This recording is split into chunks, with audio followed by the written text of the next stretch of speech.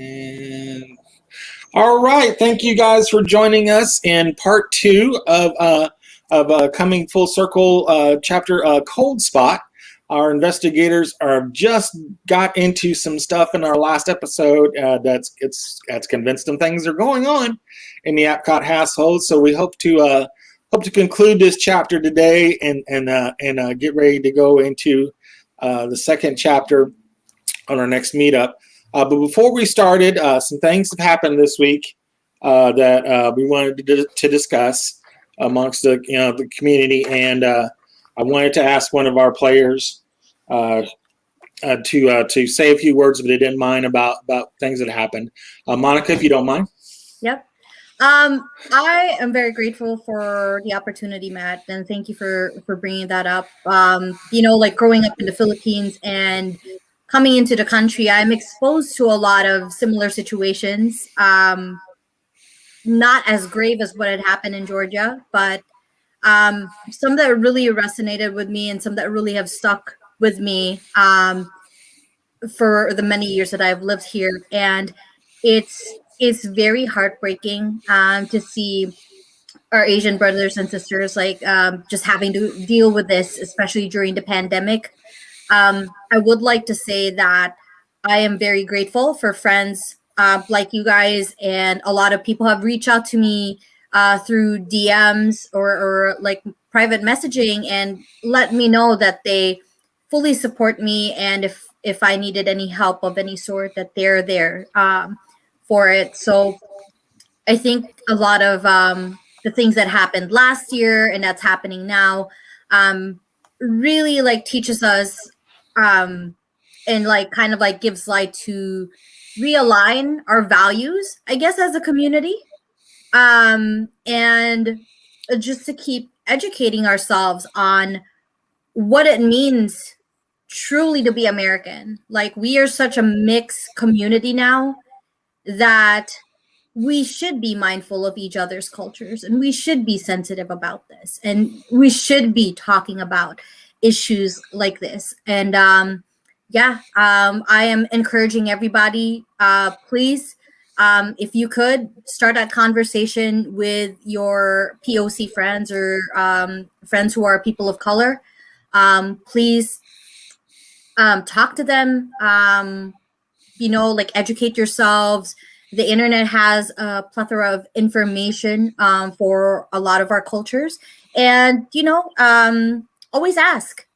We really appreciate it if you take that initial step into learning more about how to be more sensitive to our culture. So so to all of my fellow Asians out there, please take care, and I hope you guys are keeping safe.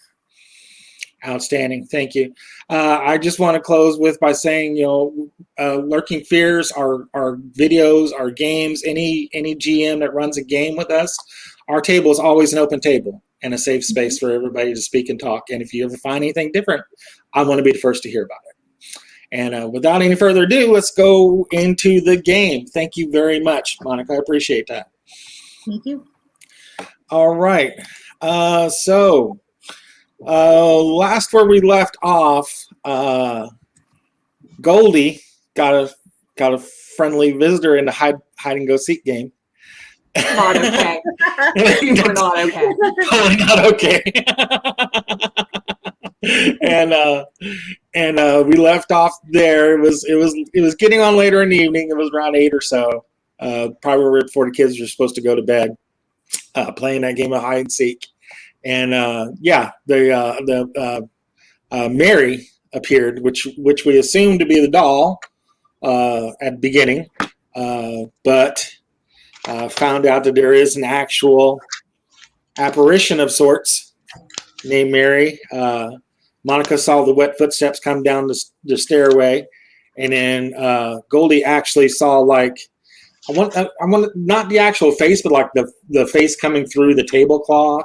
Like pushing in the tablecloth, so like the outline of the face through the tablecloth. I kind of want that kind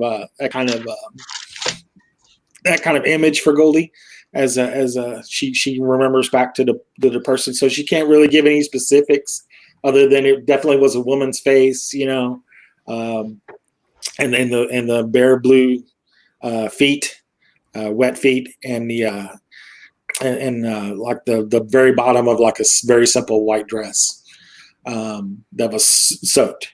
Other than that, yeah, that's happened.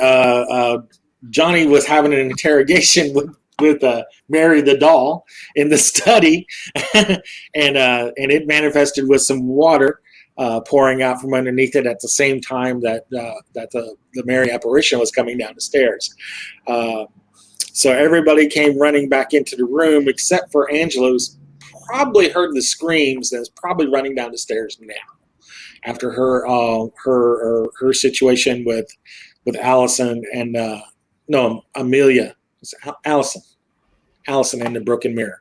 Let me get my Apcott straight. There's so many Apcotts, and they all start with A. Yeah, I've run this game probably 10 times and I still get it straight. Allison Harper, yes. Amelia's daughter.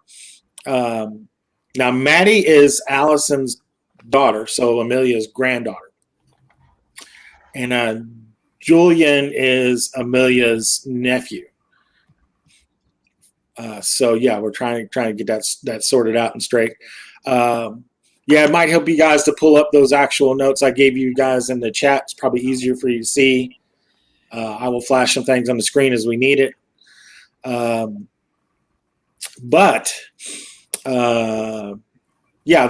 what's going on. So you probably are hearing Angela running down the stairs. I would say you left Allison to go sweep up the glass in the mirror. Is that correct? She was probably coming back upstairs with the broom. When I left the bedroom with the broken mirror, that is, or yeah, you palmed like a piece big enough to fit in your hand. Yep, wrapped it up in a handkerchief, and got that. Yeah. Good job. Probably go and check and see what the commotion is downstairs. I want to say I'm probably also going to try to take the piece of mirror and look at it down the hallway while no one's around. Maybe see if I can catch a reflection of perhaps a ghost playing hide and seek or something like that. Is this in a hallway downstairs or upstairs before you go downstairs? Upstairs first, and then downstairs if I can do it discreetly. Make me a spot hidden roll, my man. All right. Oh man, it would really help to have my character out too. I close out. Yeah. Preparation's key. Yeah, I've got all my notes. All right, 55. That's sounds close. Sounds close. Sure. I think that does it, but I'm not sure. Sorry. Let me. No problem. I closed her character sheet. I do have my notes. That's almost as good. There you go. Character sheets. We don't need them. Right. We're all gonna die, right? Yeah, really, the most important part of the GM. I'm sorry. Say, spoilers. We'll get a 95 hidden, I'm gonna give it to you. It sounds close. So yeah, when you're showing it around the hallway there, you thought you saw like a shadow walk across Maddie's room, you see a shadow walking across the doorway. I actually just missed, so I'm not quite sure what I saw, but all right. That's what I meant. So instead of actually seeing it, you saw a flutter up. So it was that close. Yeah, you saw a shadow kind of walk across the doorway in Maddie's room. Like she has a light on before she goes to, she's getting ready to go to bed. Okay. Strange. Yeah. I'm gonna go downstairs. I'm gonna look around, make sure no one's watching, and then I'm gonna go try it again. Okay, downstairs? Yeah. All right, so you're going downstairs, and so everybody else is in the room kind of getting Goldie and Maddie out from underneath the table. And I guess anybody kind of hearing Angela come downstairs sees this mirror kind of peeking around the door. She's kind of checking it out there. But Make me a spot hidden and see if you see anything in here other than the people, of course. 30 this time. Excellent. 30. You're scoping it around, and you're not seeing anything other than the people in the room. Okay. No skull heads or anything like that. Just normal this time. All right. Yeah, because it's just these three and Maddie. Remember, Allison went to go upstairs to sweep up the shattered glass from the mirror, and but yeah, you're not seeing like like their faces aren't peeling and stuff like that. It's no end of Raiders of the Lost Ark moment kind of stuff like that. Yeah. Awesome. Okay. Breathe a short sigh of relief. Yeah. I'll put the glass away, and then I'll walk into the room and say, "Well, what's going on here?" Yeah. Tell him, Goldie. Okay.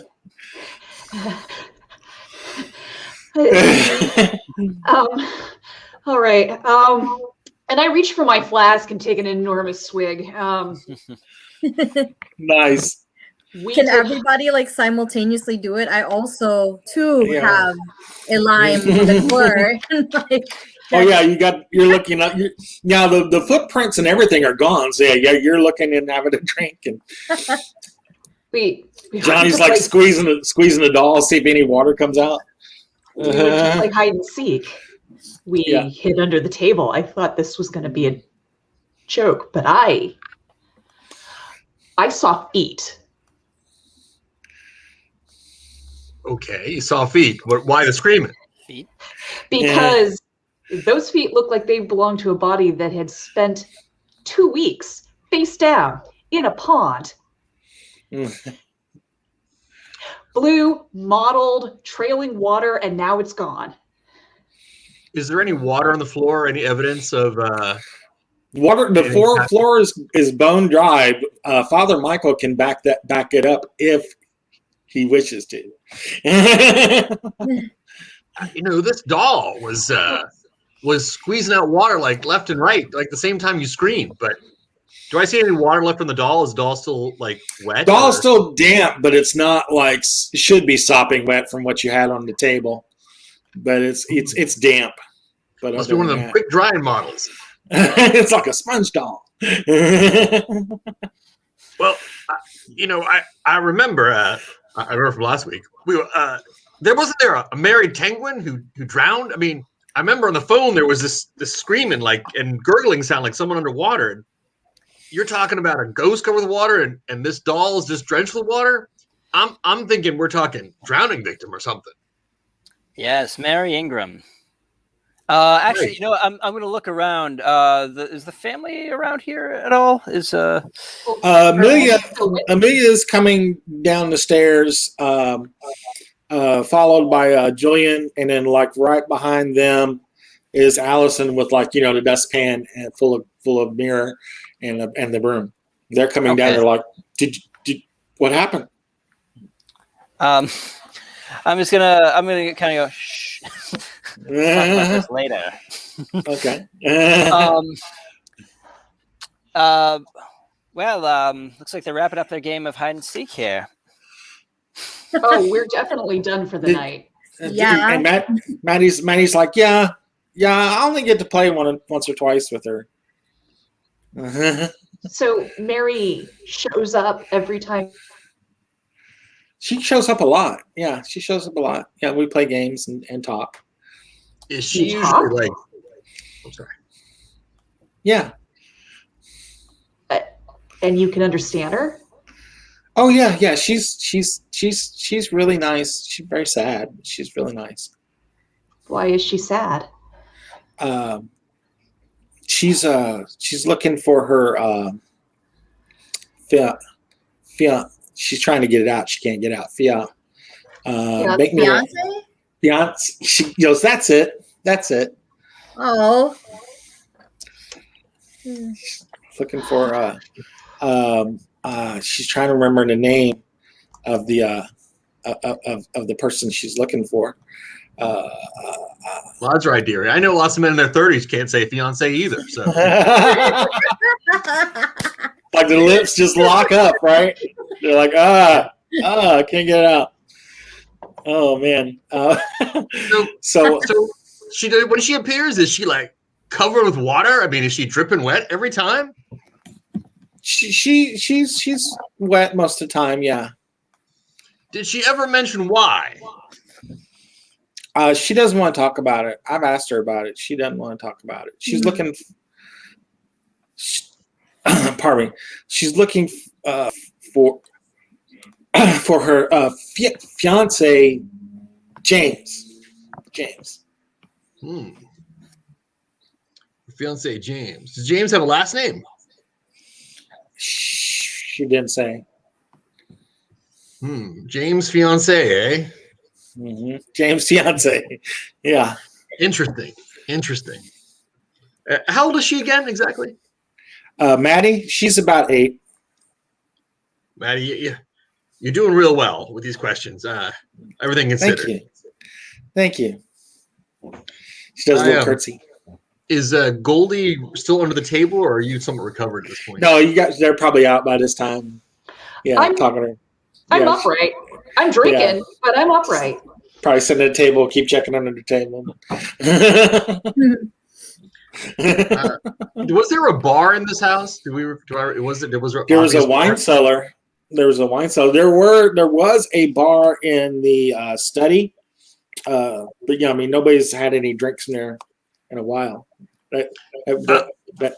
So it's probably aged really well by now. Maybe we should retire to the bar for a few minutes and just get a few refreshments. You mean study? Yeah, study. It's going to be nice. It's got a bar in it. I guess it's full of books. But yeah, I guess it's a study. So you all game? Because I'm feeling a little parched. Let's have some non-alcoholic beverages. Amelia's and Allison take Maddie, and they're like, "Well, we're going to go ahead and go upstairs and go to bed. You guys feel free to have right in the house. We'll see you in the morning. Breakfast will be at about 8. Wait a minute. This is Angela, this is Amelia. Amelia, okay. Amelia. Wait a minute. This is the 1920s. Breakfast will be at 6. All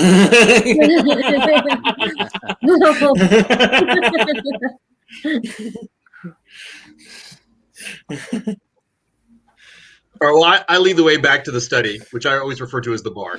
And if non-alcoholic beverage does it for you, man, you're the luckiest woman in the world. But I'm going to hit the scotch right here. I don't know what you guys, but what do you have? And Johnny starts making drinks.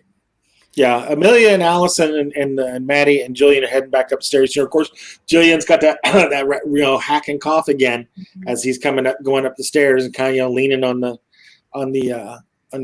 rail as he's going up. He's had a big day with you guys, so yeah, he's ready to turn in. I turn to Johnny and something strong. I don't much care what it is right now because there's scotch, there's rye, there's probably some gin. I sniff the rye. I'm like, no, it smells all right to me. I don't think there's anything wrong with this. No. But yeah, I think you're right. The doll producing gallons of water that immediately disappear. I mean, that's just not normal, right? I mean, that's clearly not right. I didn't see any water on the floor, but I believe what you said, Goldie. This place is screwed. By which I mean $10 a day. There's no question that tomorrow we should definitely talk about that again, because I'm telling you guys, I mean, even an open bar, it's not $7.50 is just not going to cut it. And I hand you each a stiff drink, except for Angela, who I guess I give you a glass of soda water. Here you go. Thank you. I say, and I take my flask out and pour some whiskey into the soda water. Okay. That's how you roll, Angela. I'm glad to know. I took you at your word when you said out non-alcoholic drinks. Well, you're my supplier, Johnny. I'm a survivor that there's a well around here that might be the resting place of Mary or something along those lines. I mean, she drowned, right? So it's either going to be I guess, a body of water, a well, or a really inopportunely placed bathtub. Yes, Mary Ingram, I believe, according to the notes I took from the family tree. So you all saw some kind of ghost or something like that? Yeah, I definitely did. Yeah. Or at least the ghost's feet. Kind of the impression of a face. Interesting. Yeah, we've been on a lot of missions where it's been like not real or highly exaggerated, but this doesn't feel like that. Yes, I know what I saw. I kind of saw something too, and well, I'm gonna kind of make sure I speak rather quietly so that the family doesn't overhear or something like that. Oh yeah, they're 2 floors up. They're not going to hear you. Yeah, Okay. they're on the 3rd floor. Cool. They're All right. turning in. Gotcha. Yeah, I just well, I did get a look at that mirror in Allison's room, and I did see something a bit strange when I took the cover off of it. I got a brief glimpse of Allison, and it looked like her head was like a skull or something like that. It was quite bizarre. I actually was trying to move it a bit, and I was so frightened. Her head had no skin on it. I was so frightened. I ended up dropping and breaking the mirror.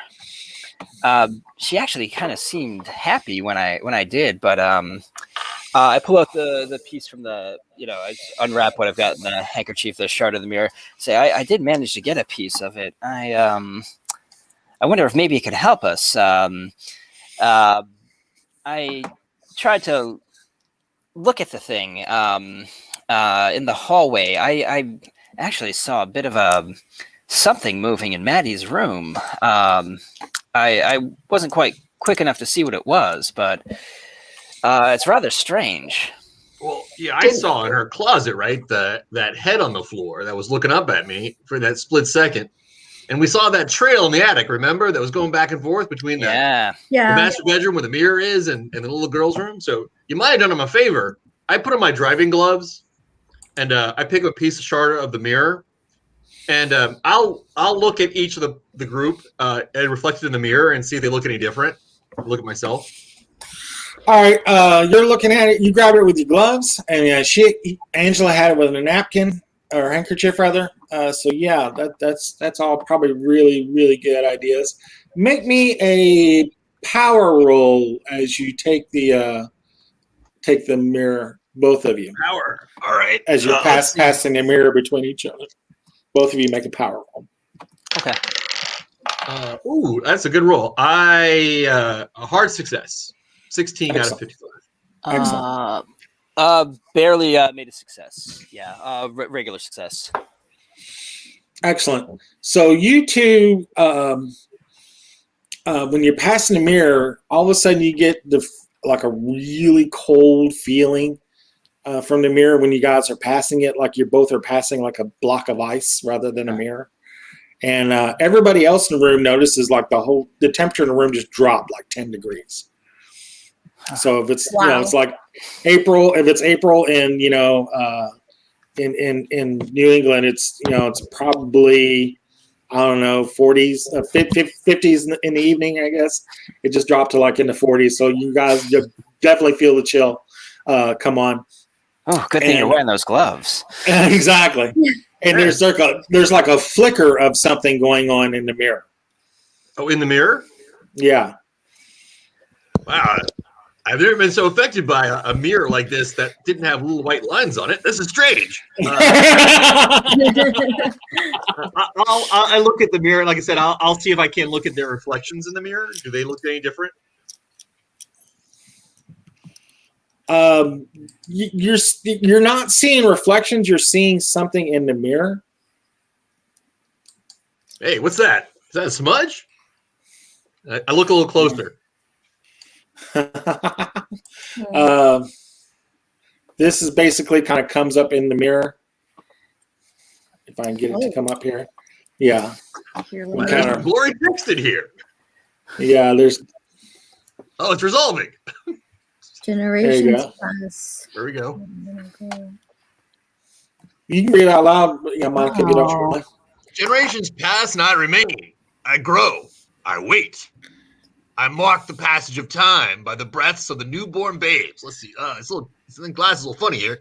And the slow collapse of candles. The outside world is a watery mirage, a tide pool collecting all that does not sustain me. Huh. This is some weird crap. Within the spaces defined by these walls, I dwell. I watch. I plan. Uh-oh. I await the time of my return. While my fury keeps me warm, I shall feed on your immortal soul and take the lives of you and yours for my feast. I am coming. Where did you get that? Well, And he's reading it, and he's like showing you the mirror, and as he's passing it to you, like you and Angela both saw it. Father Michael got a glimpse of it as well. Goldie was coming up to you, I'd say, about the time, and saw like the shimmer of the mirror, but didn't get close enough to read it. So like when you go to pass it to her, it's like it's to see it. It's like shimmering and just turns into a regular mirror. Angela, I'm pretty sure this message is for you. You might want to read it. I'm just a hired help here. Thanks, Johnny. I look up at the walls. I just drive the car. I'm the driver. My God, this is horrifying. Well, is it still too late to find another place to stay for the night, or? It's probably going on towards 9 by now. After you guys had this discussion, it's going to be a little awkward showing up at somebody's house around 9 in the evening. I mean, I didn't want to mention it, but I have slept in baby before. So, if we wanted to run the heat and just camp out in the driveway or maybe across town somewhere, I wouldn't be go across town. Oh my God, that's the best.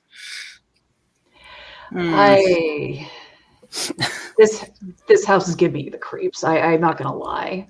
I mean, the family's still alive, and if they're still staying, like what? For now. I mean, I don't see. I don't know. I'll go wherever you guys go. I'm still a little skeptical. I think we should be okay, but I'll go wherever you guys go.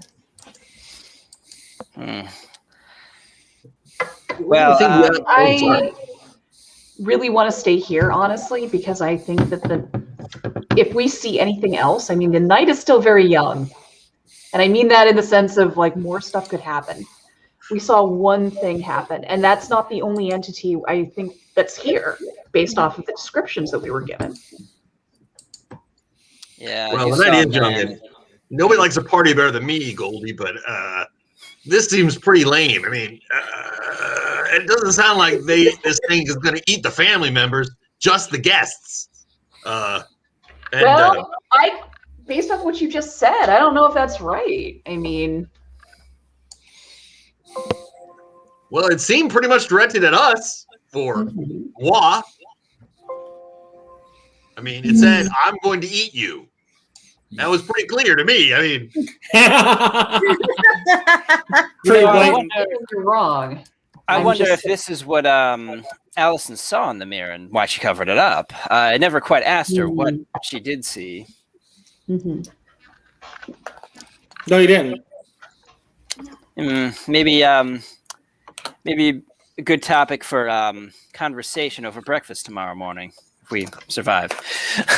Definitely have some questions. That's what I call optimism. well, I suppose we should stay and observe and just be vigilant. Well, why do you think it's the mirror? I mean, do you think there's something? Do you think it's any mirror in the house? Did we see any other mirrors in the house besides this one? Yeah, there's plenty of other mirrors. Yeah, there's mirrors in all the bedrooms and stuff like that. Huh. I have to say that mirror it looked to be rather old. Maybe from, I suppose, around the time maybe that Mary drowned. Sometime in the 1800s. So, Angel, you think that this is Mary wants to eat us, not like her hobo uncle or some homeless bum who happened to die next to the house one day and still upset about it. Like, I mean, it could be multiple ghosts, right? It doesn't have to be Mary per se. Perhaps you saw a man in the closet, right? And then we I think did. That was definitely not a Mary. yes, the poor young girl who drowned. That was Mary, we believe, according to the according to what Maddie says. And you said something about her looking for a fiance. Perhaps perhaps the ghost that you saw, Johnny, was the fiance. Ooh. Oh, interesting. Maybe. Well, Kind of guessing, but I never saw a painting of the guy. I've been looking for it. So maybe you're right. Maybe he's a relation that just never happened. That would explain why there's no images or paintings of him around here. Hey, maybe this is like a magic 8-ball. I look at the glass again. And I say, hey, are you married? I look into the glass. You see this hairy eyeball looking at you, but you're like, oh, yeah, but it's yours. But you're okay. Oh, God. Oh, my God, it's hideous. Oh, it's me.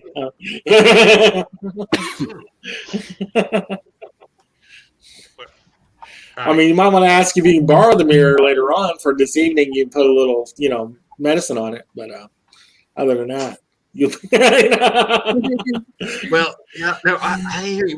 We were going to talk about exploring the house, but I'm not sure we should stay. I mean, I hear Father is open to staying or going. Goldie thinks we should stay, but Angela, I mean, what's your opinion? I think I'd like to do a bit more exploring tonight, but I would like to be ready to get the hell out of here if we need to. Yeah, I mean, all your luggage and stuff is up on the bedroom upstairs in your all's bedrooms. Oh, that's true. Hey, should I start loading the luggage back in the car?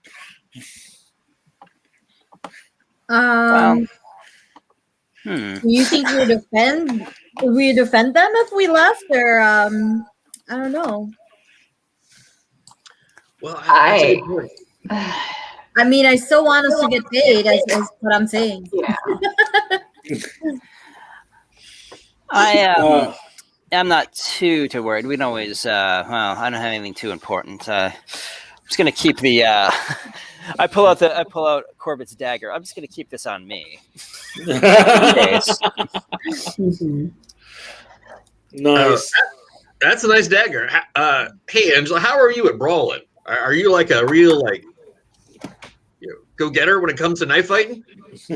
Let's see. I Right, go on. Is that really going to help? I think Father Michael actually might be the best fighter. I think Father Michael is probably one of the best fighters amongst the group. Are you intending to scrap it up with a ghost? I don't think it works that way. I'm not 50%. All right.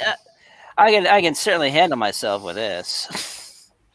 Well, it might be the only thing that'll work, but if you all are game, I'm more than happy to, I guess, leave the luggage for now, and we can explore the basement or other parts of the house. I guess it's up to you, Angela. You're the one dispensing the money at the end of the day. Oh, I forgot to. What happens? What's wrong with me? I forgot to ask for sanity checks for the flash in the mirror there. Right? Yeah. And here, actually, for Angela and Johnny mostly. Father Michael saw something. He can't swear to it. Fail. Hard success. No. So yeah, if you succeed, you lose nothing. Johnny, you lost one. How many have you lost so far today? I believe that this is the second point I've lost. Oh, that's not bad. Okay. I say, there's like a delayed reaction to this mirror thing. Oh my god. Yeah. Well, it's like the room's finally getting warmer again. You're like, what was that? Yeah. That's what I'll say. I'll say. I just keep staring at it. you know how they said it's watching us from the walls? I'm looking around. If I see like a head, like I saw in the closet, like popped out of the corner, or like an eyeball sticking out or something. You're looking around. You're not seeing anything. I'm not asking for any spot hidden rolls. I mean, everything's pretty. You're in a study. It's a small room. There's not a whole lot going on in here, other than desks and books and some easy chairs. Oh, that seems very strange. I mean, you got Mary playing hide and seek, then you got this cannibal ghost in the mirror. Yeah, Angel, I just don't think they're the same person. Yeah, it is quite strange. I'm not quite sure what to make of it. Perhaps, I mean, we could explore the basement if you want. We really do think that this well might have something to do with it, right? But I don't know if nighttime is exactly the best right time time to be. No McCloud, no nothing. Wandering around in pitch black looking for a hole filled with water. Which, fall to our dooms is not the smartest, especially after well, personally, I just received a pretty major scare. I mean, yeah, not to say anything against Goldie, but she's probably kind of tuckered out. It's been a long day. Yeah, long road trip. Goldie got the bejesus scared out of her. Just a little. Just a little bit. The roast was y'all probably had a couple extra helpings of roast, so that's sitting on your belly kind of heavy, especially Father Michael. He's like, this is a Lent. It's still Lent. But thank God Lent's over.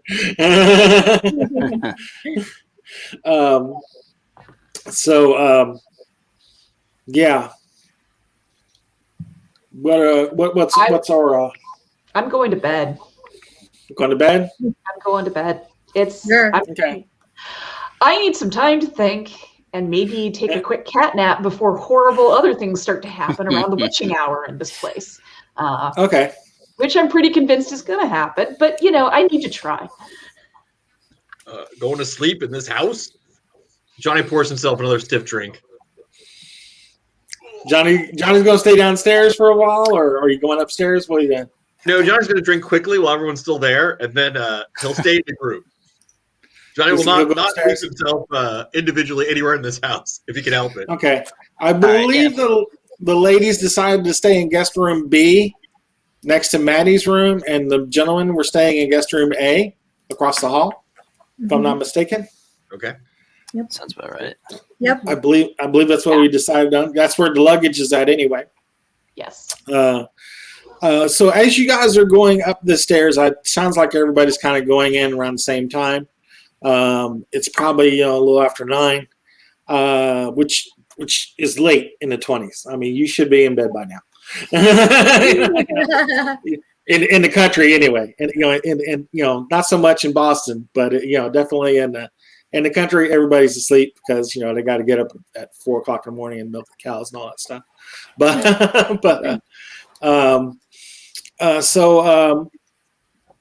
Yeah, you guys are going up the stairs. The one thing that you notice, like everybody's pretty much turned in, tucked in. All the doors are closed and stuff like that.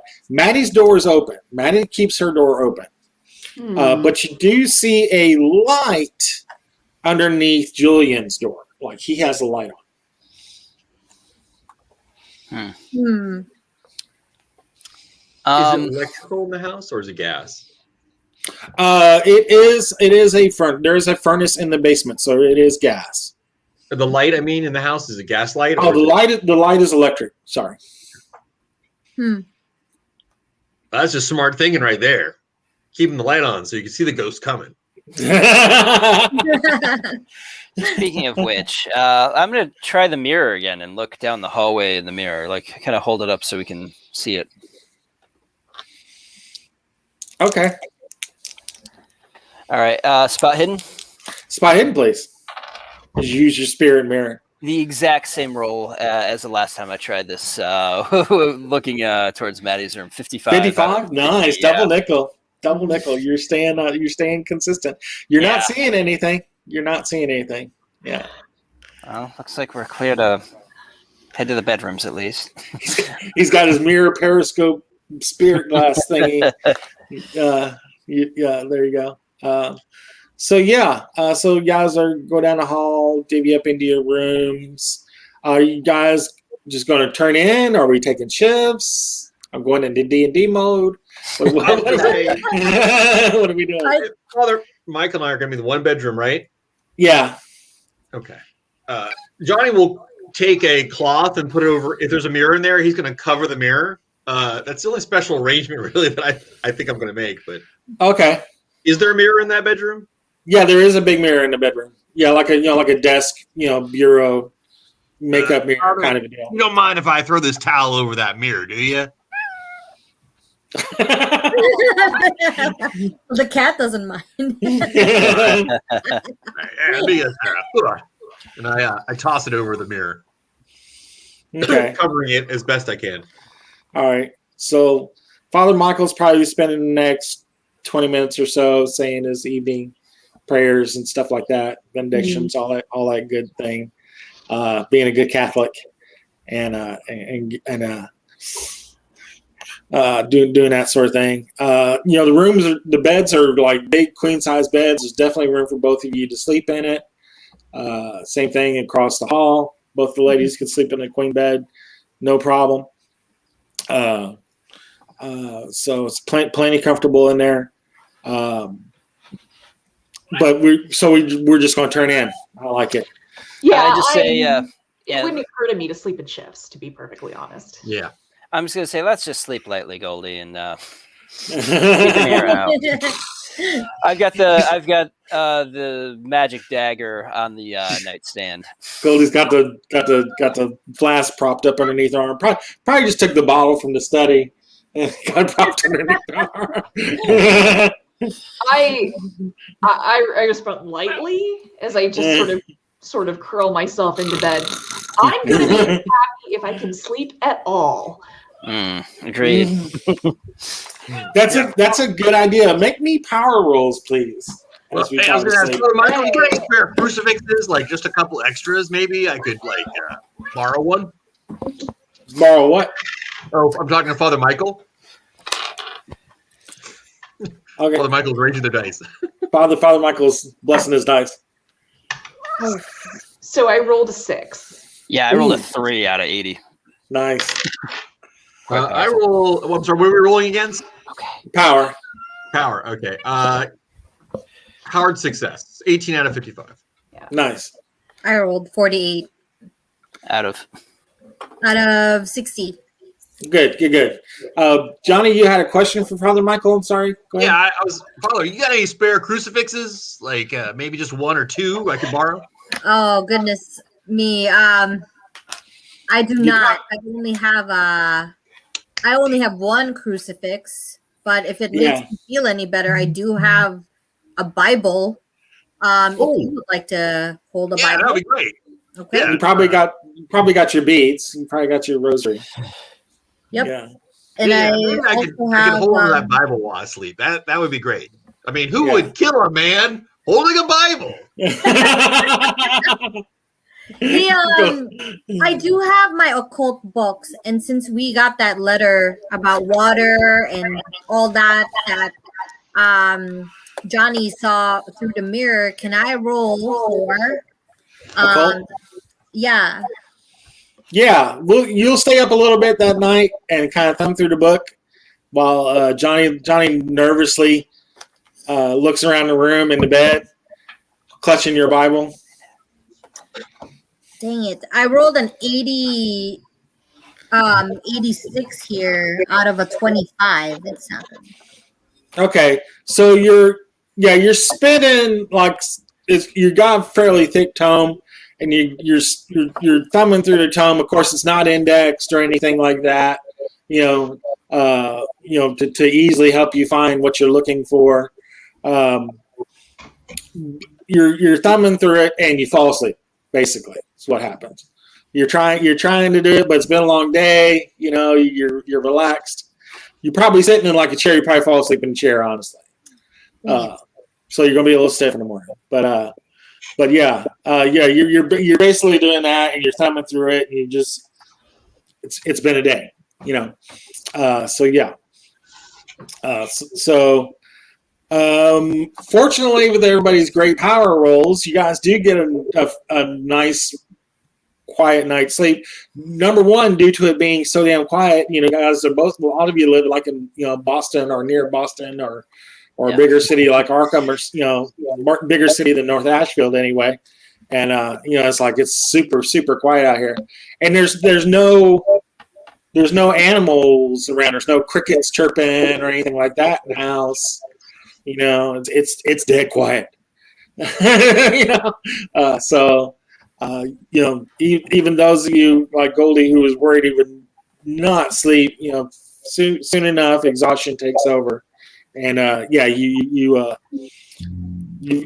wake up fairly early. You're hearing the Apcotts getting up and moving around, like around 5-ish. They're getting up and doing their thing. It wakes you all up. Nothing happened. Nothing that you heard. You didn't hear anything happen. So that was fortunate or unfortunate, depending on your point of view. But you're hearing them waking up and saying good morning to each other, and the creak as they're going down the steps and getting breakfast and stuff going. So you spend your time taking turns at the bathroom, getting cleaned up and stuff like that. I believe there's one on the second and third floors, so yeah, you guys can divvy up. As I shave that morning, I'll make spot checks in the corners of the mirror, like looking for anything odd or unusual.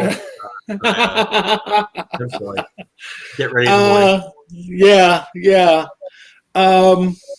Not actual rolls, just saying. Not actual roll. I'll be looking very carefully about the edges of the mirror. Yeah, everybody's looking around. Everybody's on their guard this morning. Like looking around, being careful. You're goading me into making something happen, but it's not gonna. But you guys are get shaved and showered and cleaned up and stuff like that, and breakfast downstairs is smelling good. Smells like eggs and bacon. Traditional kind of breakfast. And stuff like that. So you guys get downstairs, and it is it's right at 6 when you get down there, because that's what Amelia said it was going to be, and you do not want to disappoint Amelia. So you guys get downstairs and start having breakfast and start discussing what you guys are going to do that day. Make me some spot hidden as you're going downstairs and checking on things and stuff like that. I keep missing by single digits. Nice. You're so close. It's not worth pushing or spending luck for, so I get it. I would tell you if you needed to. Do I really want to see the thing that's going to kill me before I... Sometimes ignorance is bliss, I need those luck points later. I rolled a 47 out of a 45. Nice. I got 38 out of 52, so regular success. I botched it. Okay. 74 out of 40. So. Okay, so it's not so much what you see; it's what you don't see. For those of you doing your spot hiddens, it kind of clicks for you guys. You might step outside to smoke or something like that. And greet the dawn. It is getting morning. Dawn is just breaking up over the hills and stuff like that. Johnny might go and check on baby out front, kind of check, make sure everything's okay with baby. You're expecting birds to be singing and blah blah blah, all that's nothing. It's quiet. You're like, this isn't right. Interesting. Really sign of hobos. In there.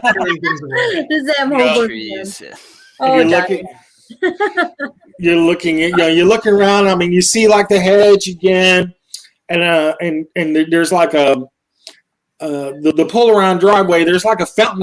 It's like one of those clamshell kind of fountains, which would have been popular at the time, at least 50 years ago or something like that.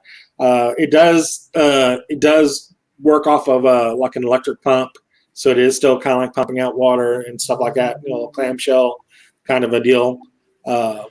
Is it flowing around? Is it deep enough to drown in? No. I mean, it's like ankle deep. But you're looking around and it's like the pull around, it goes in and out of the hedges, and you're looking around the hedges and stuff like that. Shut up, cat. There's no animals here. I've already said this. But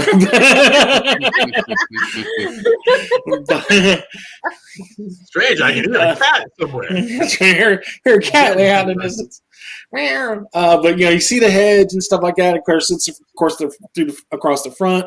The driveway comes in and out of it. There's two like archways in the hedge. Hedge is about 8 foot tall, and it goes all across the front and down both sides of the estate. So yeah, you're looking at that, and again, it's more of the what you're not seeing and hearing than what you're seeing and hearing. Yeah, I step out to smoke my pipe in the morning, definitely. Yeah. So you guys talk about talk things over and stuff like that, and you see how Yeah, Angela. If I see you outside while I'm finished polishing up baby and making sure no one tried to break in and checking the tires and stuff like that. Yeah, it's kind of nice. There are no birds here to crap on a baby at all. It's like she's pristine. Yeah. I gotta say, maybe we should take a look at the grounds while the light's good. I mean, it seems like whatever strange is in the house is definitely in the garden too. Because I don't know if you noticed it, but there's no sounds or anything except for strangely occasionally a cat somewhere. Yeah, some annoying cat. Yeah, very good point. Yeah, I suppose we should take a look this morning here, now that it's light out. Probably a well. I wonder if it's still in use, or maybe something that's been boarded up after the poor girl drowned there. Well, one way to find out. I pull my crowbar out of my jacket. Have we had breakfast already, or are we still pre-breakfast? This is right before breakfast. This is probably like 10 minutes before you have breakfast. Oh, I better put this away. It's not good for the dinner table.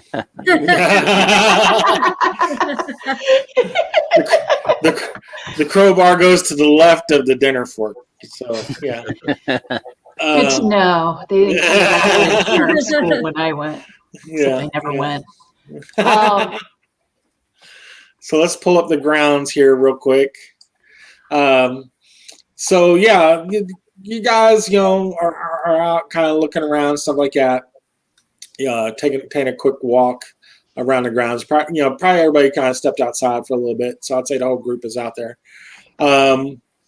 So to the north side of the hedge, I don't know if you can see me pointing around in here.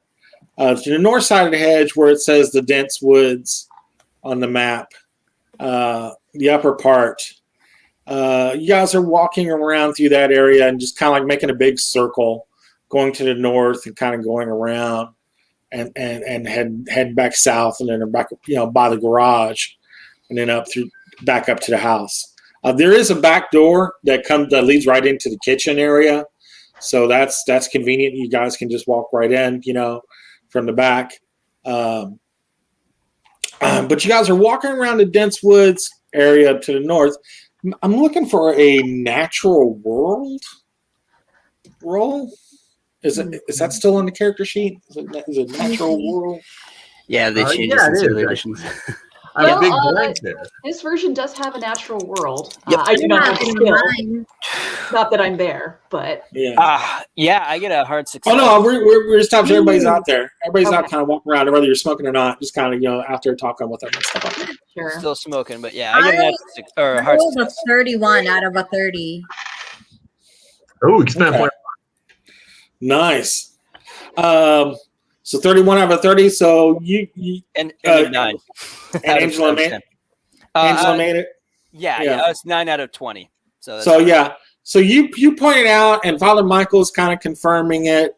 You're walking around that dense woods area, and like the trees in this area are newer than the trees surrounding it, and it seems like a depression. in this area. It's like a little bit of a gully. So you're getting to feel this is all fairly new growth, and this area was like slightly lower than the rest around it. Right around that area where it says like the dense woods area to the north. Okay. How big of a depression are we talking about? Like not very deep, probably it starts like about a couple feet. It's very gradual. Like if you're standing in the middle of it, it's probably, if you're looking around you, it does get to like over your head kind of deal, around the other trees and growth around there. It's very, very gradual. Okay. And it's probably like how wide are we talking about? Like 100 feet or something like that? Or? Yeah, about the same kind of area as that dense woods text is. Okay. For kind of scale. All right. So about as big as the house or something like that, maybe. Oh, definitely bigger than the house. Yeah. Bigger than the house. Okay. This is an interesting area, folks. Looks like newer growth here. But there's sort of a gully here. As if maybe this area was dug out or something was here before. Maybe there was a pond here that was drained. I wonder. It kind of looks like that. Yeah, Father Michael kind of has the natural history stuff like that as well too, and can kind of confirm that there was something here before. All this growth is fairly new. The some of the trees around there are hundreds of years old. These trees are probably 100 years old.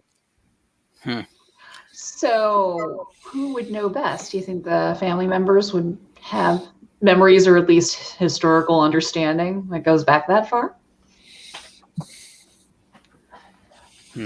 So worth a shot asking. Yeah. Perhaps we should ask. I mean, I don't mean to be. Forgive me. I'm a simple man. We found some slightly less old trees in a ditch. What is that? I mean. Well, I'm wondering if there was maybe a pond here. Perhaps that's the place where Mary drowned, and then after the girl drowned there, perhaps they drained it, and it filled up with trees. Right? These trees are maybe I'm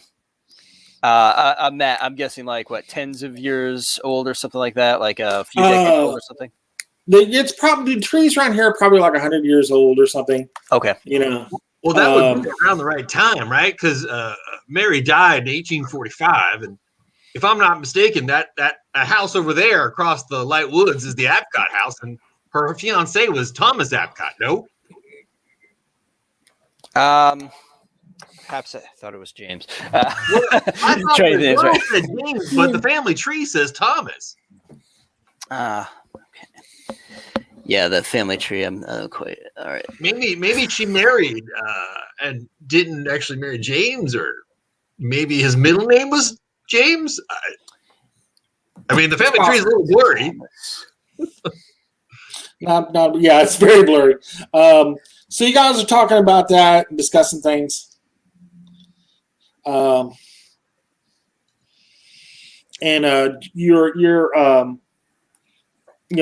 scoping out where everything is, how this goes down, and of course, this probably had gotten filled in with dirt over time and stuff like that. But you still see it's fairly obvious depression. Definitely looks like it was a pond at one time, but it's just gotten overgrown. Nature's taken over, so sort of reclaimed it, kind of deal. So you think this is where she might have drowned? It's possible. It does seem odd that there'd be. I mean, it looks very much like an old pond bed, right? Yeah, you got definitely. That piece of mirror with you, Angela? Good idea. Whoa. Yep. Yeah. So you're pulling the mirror and pulling the mirror out and looking around. Johnny immediately takes 20 feet steps away from where he is and stands slightly behind a hedge and sticks his head over the side, like just watches. You're scoping everything out. Everybody make a listen roll while Angela's looking through her mirror.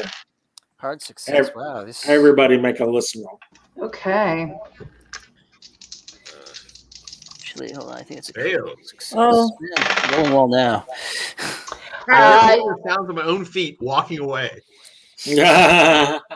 I failed Yeah. that one. It's like 65 over 45. Yeah, So critical everybody fail? for me. Critical success. I'm Okay. Yeah, rolling I well now failed. All right. for the time being. It's actually kind of perfect. So nobody heard this except for Angela.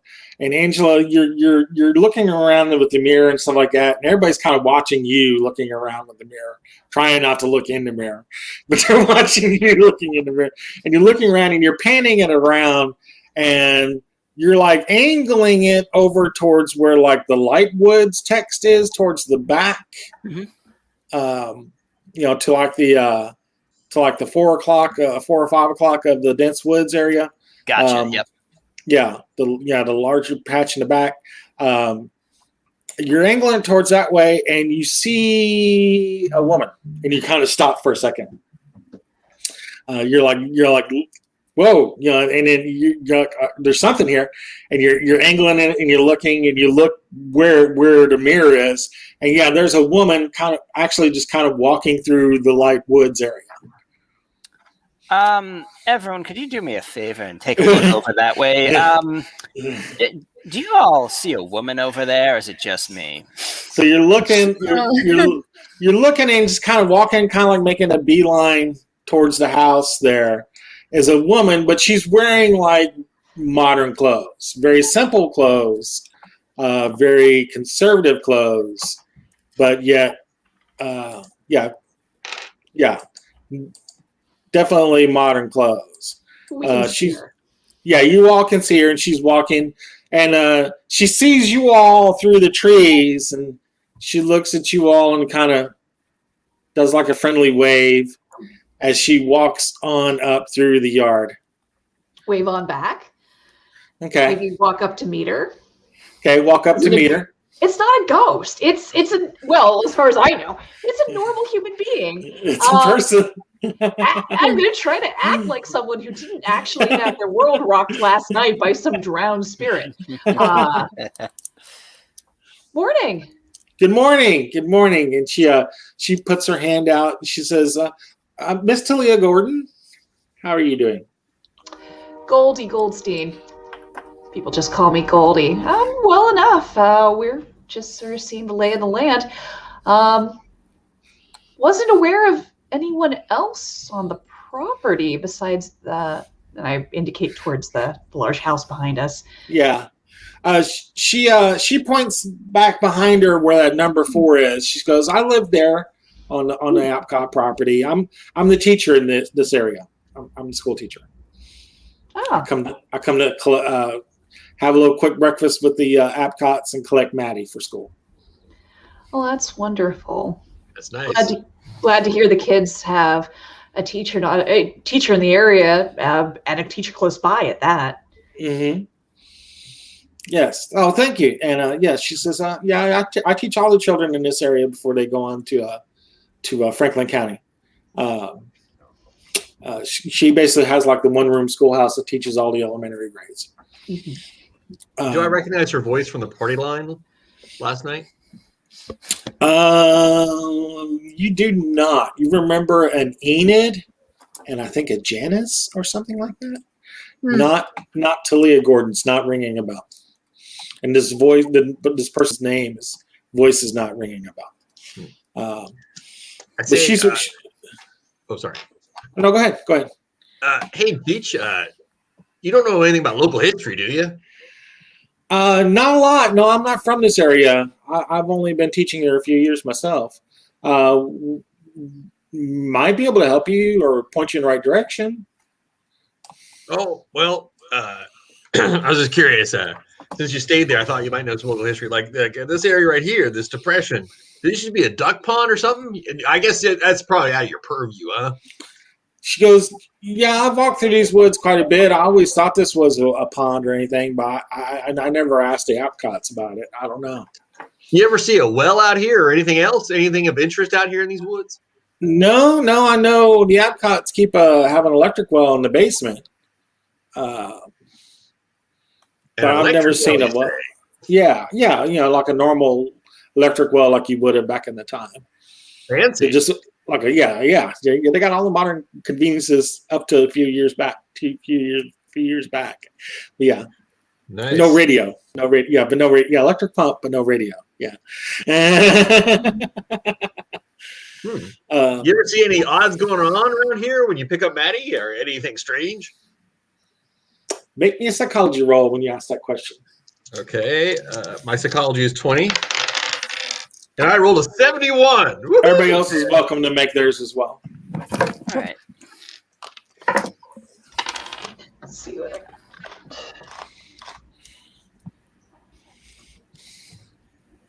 Ooh, I actually have a decent score in that.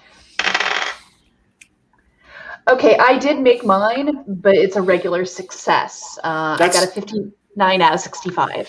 That's fine. Yeah, she does like the quick look at the ground when she goes, "No, I can't say I've ever seen anything."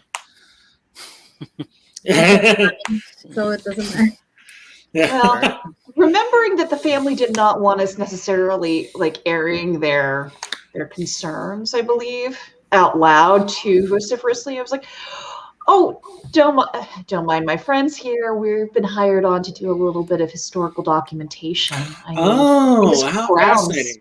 Yeah, these grounds have been owned apparently for generation on generation by the Apcotts here, and well, we're just taking a look at the land, noting some things. Things have changed over time, it seems. Yeah. She goes, "Well, if it's history, you're about a couple of people I could point you to. One's in town, one's in Greenfield, but here in town." Father Reverend Francis Connolly of the Episcopal Church, he considers himself a bit of a history buff and might have some information for you. We've talked a little bit about certain things. He's always been dropping little nuggets of information about things to me as I've been here. And then there is the Franklin County Historical Society in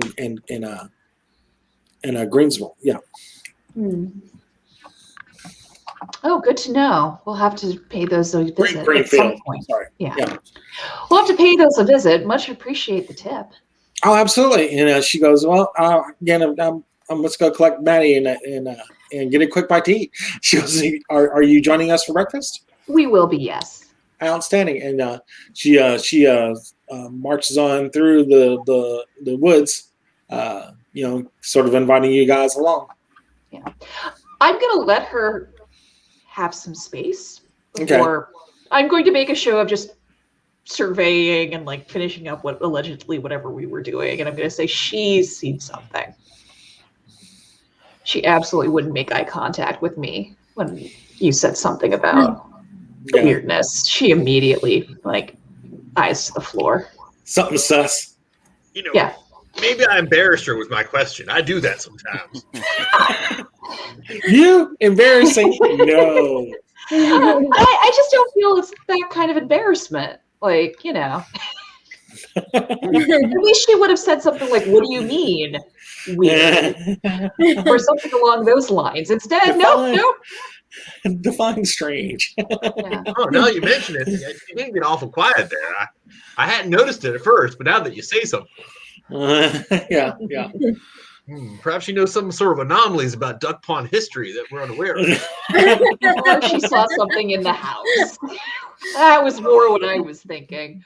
Or the kids said something disturbing, like the kids have done to us in less than 24 hours. On that note, Johnny takes a drink out of his little flask. It's a little early, Johnny, but okay. like 6 a.m. early. Noon somewhere in the universe. I'll just say this: I like to have a head start. Wow. $5 a day. While they're having this conversation, I'm just gonna keep an eye out for anything else around. Like while I'm looking here. Okay. The glass. No, I'm just gonna be discreet about it. Okay. So yeah, you're looking around. You're not seeing anything, and the breakfast does start to sound really good. You are hungry. Okay. You don't want to miss anything. Cool. So yeah, we'll cut on through. You don't really see anything that strikes you other than what you saw with Miss Gordon walking through. Okay. Yeah, I think you're right. I think we should be well fed when that ghost eats our immortal soul. Probably a good idea. A little eggs and bacon is going to help a lot. Fortify us. Exactly. Eternity of torment. So we go back into the house, and they set out breakfast already. They were already sitting down and getting ready to eat, and they're like they all get up. Of course, when you guys come in, and have a seat. We're meeting back up in the dining room. There's chairs enough for everybody in the dining room on the first floor. So yeah. We were back on the first floor of the Apcott house. We're in the dining room area just off of the kitchen. Nice spread.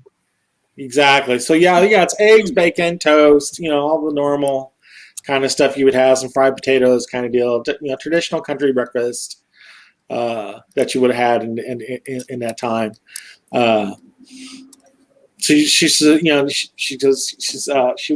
looks at you all. She goes, Amelia and Allison are looking after Maddie, making sure she's got everything dressed and ready to go for school. And Miss Gordon's handing a couple books and some assignments to Julian to do at home. He doesn't go to the school. Oh, he's homeschooled, huh? Yeah. With his illness, it's not a good idea for him to be out in the cool air. Yeah. So yeah, she hands him a couple books and stuff like that, some assignments, and he's handing back some assignments that he has done, to be looked over. But yeah, so that's they're going through their normal morning routine, and then Amelia looks at you all and she says, she's like, so what are your plans for today, if you don't mind my asking?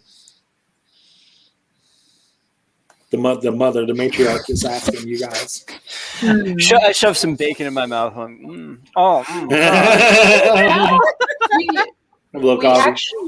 We actually have a lot of questions about the history of the property. Yeah. We actually got some tips from, I immediately forgot her name. Ottilia Gordon? Ottilia was nice enough to supply us with some places to get historical documents. And perhaps you can help us out with some questions about things we've observed on the property. Was there a pond here at one point? She goes, I think there was one a long time ago before the Apcotts even built the house. Oh. This was sort of like a community farmland sort of area before the Apcotts came here and built a house on it and claimed this land as their own. This all was a farm. And yeah, I do remember them saying that there was a pond here. Yeah. But this was hundreds of years ago. Yeah. Hundreds of years ago? Yeah, like 1600, something like that. Wow. Yeah.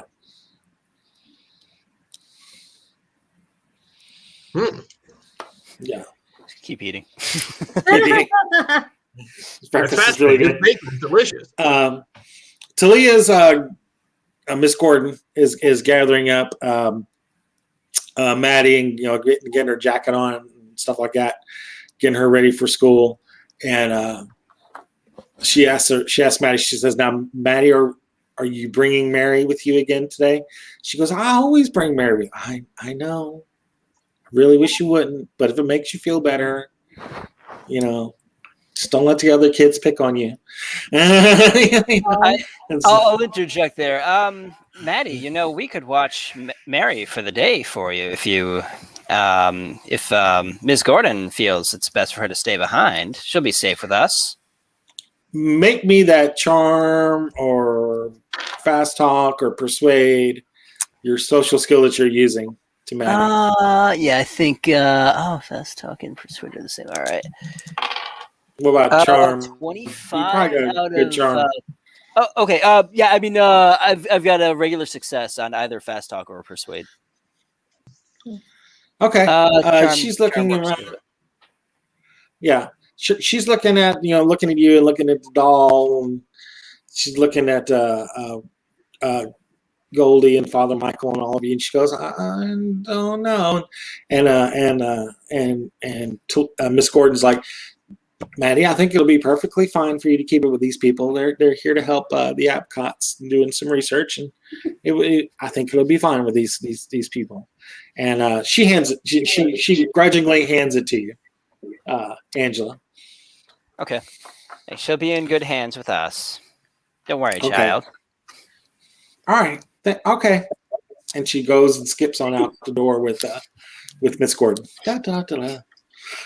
See you later, Maddie. She's already forgotten. Bye-bye, and she's already forgotten about it. All right. She's eight. What are you gonna do? So yeah, she goes on out the door and open. And you hear the front door close from the hall. So yeah, All right, I think to myself, good. Maybe we just tear this demon doll apart here. She leaves. So look at the thing like, oh god, demons spawn right to the table. Thank goodness the children are gone. Destroy. Cleansing can begin. Yes. I'll set the table next to me and just wipe the moisture off my hands with a napkin. Exactly. Get the napkin because it's still damp. It's just so weird. It's the weirdest thing. Yeah, it's still damp. Yeah, it's weird. So yeah, Amelia's like said you wanted to talk to a few people today. Yeah, perhaps we can find out a bit about the history of this place. Okay. Yeah, I mean, that's probably a good idea. I mean, what I knew, I just got from my husband. He was, I married into the family, so I'm afraid I don't know how much I could help you. I can, just whatever stories that he had told me before he passed, I'm sure I can help you with, but it's just the information I have. Okay. Great. Do you know anything about a Mary who lived in the family? Who wasn't part of the family? Perhaps until about the mid 1800s or so. Looks like I believe that's when she passed away. And she goes and she gets up because the family tree is just out in the hall, and she looks up and she goes, she points like at the middle of the map, sort of thing there. It says, "You mean Mary Teague?" Yeah. Mary Teague. Oh, that's a Teague. Okay, I thought that was all right. Sorry, man. I know. I'm sorry. I apologize for the horribleness of the copy. Yeah. Mary Teague. I'm only as good as my PDF. So yeah. Yeah. Okay. I thought that was like in Ingam or something like that. Okay, all right. Mary Teague. That looks like that could be it. Yeah. Any information about her or did she Teague? Did she perhaps marry into the family before she passed? Yeah. She married the Thomas there. I don't know a whole lot about him, unfortunately. They're a couple generations back before I married Michael. Was she ever previously engaged to a James, perhaps? That's not ringing a bell. She's shaking her head. No, she's like, no, I can't think she did. She died young though, didn't she? Hmm. Okay, that's Thomas. All right, I'm gonna mark. Yeah, let me Apcott. write this down in a way I can see. And forgive me too. This is Allison, Amelia, or who is this? This is Amelia, the matriarch. Yeah, Amelia. the mother. Yeah. Johnny's very tempted to ask if there are any cannibals in the family, but even he knows not to ask that. Yeah, that seems like a hospitality don't. You see him break out in a sweat like he really wants to say something. I think that's definitely against the Airbnb rules at the Apcott house. You sign that off. Fucking family members. Like pregnancy, unless you're 100% sure, do not ask. Do not ask. Right. And now Allison's clearing the dishes away and stuff like that, and the daughter, and she's clearing her dishes away, and she's kind of fussing at Julian, who's at the table. He's like, now, it's school time for you, young man, as well. Just because you're not at school doesn't mean you don't have to do the work. But put your writings and stuff away, and Julian says, yes, ma'am. He closes like his little notebook that he's been writing in, and goes through the school books that he's got. He's doing his normal coughing thing, and you just listen to him, and you're like, that does not sound good.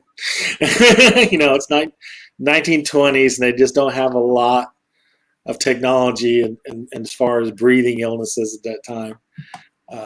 But even then, you're like, kid doesn't even smoke. So I will try to be sympathetic. I mean, it's we can't not hear it. However, I was like, has your son had that cough for long? Oh, he said, this is my. He says, Julian's my. More like a cousin, I think. I'm sorry, my mistake. Yeah, not a problem. Yeah, Allison is Amelia's daughter, and Julian was Amelia's nephew. So I think that makes them cousins, if I'm remembering how that works. So yeah, she goes, he was born sickly. We had thought he would have died a baby, but somehow he had pulled through. But he's never gotten through this this breathing ailment that he has. We've seen doctors, and none of them can really come up with what's wrong with him. He's not still in the room, or how right? to He fix did it. leave. Huh? He did leave, right? No, he's still at the table. He's staying in front of him? All right. Interesting. My bad. I thought they had left with the teacher for some reason, and that's coming off as pretty callous. No, I mean, you could have said this to her in the kitchen while she's putting the dishes away and stuff like that. You could have done that. You could have done it. Said that. We could have said you'd done that in the kitchen. Okay. Well, thank you for allowing me not to be a complete heel. Yeah. Could have helped her clear her dishes away and said that to her in the kitchen. So yeah, that's entirely possible. Yeah. Are there any Jameses at all in the family history that you know of? I asked Amelia. She goes, I can't think of any. I know there was some Josephs and some Johns. Some James. It's just not happening. It's not coming to me. Sorry, I just don't know. Hey, another question. That well in the basement, the electric one. Any odd activity around the well at all that you can think of? No, I can't think of anything. I mean, it's been down there for. I mean, it's one of the last things that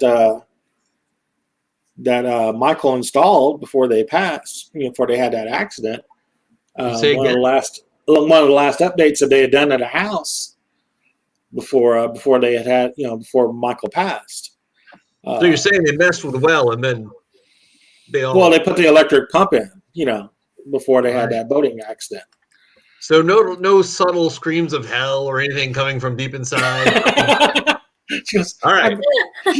Keeps giving the furrowed, crinkled eyebrows at you a lot, Johnny. The electric gear over the well. They all went on a boat and died. Make a note. Okay. Guess you can put it that way. Yeah. Yeah. Do you guys want to go down there and kind of check it out now? It's all bright and sunshiny. I would. Yeah. Okay. Yeah. All right. Fair enough. So yeah, you guys, help Amelia. Help Amelia and Allison clear dishes and stuff away. Yeah, I helped clear all the bacon off the plate. So there you go. Help clean the plates off. Yeah, there you go. So we are going to the basement where all the good stuff in Cthulhu games happen, right? It wouldn't be a Cthulhu game if there wasn't a basement. Absolutely. Hey, Definitely Angela, have the dagger on me. are you carrying a magic? Are you carrying a magic shiv, Angela? Oh yeah, I definitely have the dagger. Yeah, the dagger's like on my belt, kind of hidden by my like jacket or whatever I'm wearing on top, and yeah, then I'll have the other magic shiv, I guess, the the glass shard. Good. I'll bring my magic Roscoe. Allison asks, while you're down there, do you mind putting a couple shovels of coal in the furnace? Oh, no problem. Save me some trouble. I appreciate it. Thank you. She's like, earn your keep somehow, you lazy bastards, eating up all the food around the house. Do something. Doesn't quite say that under her breath, but yeah. But yeah, so the stairs to the basement is underneath the landing of the stairs that go up. So you go to the opposite end of the stairs that go up, and there's a little doorway. Actually, it's in the kitchen, I believe, if we were back upstairs. And it goes down, and yeah, that makes sense. So it goes down. So the first thing you do is you come across like a storage room, and you see the furnace, and there is like a coal bin. Basically, a truck comes and dumps coal down a chute that empties into like a box kind of bin kind of deal. And there's like a big scoop shovel kind of deal. So yeah, that's the first thing you see, and then there's like a door across from the coal bin, and a door across from the landing, door by the landing there. So you see that. Put a couple scoops of scoops of coal in the furnace. No big deal. You don't expect them to have them keep this on too much more because it is getting warmer. We're getting in the middle of April here. So you're like, hopefully you don't have to do this too much longer. This is before central air too. So when the summer comes, man, it's going to get stifling in this house. So yeah, the storage room, there's just not a whole lot that you see here. It's organized junk room, boxes and crates of all kinds of belongings. Some of the stuff belongs to like some of the, what you assume to be some of the people who died in the boating accidents, like some clothes and stuff like that, of style a few years back. A lot of stuff is much older.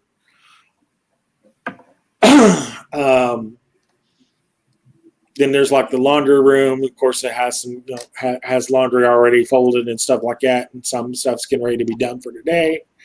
Then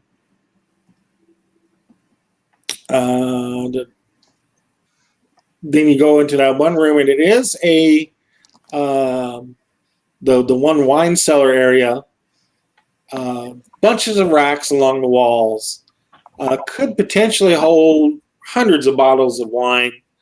But there's probably about 24, 30 bottles of wine here. A lot of dust on the wine. Definitely see nothing's been touched here in a while. But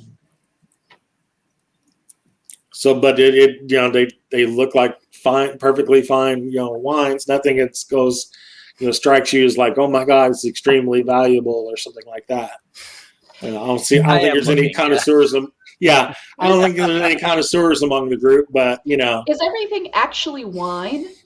Like, I will go and look at the bottles and start pulling bottles just to sort of look gently, of course, because I don't want to shake it up and ruin the wine. Yeah. I mean, you look and it's like, of course it's got the settlement from being there. It should have been turned every year, but I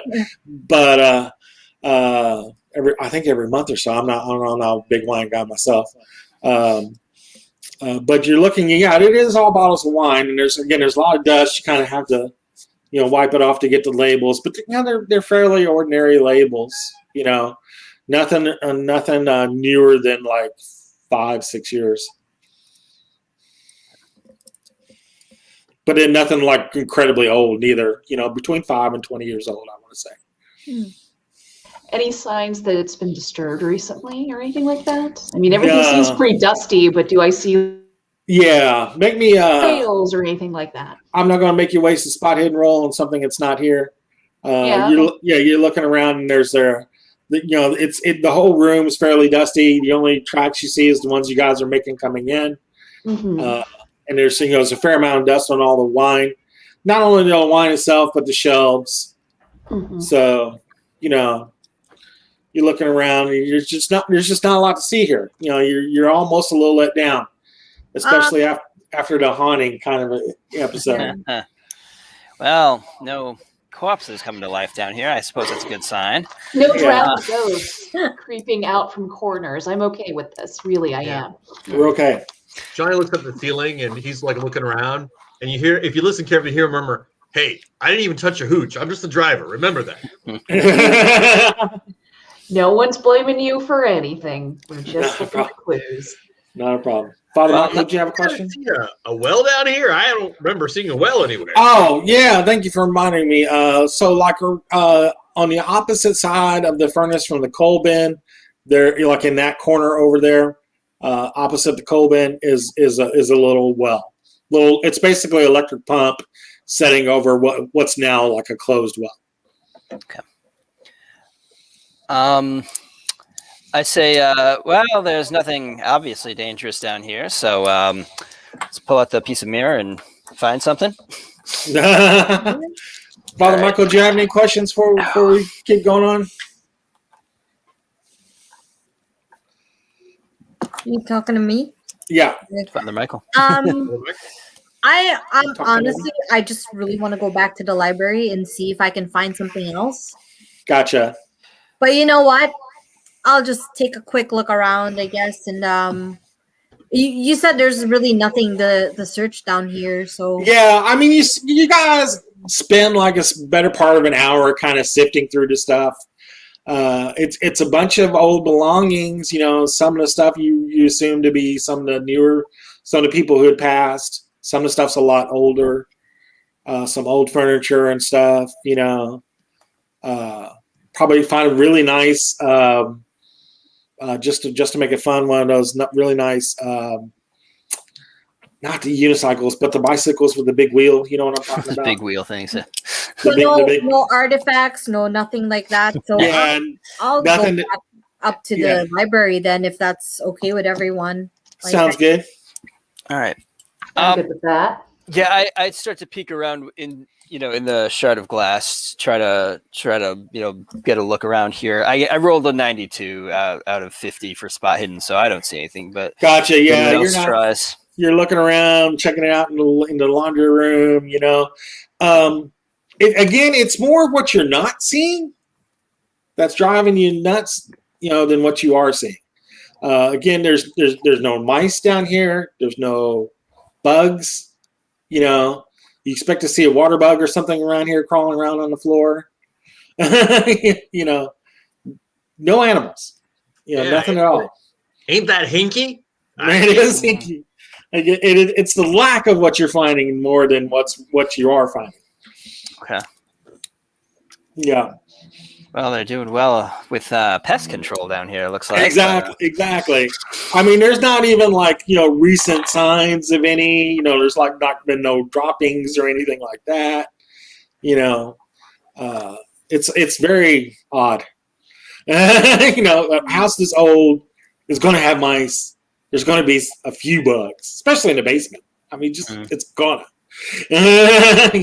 Gotcha. It's weird. Especially like one with an open. I guess it's not open, but it's going to have cracks and stuff around the coal bin chute, stuff like that. Yeah. It just happens back then. But it's not happening here. This place is cleaner than your house, Angela, and you're rich, bitch.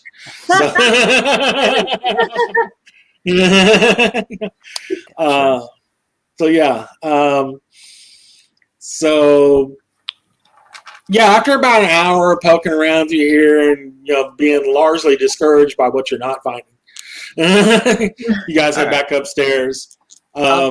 Before we do that, can we get a quick look at the well? At least see if we can. You said it's covered. Can we pick the cover up? Anything like that? Or James will help. You can find an opening or a latch or anything. Make me a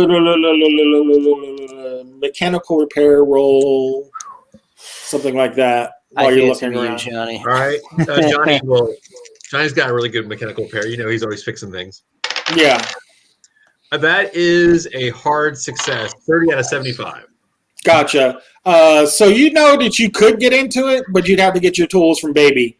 There's like a hatch, bolted down, that the electrical pumps could just kind of sitting on. Yeah, Angela, I could bust it, but if you want me to do it without breaking anything, I'm going to need my tools. All right. I suppose we can come back if we feel the need to. I mean, you can tell by looking at it, nothing's touched this thing in years. So, Johnny will rap on it. Hello. And you got the hollow metallic sound. Bang, bang, bang, bang, bang, bang, bang, bang. And you know he's coming back? No. Wow. No. Well, I'm no Seamus or magic detective, but quiet. Seems pretty quiet. Yeah, just so it's like a metal hatch over the well. And again, you're giving that metallic kind of clang when you hollow clang. Right. Maybe I'm just a sap, but I think this is clean. I think this area is clean. There you go. This room is clean. All right. Yeah, we're not finding much of anything down here. Let's go do some research. Okay. So you head back upstairs. Father Michael says he's going to the study, library kind of area. What are you guys doing? Well, Johnny loves the sound of research because to him that means nap time. Okay. So you kind of sit in the library area, finding a nice easy chair kind of a deal. Is that what you're doing? I'll bring the study near the bar. I'm sorry, you guys do. I mentioned at some point I'd like to head in and around the area to visit those historical societies and the library that the good teacher mentioned. I would like to as well. Okay, so you guys make preparations to kind of make a trip into Greenfield, which is about 6 miles away, which 20-minute car ride, in the 20s. So not too not any your equipment, or are we just going to take what we're carrying? Well, what would we need beyond? I'm just asking because I'm in charge of the luggage. All right, that's all.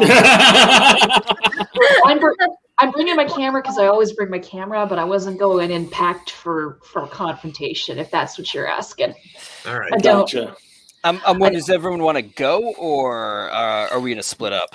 That's what I was going to ask. Yeah. Is Father Michael going to stay and read, or is he going to go? I just have a feeling I'm going to find something here. But at the same time, I'm really tempted to just go with you guys. I don't know. I feel like if I stay here, something happens to me. I mean, you can take your book and read it on the way. Again, it's like a 20-minute ride there and back. You know what? Yeah, I'll do that. All right. I would All right. prefer not. Yeah, that sounds great because I don't want to leave anyone alone given my experiences in this house. Just saying. If you're staying behind, I'm leaving you with the dagger. So He goes and reaches for the coffee while he's reading the book, and the coffee moves to his hand. Yeah, that kind of thing. Oh, thank you. So yeah, you guys make preparations to get underway, to make the trip to Greensboro. Again, 20-minute car ride. It's not not that far, but you guys are getting your jackets on, stuff like that. You're heading out, and we'll say it's probably closer to like 8 a.m. When you guys get out, which is in the day out here in the country. It's like 10 a.m. our time. So yeah, so you're going out and looking over baby and stuff like that, getting everything ready for the car ride, and you notice across the way there's a house, basically kind of across the street. If I pull up a map, your cat's killing me. I love it. It's killing me. built out a barrier here. I don't know what you're talking about. I'm excited every time I see the cat on camera. I know, right? I like that. She was like mid like. It was like, oh, okay, going back. That's like, come on, don't tease us. What are you telling us? Look on the right side. We're seeing the cat's face. And so back at the estate. So yeah, looking at the map of North Ashfield here. Again, we're over here on the right where I is the Apcott house, with of course the big hedge around it. Across the way is another house, and you're noticing there's a gentleman there in like a reverend's sort of clothes, dark clothes, across the street, kind of leaning on the mailbox kind of a deal, talking to a lady, across the street. Hey, didn't that lady in the woods say something about there's a father around here who's really knowledgeable about local history? Could be him. You know that dame we ran into in the brush? The dame, the broad. That's right. I lots of What? Nothing? We can just keep going if you guys aren't interested. We can stop and talk to him. Yeah, let's be friendly. Let's be friendly. All right. Let's take a quick 5-minute break before we talk to the people across the street. Okay. Let's take like a quick 5 minutes. We'll be right back, guys. Thank you very much. Thanks. Cool. Good. All right.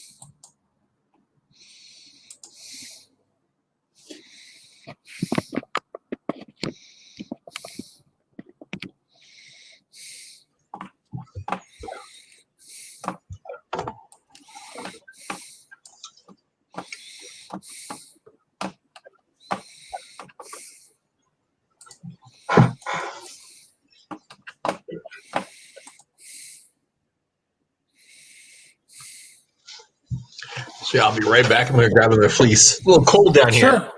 Yeah.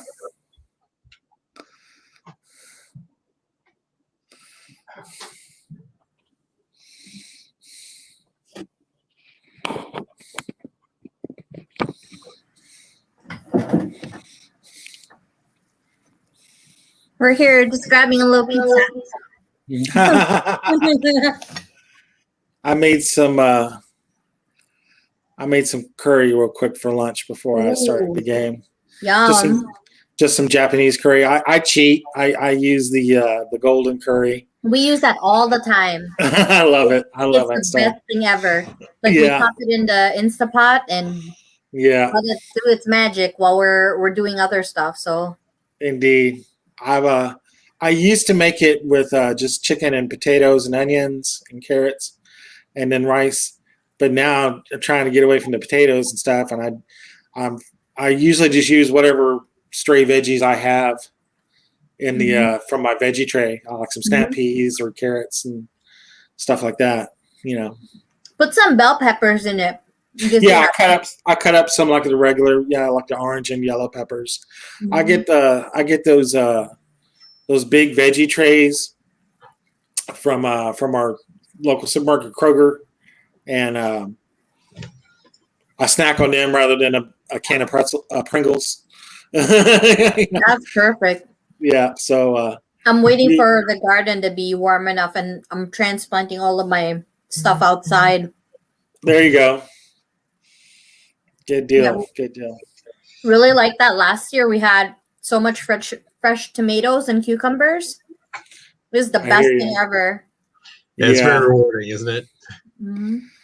Yeah, the best thing about fresh tomatoes, it is the best thing to make a good sauce and stuff with. It is. Mm-hmm. Well, I got Bill liking fresh tomatoes from the vine, and then I make like tomato sandwiches. Mm-hmm. It tastes so much better than store-bought. Oh gosh, yeah, absolutely. Yeah. Yeah, we got into I should say my wife got into hydroponics. So nice. We've had grown a lot of lettuces and stuff during the winter too. It's kind of fun. Cool. That's awesome. Yeah, and they grow really well. Now they have the LED grow lights. They're very effective. Sorry, it's maybe a little bit dull, but if you like growing things, it's kind of interesting. Oh no, tomatoes are one of those things along with lettuce that actually work best in a hydroponic kind of situation. Oh yeah. I keep wanting to grow them out here, but I live in the city, and I feel like I would just be feeding the squirrels. I have a large squirrel population in our backyard. Yeah, really. That is fair. Although there are certain tomatoes they don't like, I've noticed. Yeah. Also, arugula. Deer and chipmunks and squirrels around here won't eat the arugula. Huh. Yeah. It's too strongly flavored. Yeah. Yeah, I'll have to check that. Yeah, I've seen where like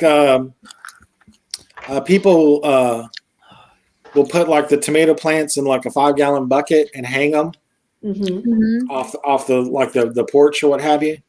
I've been thinking about doing that. I've been using fabric pots. There you go. And they did really well like last year because then I can move them around too if I want. You hang them, yeah. They're just on a pebble landing. Okay. Behind our garage, and yeah, like I know Bill's like really sick and tired of me talking about plants, so I'm making a YouTube channel to talk about it. I don't know much about it. Sorry. What are you gonna do? Yeah. But I got to say, Monica and Matt, they are coming out with Omega Red for Marvel Crisis Protocol. Monica's favorite character. Really? Omega Red? Really? That's kind of obscure. I've been waiting for that. Like this is my favorite, like my recent favorite, but Omega Red, like there's a reason why he's my screensaver for my phone. So okay. I mean, I remember him from the Jim Lee runs and stuff like that back in the day, but I have not kept up with any X-Men like in the past 10 years. Yeah, since like the 90s for me. Yeah. I just haven't. I'm still just an Avengers boy, I guess. Although I have to admit, WandaVision. Yeah, it's so much WandaVision sucks. At least the first 2 episodes. Everything else is cool. My friend Sam got a gig in Australia a few years back, and it turned out to be there was no work. So he basically rebought all the comic books. He read all the Marvel for like 30 years. Oh, wow. Yeah, it's amazing. So he's like now well versed for the movies, but yeah. Nice. All right, so we are heading out. We were getting ready to head out, and I guess you can just drive out the driveway and kind of stop across the street from them. And the gentleman, he waves at you as you pull up, towards the mailbox area. And he kind of looks like him in the illustration too. So we'll just say that he looks a lot like Father John Francis McKay from MASH, from the TV show. Even though this priest is this reverend's actually Episcopalian. He looks a lot like William Christopher from MASH, so with the bifocals and stuff like that, little spectacles, and a little dark suit with the collar, kind of a deal.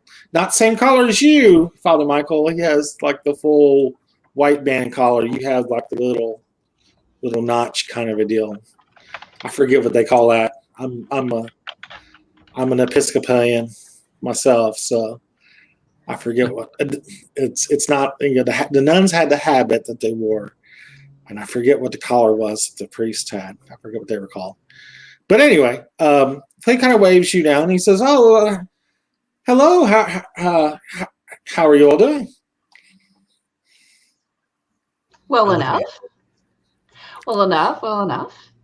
Excellent. Yeah. He says, we heard about you all coming in yesterday, and I thought I'd drop by and say hi and introduce myself and see how everybody's doing." And he puts his hand out to Johnny, you're driving. He'll come across and see and put his hand out to you. And he says he introduced himself as Reverend Francis Connolly of the Calvary Episcopal Church just down the road. Is that the name that the Dame in the Woods used? Yes, Father Connolly, Reverend Connolly, rather. Yeah. So, Reverend, I hear that you're really good with local history. Yeah. I'm pretty up on local lore. I start looking at Angela, Goldie, and Father Michael like. He looks in the back and sees Father Michael on the back, and oh, I see you back there. Okay.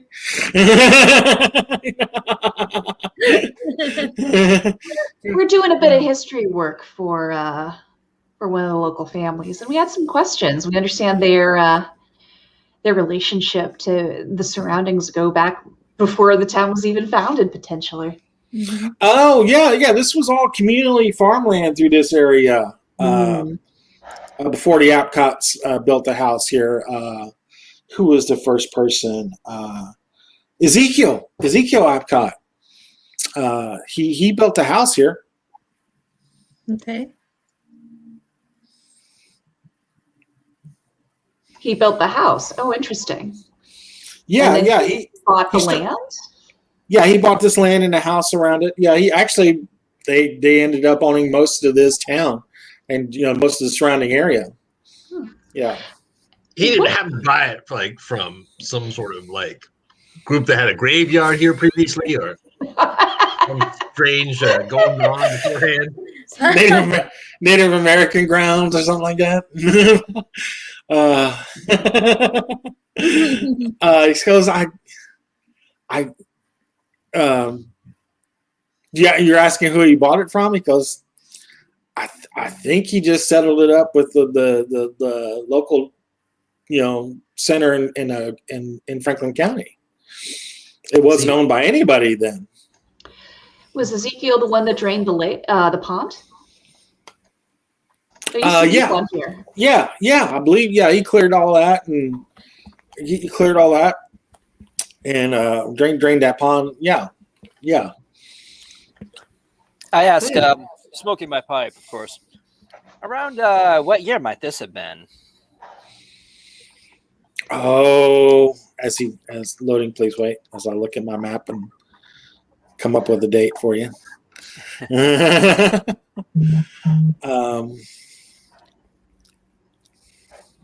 would have to be between 1673 and 1729.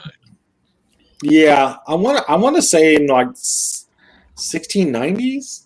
Yeah. Wow. Goes Yeah, back in the that 1690s. Far. Yeah. I'd say it's not too long after he had married and started having a family. So I want to say late 80s, early 90s. Yeah.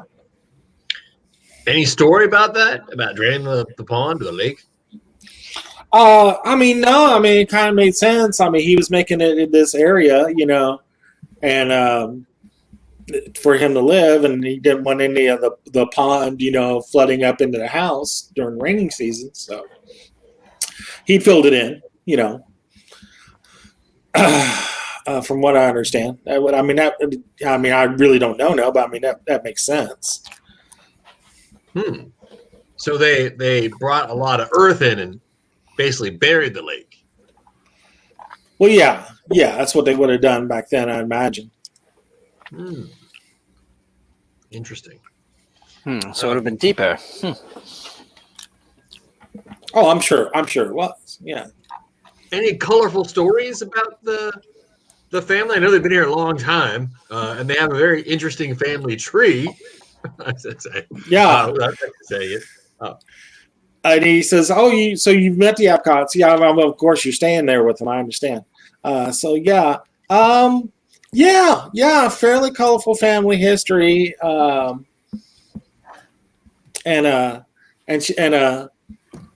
Enid, the lady that's on the other side of the mailbox there, back where he was at, she introduces herself as Enid. She's like, "Well, I've got to get back and start getting lunch and stuff together."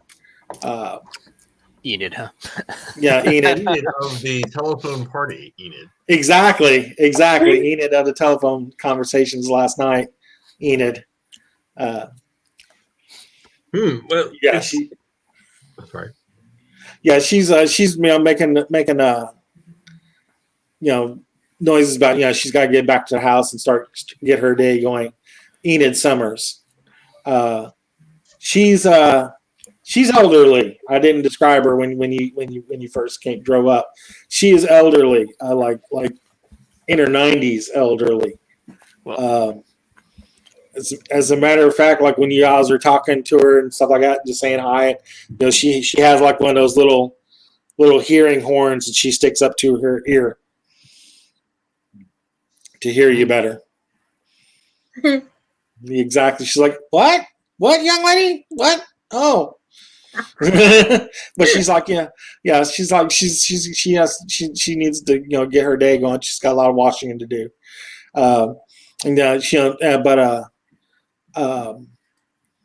yeah, when she's heading back to her house, kind of shuffling along.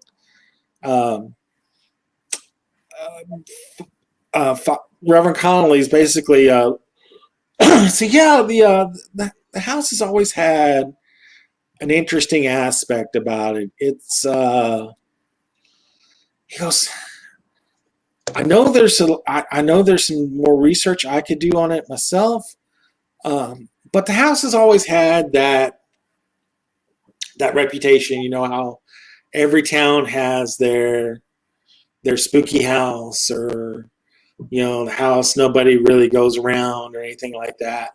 It's kind of had that reputation. Really? Yeah.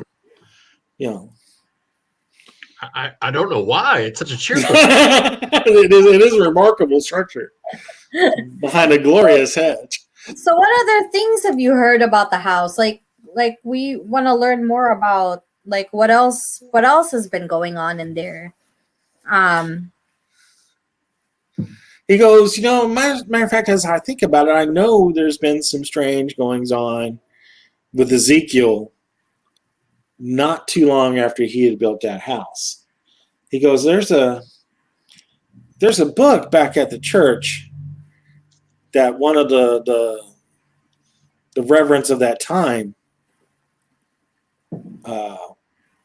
like his journal. He goes, I can't put my finger on it, but I know there were several things that happened. I can go back and read. I'll be glad to read up on it for you, if you don't mind. Yeah. Sure. Which church was that again? Your church? Yes, back in my church. Mm-hmm. Oh, really? Which church is yours? Forgive me. He goes right down the street. So if we're looking at the building, the map, Calvary Episcopal Church is at E, which is this area, just down the street. Actually, not even a quarter mile away. I look at you guys like, want to go to the church? It's up to you. You guys, you're the readers. Calvary Episcopal Church. I just whisper back to him, I never really want to go to church. Smoking my pipe. Think of it less as going to church as investigating a church. I don't want sermons, but I got nothing against churches. I mean, he's offered to look into things for you. You guys were also looking at going into Franklin County, to the Historical Society.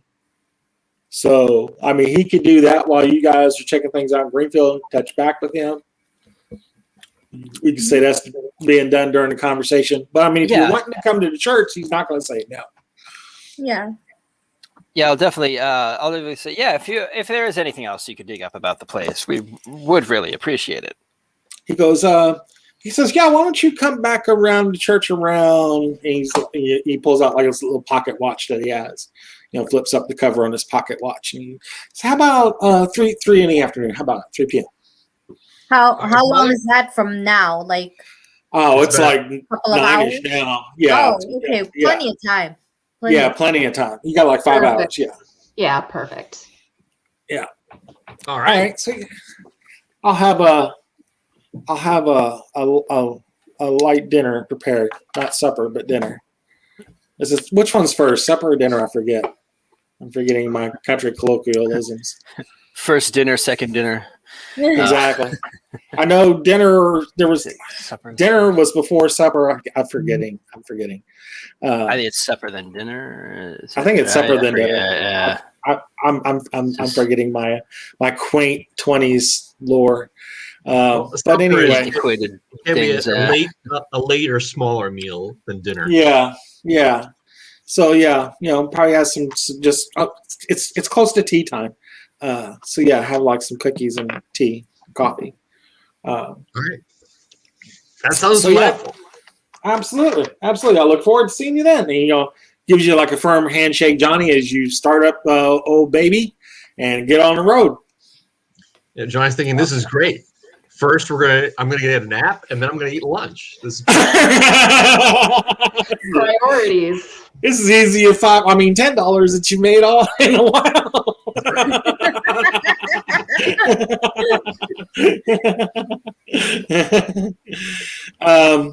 So yeah, you probably stop at the little service station there, put some gas in the car, service, check the tires and all that stuff. Put water in the radiator. It's there at C, back on the county road, right before you head out. Head up towards. I'll make sure that my spare gas can is topped off. Oh yeah, you never had to use it. You're good. You're good. Yeah, there was enough gas stations around that you didn't need it. So it's there. You check your gas and your oil and all that stuff at the service station. Do your deal. Probably get like a couple of sandwiches or something like that for the trip. You don't know what they've got in Greenfield. So there's like a local market across the way that you can do that kind of stuff at. I just stocked up on bacon, but I don't know about you guys. Bacon, you made it. Got a bacon sandwich tucked in your pocket? Is that what in your suit pocket? Yeah. You got a bacon sandwich. And we got lunch plans already. So I think. I just wonder where all the bacon went to. He's got jammed in his pocket. Some bread. Here. One thing you notice at Hobson's Market is like that's kind of odd. You're looking around, getting a couple things here and there while he's servicing the car. There is like a mountain of a man that comes along while you guys are doing your like basically just looking around more than anything else while he's servicing the car, while Johnny's servicing the car. I mean, this dude is big. He is 6'4", 350, and just solid. He has like a white, t-shirt, the big bib denim overalls, the bib overalls. Big old country boy, his arms as big around as your thighs, just a big old boy with the prettiest blonde curly hair. I mean, it's gorgeous. Kind of, slick back, waxed back in that kind of a fashion that they would have had back in the day, big old boy, big jolly kind of a guy. And he's got this big push cart, like a wheelbarrow. And he comes up and he loads up a couple of things into the push cart. And, he's grumbling at the shopkeeper when he pulls out a couple coins and pays him for some of the seed and stuff like that he's buying. And he gets his push cart and he goes back, and it's just like the one thing that struck you, like, that dude is huge. Other than that, everybody else is just normal country town kind of folk, and the shopkeeper just kind of shaking his head at him as he throws the change into the register, shuts the register door.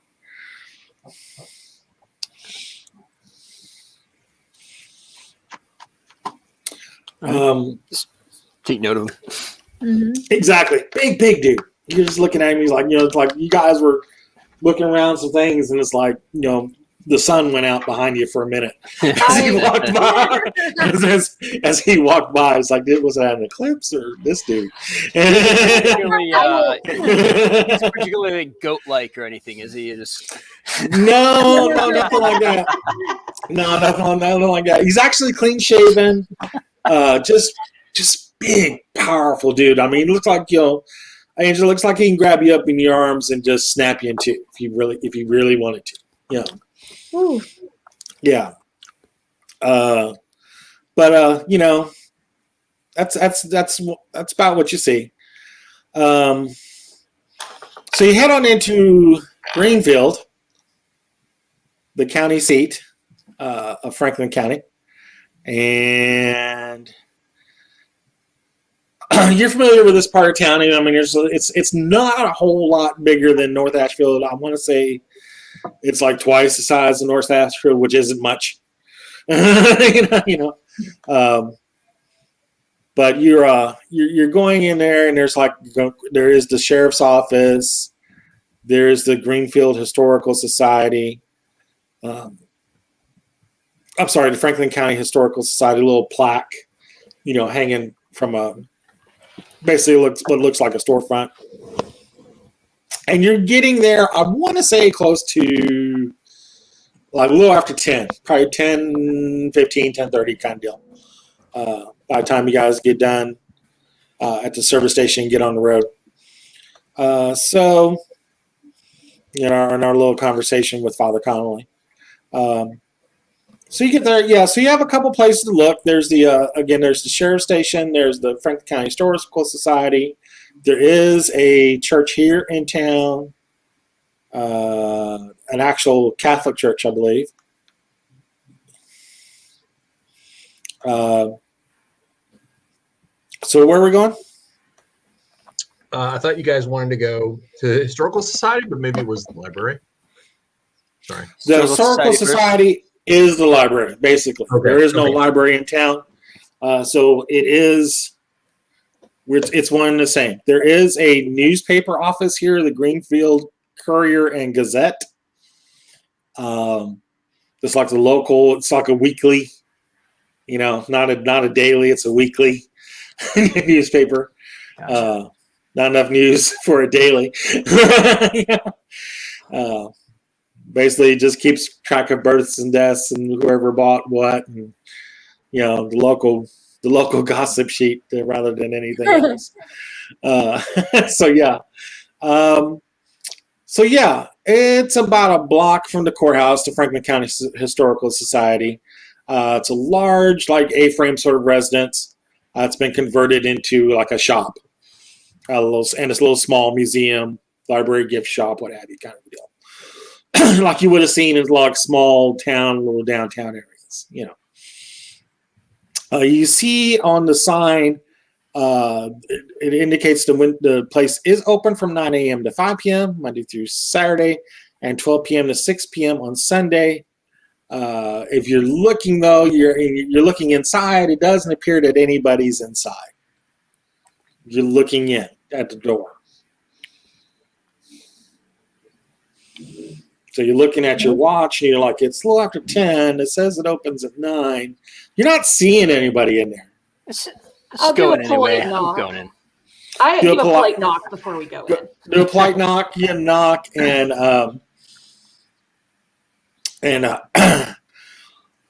there's no answer. Well, there is like open. Yeah, it says they're open. So you try the door. The door is closed. There is like a the old turnstile doorbells that you turned and it actually jingled the bell. Yeah, jingled the bell. Exactly. There's one like in the door frame. Do the bell? Gonna try. Yeah. So you do the bell. So you do the bell and it rings the doorbell, and you're like looking around. It takes a minute or two. You ring it again, and you like there's like a little set of steps that's just out of your sight that looks like somebody's just walking down, and kind of I want to say he's Mr. Weatherby from the Archie comics, kind of a big kind of a guy, bald headed, a little bit of a tuft on his hair up at the top. He's putting on his jacket, straightening in his ties. He's coming down the steps, and he opens the door. He goes, "Oh, welcome to the Franklin County Historical Society. I am Alan Weathersby. How do you do?" We're doing fine. We're here for some history. Oh, well, you're come to the right place. Yeah, I'm sorry it wasn't open. We don't get a lot of visitors, honestly, and I was just kind of taking my time today. But yeah, please do come on in. And he brings you in here. brings you in here, and you're first in like a little gift shop kind of area. Basically, little toy trains and stuff like that because the train station nearby, and little knick-knack kind of deals. I went to Franklin County, and my parents went to Franklin County, and all I got was this lousy T-shirt, that kind of a deal. but just your average, ordinary kind of stuff. And but he comes around to like a little counter and straightens himself out, puts the little armbands on, that pulls the sleeves up, gets his clerk demeanor in a check, and puts on a little visor kind of a thing, Gotcha. Yeah. little black visor. And he says, yes. Is there anything in particular I can help you with? Well, we are here to do a little bit of research about the old Apcott place. Any information you can help us with about that? The Apcotts in North Ashfield, right? Yes. Yeah. The Spooky House. Yeah. Everybody knows that place. Well, any historical records, anything like that, we can look at it. Yeah, sure. And he goes back and he goes, actually, I have, we double up as the morgue for the Greenfield Courier Gazette papers. We can look back through there. I know there was some stuff that happened, I want to say about 100 years back that I remember. Just has to 100 do with years the ago? Apcott House. Yeah, about the Apcott House. We could start there. Sounds good. Okay. I look at you all like, can I be excused to go back to the car?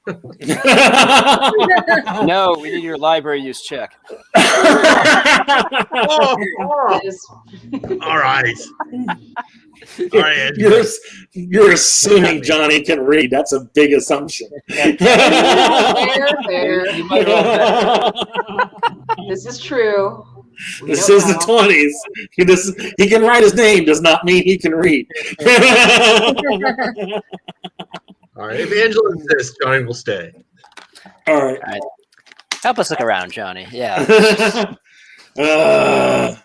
Let's see those vaunted library use rolls as we're pouring through the morgue. We definitely need your library use check. What As we're better place to do it? pouring through stacks and Johnny stacks of rolled papers. a 03. Yes. Hot dog. See?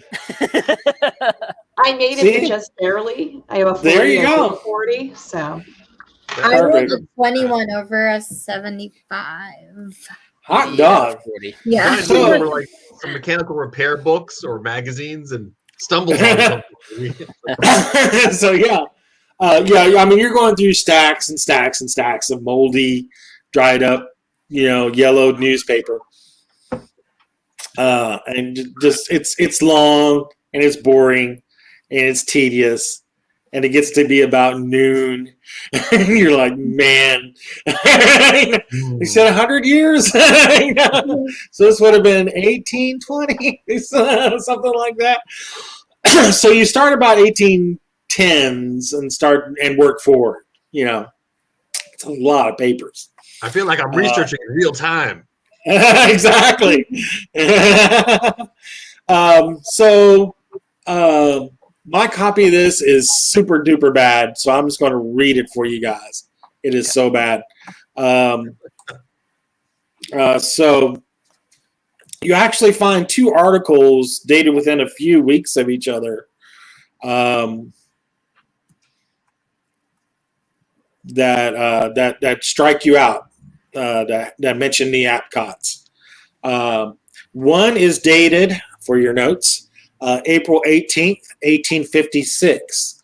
So it's not not quite 100 years, but you had to work your way up forward to it.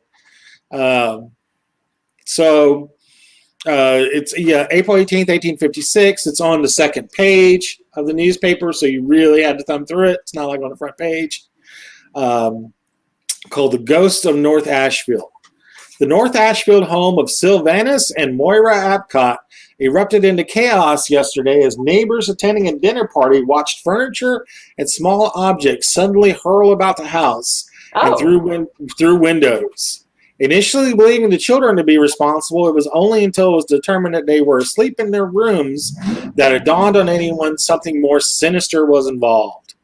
According to Dennis Cowan, a visitor that evening, things seemed to move on their own accord across tables and later violently hurl themselves in the walls and even through windows. He could not account for the happenings, but he swore he never would again enter the house. Whether or not this was a hoax has not been determined, but rumor has it that the local Episcopal Church has been contacted by Mr. Apcott and an investigation is pending. Okay. Well, gosh, doesn't that sound familiar? Yeah. Thrown around the house. Kids are being blamed, but the kids are asleep. Yeah. You said 1856? Yeah, April 18th, 1856. I got that in the notes. Also, the church investigated, you said? The Episcopal That's what it says in the paper, yeah. Okay. Dennis Cowan, who was a guest at the house that night, said he would never go back. But they said the local Episcopal Church, which would have been the oldest church, wouldn't have been actually the only church at the time, would have been contacted. Okay. There's another one a few weeks later, dated maybe a week or so later, dated April 30th, 1856. And it's titled "Do Ghosts Haunt North Ashfield?" The disturbances of last week seem to have repeated themselves once again. The quiet Birch Lane residence of Sylvanus and Moira Apcott was thrown into chaos as startling shrieks were heard by many of the residents. The shrieks were traced to the Apcott home, and when neighbors went to investigate, they found smoke emanating from a front window. The shrieks were wholly unearthly, commented Margaret Johnson, a local resident. Neighbors rushed in to douse the flames and rescue the Apcotts. The fire turned out to be a small blaze confined to a divan chair in the living room. The cause is unknown. What was disturbing is that no one was home, and the source of the shrieks, which seemed to belong to a man and continued through the search of the house, could not be determined. It was discovered that the Apcott family was out of town during the incident and is apparently in Boston on family business. They could not be contacted for comment. This is the second such incident to afflict the Apcott home in this year. Sheriff Stein stated he is looking into the case, but believes to be a hoax perpetrated by local hooligans.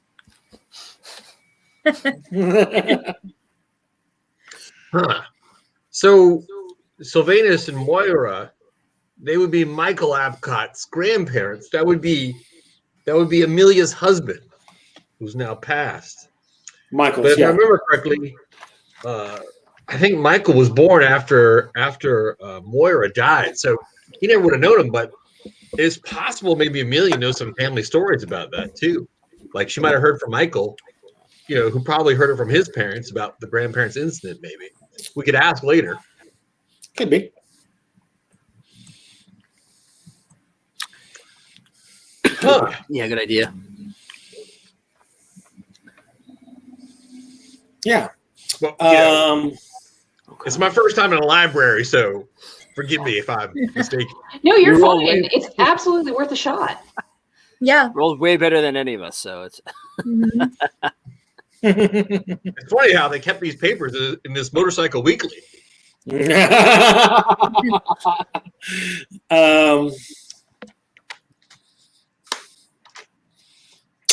Yeah. Anything else we're asking about? That's about all he remembers from the newspapers. Oh, he does remember like the boating accident that happened a few years back.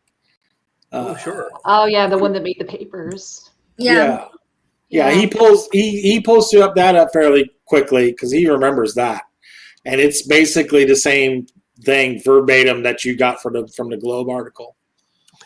Did the fire, or did the article with all the dishes and everything flying around, did it say exactly where it happened in the house? I believe it was while they were having dinner. Give me just a moment.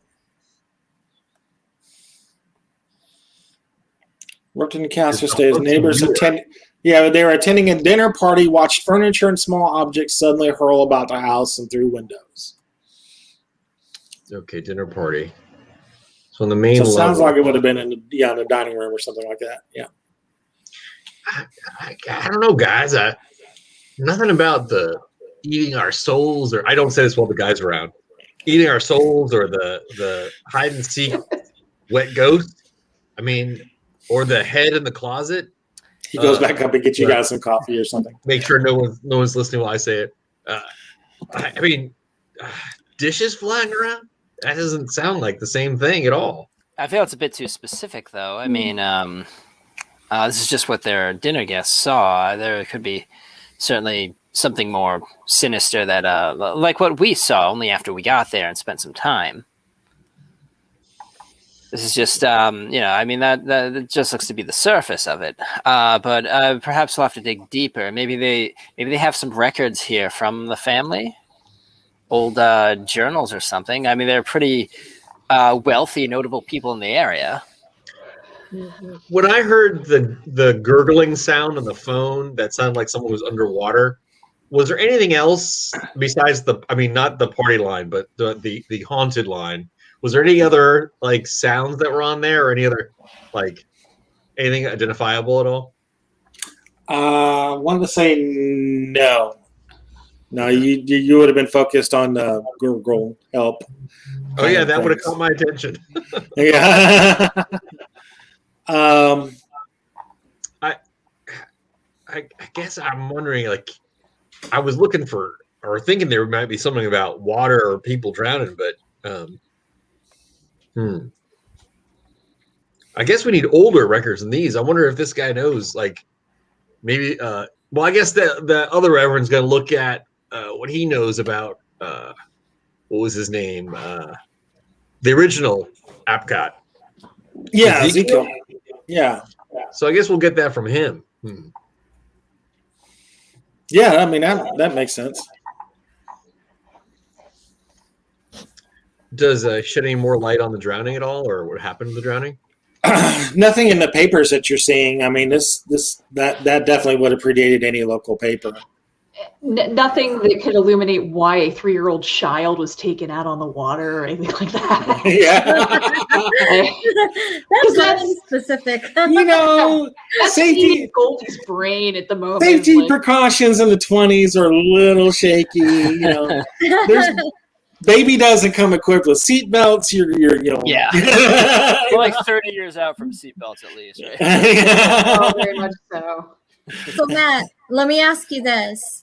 But all this is going on, and I know that we spoke earlier that I was reading through my books while we were on our way to these places. Can I roll if there was anything in my occult book saying about sacrificing a child in the water of some sort? Gotcha. It's worth a try, I guess. Yeah, make your vote roll. I feel like nobody's really like giving us the answer that we. Oh no, I hear you. I mean, yeah. The thing is, it's still early investigations. You guys only been here, a day, so. If it's first you don't succeed, work the creepy occult angle. This is called exactly. Okay, I did really well. I rolled a 49 out of 75. Okay, so you're reading through the book, and you kind of you've got your book. You're letting them do their search around on the thing, and you're reading in your book that you brought with you, and there is something about you're getting into like the section that has to deal with like spirits, ghosts, that kind of stuff, and you're coming across a section that has to do with poltergeists. Yeah. You're coming across poltergeists, and you're reading through it, and you're kind of like, hey guys, listen to this while he goes back out for tea or something like that.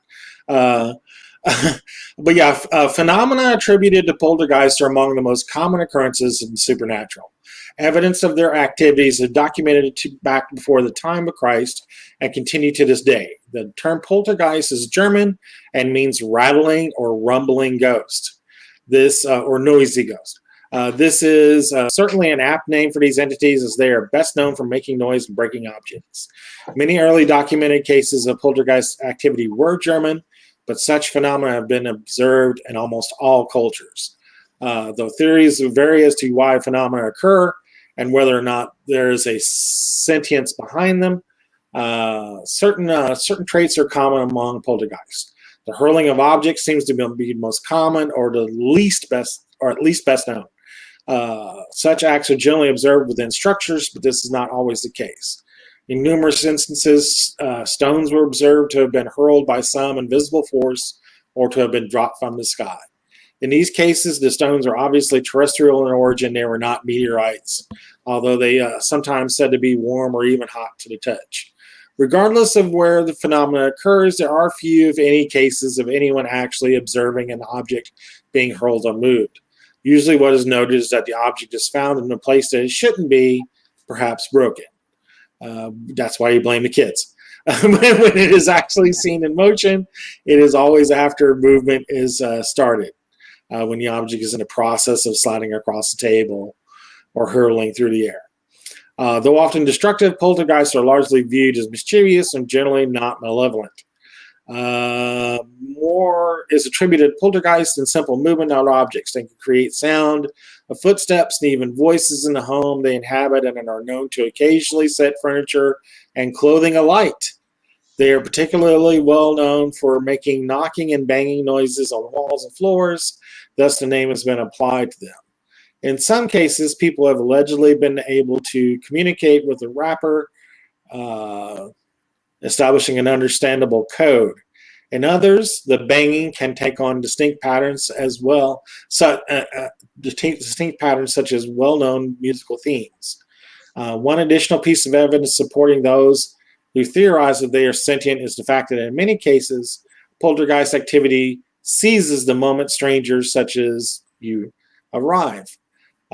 Things remain mundane while they are present, and only after they depart does the activity resume as before. Unlike hauntings, which can last for many years, poltergeists are generally a short-term affliction, lasting only a few months or less in most cases. Supernatural activities are very often focused around one person in a house, usually an adolescent or pre-adolescent. Among these, girls are more affected than boys. Theories vary as to what exactly poltergeists are.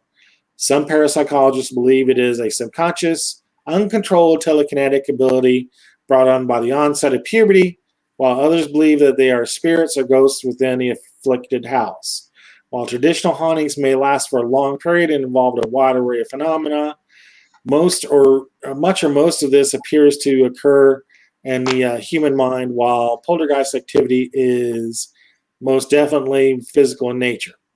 A poltergeist always remains invisible, unlike hauntings, which may manifest themselves as a physical form that can be observed and sometimes even photographed. While usually harmless, some poltergeists have demonstrated a high level of meanness, if not downright malevolence. Cases where a poltergeist seems to have gone out of its way to ruin the life of an individual are known, including the famed Cock Lane case in Britain, where a poltergeist allegedly either tried to frame a man for murder or expose him as a murderer. Such cases are generally few. That is what you get from your occult book that you brought with you from your library. All right, that's interesting because that makes me think about Jillian a lot. Because now he's like homeschooled, right? Yeah. And did we ever find out why he was homeschooled in the first place? Oh, he's sickly. I was gonna say, why is he sickly? And then Maddie too, talking to entities. Yeah. So that's another thing. So I relay all this information to the group, by the way, so all of you know that this is what I read about poltergeists. So you're saying it's Germans? Germans. Oh my god. Oh, Johnny. Always causing trouble. Since World War One, they've been a thorn in our sides. Those damn Huns. Wow. They couldn't leave us alone as the Hessians in the American Civil War, and they're still problematic. Yeah. It is Germans. You know, the German for hobo is hobo. The German word for hobo is hobo? Oh my god. I'm going to Google that. Coincidence? What does it mean? Who knows? But it's got to be something bad. It's got to be something. That's amazing. Amazingly Lean bad. into it. Lean into it. All right. So what we do know is like poltergeist could be a possibility. The behavior that we're seeing around the house certainly doesn't rule out a poltergeist.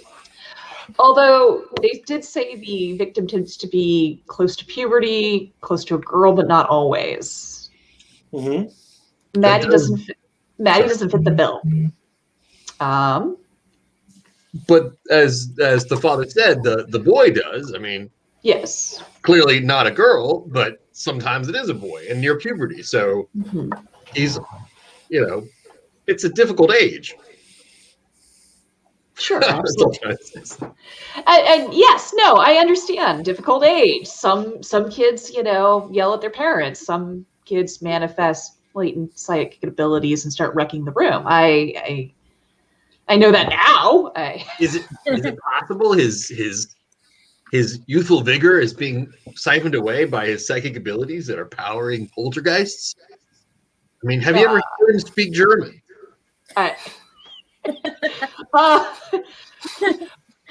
Well, no to both. Basically, it hadn't occurred to me, and I don't speak German. Although I did hear a weird foreign language in that phone call. Yeah. I mean, I know how to speak. It sounded German, yeah. So, Yeah. You know, which languages do you speak, Father Michael? Latin. Latin. So he knows Latin, which is nothing like German. Nope. But But yeah, that's all I know. Yeah, fair enough. It's funny. All right, my sheet, I'm sorry. Oh no, go ahead. I was going to say, according to my sheet, I speak language other 1%. So 1%. if we ever run into someone who speaks other, I'm your guy. He speaks English and bad English. That's what he speaks. There you go. Exactly. English and cabby.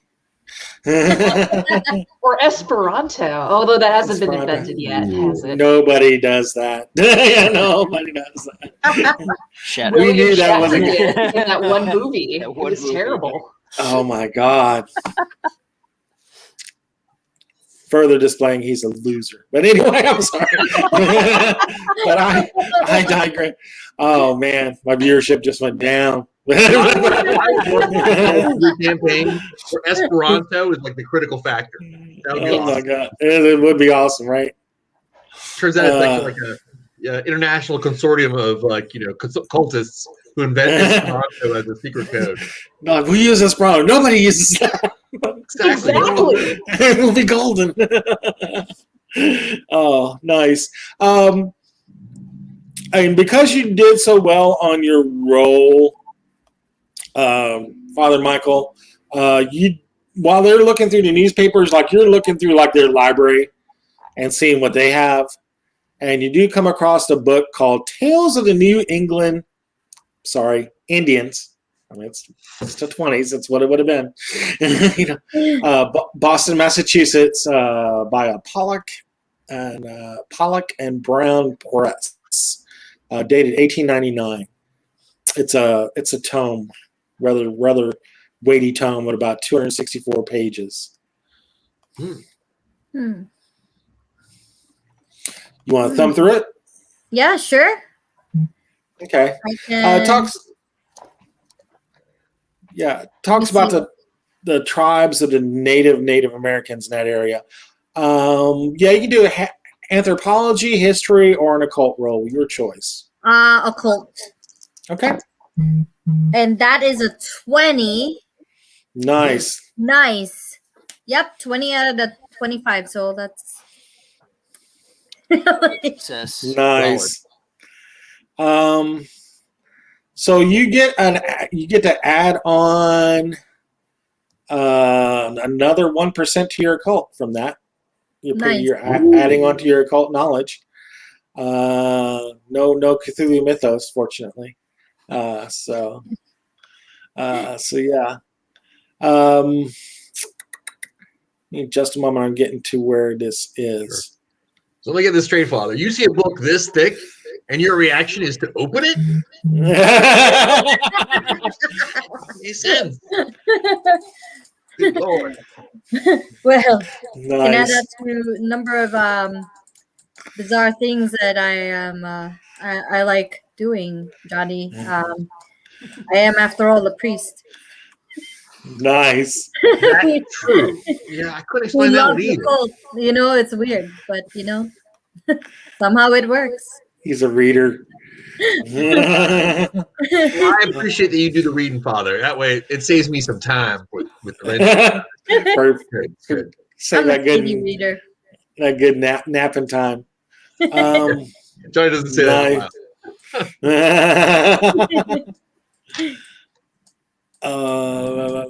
where is this stuff? I know it basically, in a nutshell, talks about the Native American tribes of the area at that time, especially around this area.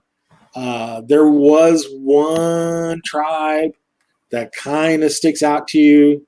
It's a weird kind of the culture of it kind of strikes you as odd. Gosh, where is this? Tribe was called Haster. Haster. Yeah, Tribe called Quest. indeed. We do not speak of that one. It was banished to a time far away, the 90s. Another time. You will know it by its keyboard solos and its power female vocals.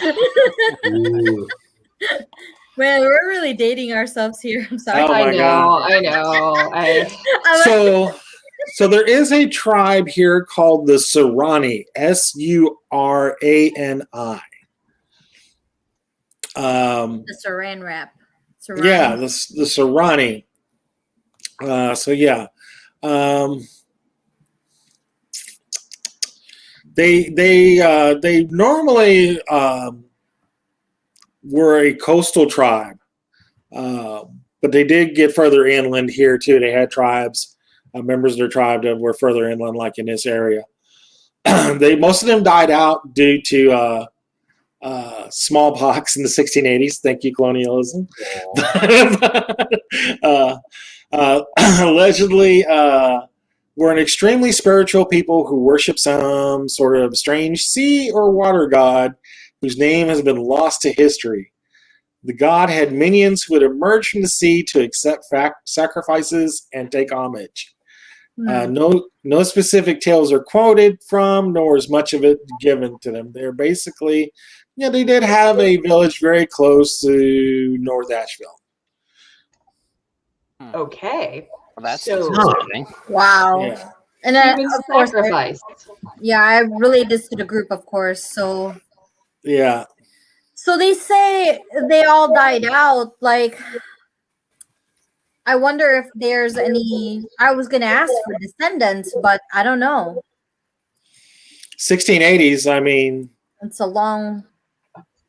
long time ago. Yeah. It's, definitely early colonial times, yeah. 1680s, huh? Around the time that pond was filled in and the house was built, right? Oh, there you go. Yeah. Good Yeah. thinking, Angela. It's interesting. That's also 1680 was the day or the year that Elijah's wife was born. I wonder if maybe he married into the tribe, perhaps, or and filling in like maybe that offended the water god because he dumped a bunch of crud in the water, and then somebody killed that girl with her fiance near the spot. That's a sacrifice. So- Awakening the sorry, what? No. I was gonna just add on. So the tribe practices water sacrifices. A boat with all the living males went down on placid waters into the sea. A sudden freak storm came up. Yeah, that's what the article said. Yeah. A family of fascinating. That's the family curse. Like the god hates them, so they go near water, they all die. That makes a lot of sense. I'm gonna make sure that the guy who runs the historical society isn't listening in on us, but no, he would. I guess would have been noontime. Like he would have gone out and got you guys lunch or something like that. Sounds good. All right, very kind of him. Got you some sandwiches or something like that. Well, while he's not around, I'm gonna light my pipe up. There you go. Please, no smoking in the store. Too much paper. Way too much paper. As long as it's not around, it's fine. Oh, okay. We'll just think it up with pipe weed. That's okay. It's fine. It'll be fine. Totally fine. He taps out the old tobacco and on his shoe. I'm amazed. We sat around and looked at books and we actually learned something useful. See what reading will do for you, Johnny. It's amazing. Oh yeah, it makes sense. I don't like it, but it makes sense. I don't like it. I don't like it. All right. So he comes back from lunch with the sandwiches and stuff like that. You guys spend like the rest of the afternoon basically divulging that information and kind of going over it and basically just tearing through anything else that you can think of in here. You spend like most of the afternoon just going through everything that you can, being as thorough as you possibly can. Nothing else is like sticking out at you in efforts of saving time. So it gets on towards about 2:30, and you're like, yeah, we need to go. We're going to keep our appointment with Reverend Connolly. Yeah. While we're driving, I say, too, that maybe I should get my tools and open that well. If you think about it, that well goes into a water table that used to be in the back next to the trees that got filled in. Be the same water table. Yeah, and the gurgling on the phone and the eating our souls or Angela's soul, at least. I'm just the driver. But it seems like maybe it's hungry for sacrifice. And like it's saying like it's going to eat us because no one's fed it in a while. Is any of this maybe like reflecting, and I realize I just used a pun, Angela, on what you read in that mirror, that crazy mirror message you got? About devouring? Yeah. Your it was souls? Something like that. Yeah, devouring our souls. There's a lot of references there. I don't remember any specific references to water, but I'm sure it's related. I doubt there's another ghost hanging out here who's going to eat our souls. I swear you had said something about like living in the water or lurking in the water or something along those lines, or being underneath the water. I wonder it did. It said it was under the surface, didn't it? Yeah. But it also referred to water. So. But yeah, under the surface. I think that last stanza had something about that. It was kind of catchy. It was kind of catchy. Nice. Yeah, I didn't get to write it down. Well, considering that it was right after "I'll eat your soul," yeah, it sticks out in the head. I'm thinking nobody wrote it down, but I'll be generous. Yeah, I didn't quite. I did screenshot it, didn't I? Sorry, I forgot about that. Should I roll again for occult and see if I know any knowledge about water demons or water gods or anything like that on top of what I've already read about the Seminamanlali? Yeah, the Sarani coastal tribe. Gotcha. Yeah, go and make an occult roll. Okay. And that's a 16. 16. The whole time period where this is striking you is like, witch hysteria time, That was more like early mid 1600s to early 1700s. The whole witches area. We're not terribly far from Salem, that kind of thing. I mean, they threw witches, the suspected witches, into water, to prove whether they were witches or not. Ooh. And of course, if they floated, then they've been they aren't witches, but unfortunately, it's still too bad.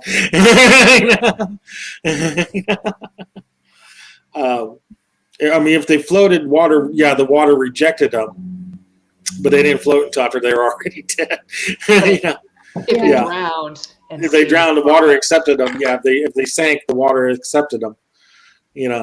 So you're dead either way. Yeah, exactly. So I mark the passage of time by the breaths of newborn babes. And there's and generations pass and I remain. So it's like this sort of like counting time by the births of maybe Apcott generations, and I think so. Yes. the child who died on the boat trip. Maybe it was next newborn babe. And there's that reference to water. Outside the world is a watery mirage. The outside world is a watery mirage. A tidal pool collecting all that does not sustain me. So it's basically, interesting. How this thing sees you all. It's basically how this thing sees you. Is how he's illustrating it. Within the spaces defined by these walls, I dwell. I watch, I plan. What does it say? I await the time of my return. My fury keeps me warm. Huh. Yeah. All right. Well, I mean, it's things to be discussing while you're on your trip back to North Asheville. So you guys are kind of hemming and hawing about that, and kind of like what you just said, and getting back into baby and making your way on down there. Now you do pass by like what you assume to be a deputy or something on the road, going back to North Ashfield. As you're going into North Ashfield, it's like he's like riding out on like a horseback, which happened at the time. That's basically how they did patrol. was on horseback. So he's basically walking. He's walking his horse along the road, coming out of North Ashfield as you're going in. And he just, he just waves hi as you're driving by. It's basically the only, maybe a couple other actual vehicles that you see, some horse-drawn wagons and that kind of a thing. You're probably one of a handful of actual cars that's on this road. So yeah, you make your way back into town and get time just to be, 10 minutes early or so for the 3:00 appointment with Connolly, which is fine. If you're not early, you're late. Some people say. I don't ascribe to that, but so yeah, you get to the Calvary Episcopal Church. It's right here in town, not very far at all, about like a quarter mile from the Apcott house. And you pull in, and as you're getting out of the car, Father Connolly is coming out of the front door, and he's like, polishing his glasses and stuff like that. He's coming in. He goes, he says, I hope you all had a nice trip out to Greenfield. Yeah, rather pleasant. Excellent. Excellent. Well, yeah, I found a lot of interesting information. I cannot wait to share with you. He says, "Come in," and he says, "Let me get you guys some coffee, and we'll talk." And he leads you through the actual church, like through the rectory and stuff like that, and then back. Like he has like a connecting office that goes to his house. Like there's a church and then a connecting office that basically connects like his house and the church. How convenient. Yeah, a little cottage. Yeah. It was very common for a time. They lived on the grounds. So he has a little cottage right connects to it. You probably do a similar sort of thing yourself, Father Mike. Let's see. But yeah, you guys get together there, and he has like a rather comfortable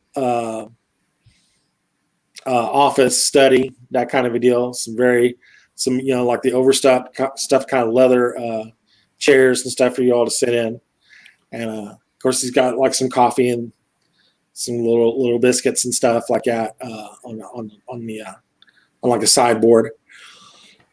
And he has this huge book that put together would easily be 4 inches thick. But he's got it. Johnny's freaking out because of the big books. Damn books again. It's like I'm like a vampire. It's like sunlight. I got you, Johnny. I'm back to the Apcott's again. You all talk about this stuff. Oh my God. But he says, I found out about some stuff about Ezekiel from this journal. So the journal of Reverend Thomas Stevens. He was the local rector here between 1720 and 1744. Actually, that's what this journal is about. He actually was reverend from 1710 to his death for 1744. It has a lot of history in here about early colonial America. Provides a remarkable description of the development of North Asheville. It is a little confusing in here as you guys read through it with me, because it refers to the town as Hawthorne. Back then it was called Hawthorne, before it was renamed to North Asheville. Not too long after Reverend Thomas Stevens died, if I remember correctly. He says it's about 500 pages. But he's like earlier into the book. Towards the end of the book. Towards the 1720s. He was looking for references to the Apcotts. He does find one concerning Ezekiel Apcott. It's quite obvious that Reverend Thomas thought very little of Ezekiel. Furthermore, it becomes apparent that he suspects and later devoutly believes Apcott is involved in Satanism and witchcraft. He holds no contempt for Ezekiel's wife and son and believes they are blameless. One word from the good Reverend would have had the man lynched, but he was of the opinion that the witch trials, which those had just been carried out in the area of Salem in the late 1600s, were unjust and a blot on Christianity.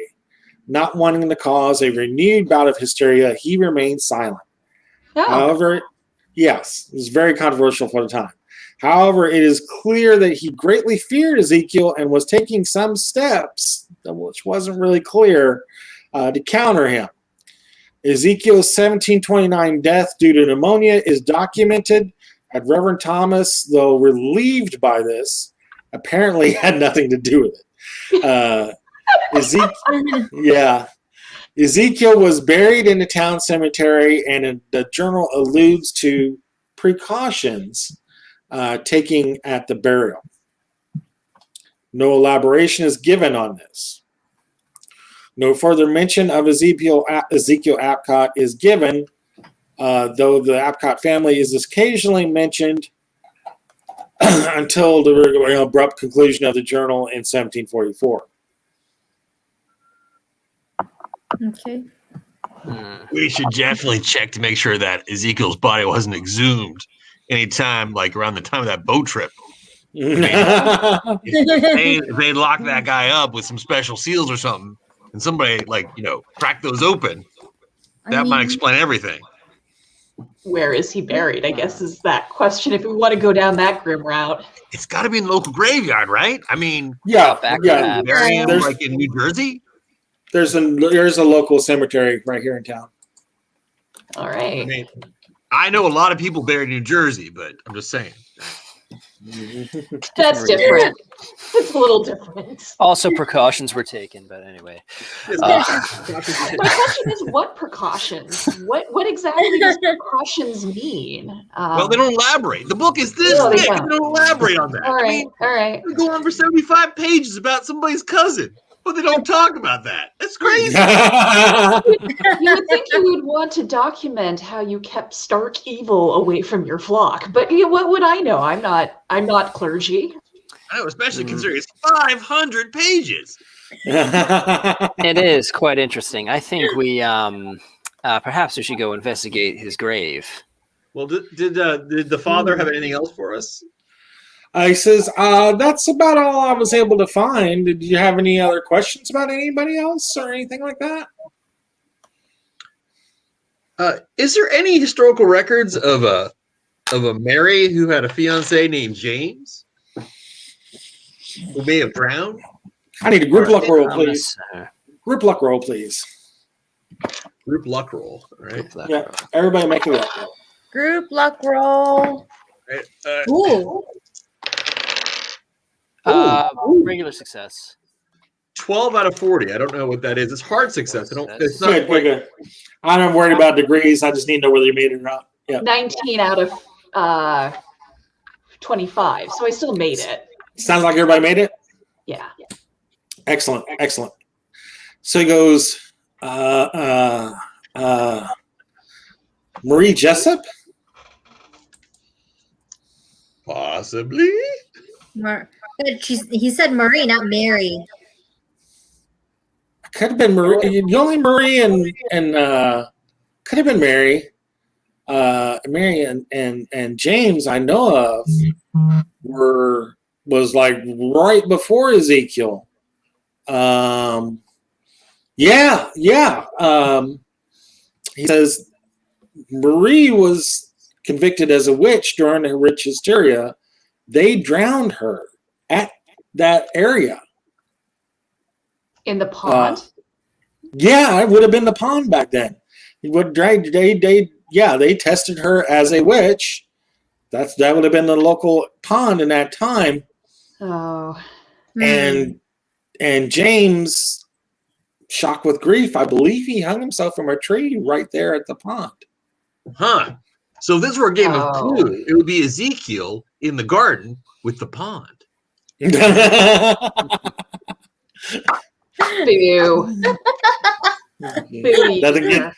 Nothing gets past you. Wins clue. Clever I'm boy. I'm going to be Seamus yet. Clever boy. James. All right. Well. All right.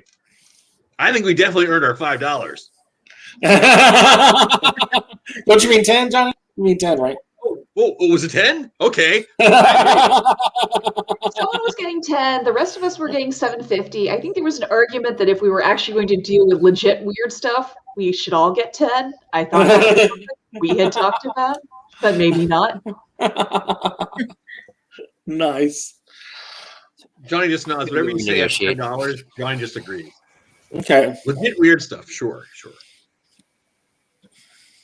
Sounds good. Well, it's already kind of getting weird, what with human sacrifices, native roots, a drowned woman in the backyard, basically, a hot hang dude, her fiance, in one of the trees around here. Oh yeah, and a poltergeist. What else have I missed? what year did she die? He goes, man, this is before Thomas's journal. I'm wanting to say the late 1680s. The late 1680s. Yeah, I'm wanting to say around that time. I think that's before the recorded history on the Apcotts, I want to say. Ezekiel was born 1673, so he might have been 1920. Right. 1620, yeah. He could have been a young man. His wife was born in 1680.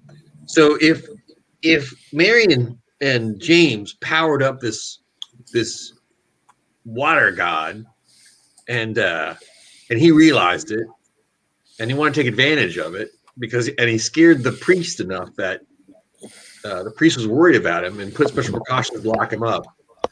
Now, didn't we say that most of the male heirs in this family were dying anyway, like during this whole period? Yeah, Was they that- died. They died early. It seemed. Yeah, it seemed very prevalent. So it seems as if maybe latently there's something going on with the family line, and then we know that the official precautions were taken unstated on his grave, and I guess that is next stop, like Angela said. So, yeah, you don't happen to know, Father, where Ezekiel was buried? Is it the local plot outside town? Yeah, no, it's right here. He says it's just. He points right down. And he says, "Well, you can see the hill right over there." And he's like, he points out like at the front window of his place. He said, "It's right over there. It's not probably not 300 yards away." Well, it's too bad we can't make it there, but maybe next time. It's a shame. Is it too convenient for you, Johnny? Is that what you're saying? Well, you know, it's right over there. you can see the cemetery from here. we've got to read. I mean, there's just hundreds of pages of books to look at. Oh, now you're interested in books. Okay. All right. Is that a Jane's Guide I see over there? Jane's Guide to Model Ts.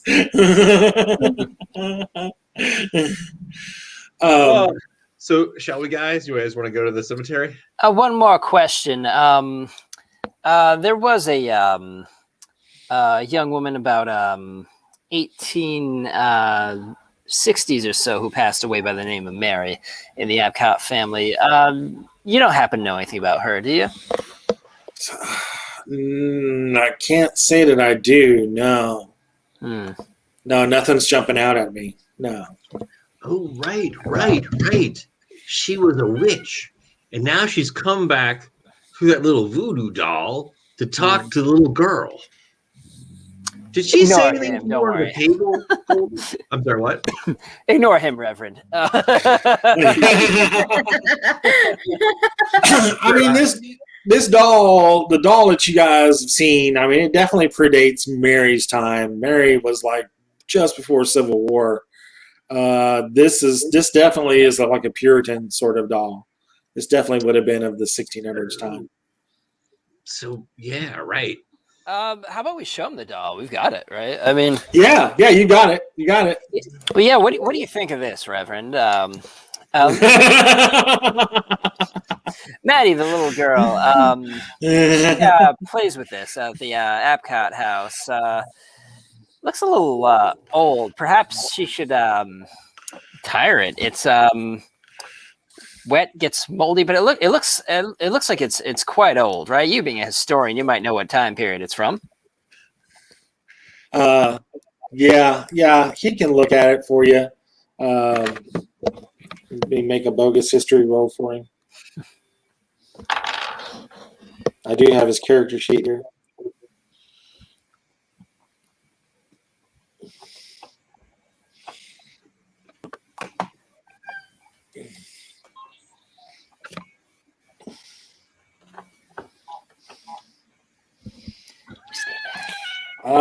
Yeah, it's definitely of the colonial time. Yeah, late Puritans, early colonial time. Definitely makes sense. All right. Odd that they'd have something so old just hanging around for a child to play with. Because you think this thing would have like disintegrated over time by now. Yeah, it's in remarkably good shape.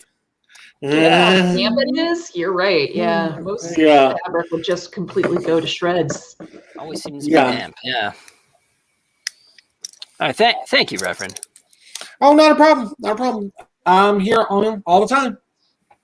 If I'm not here, I'm out and about in town. Just ask about.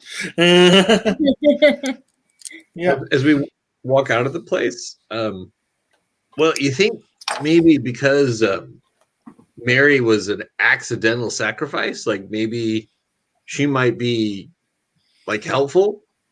I mean, she might be pissed off that her fiance died as well. But I wonder if she's preserved by the water god. I mean, she's really soggy.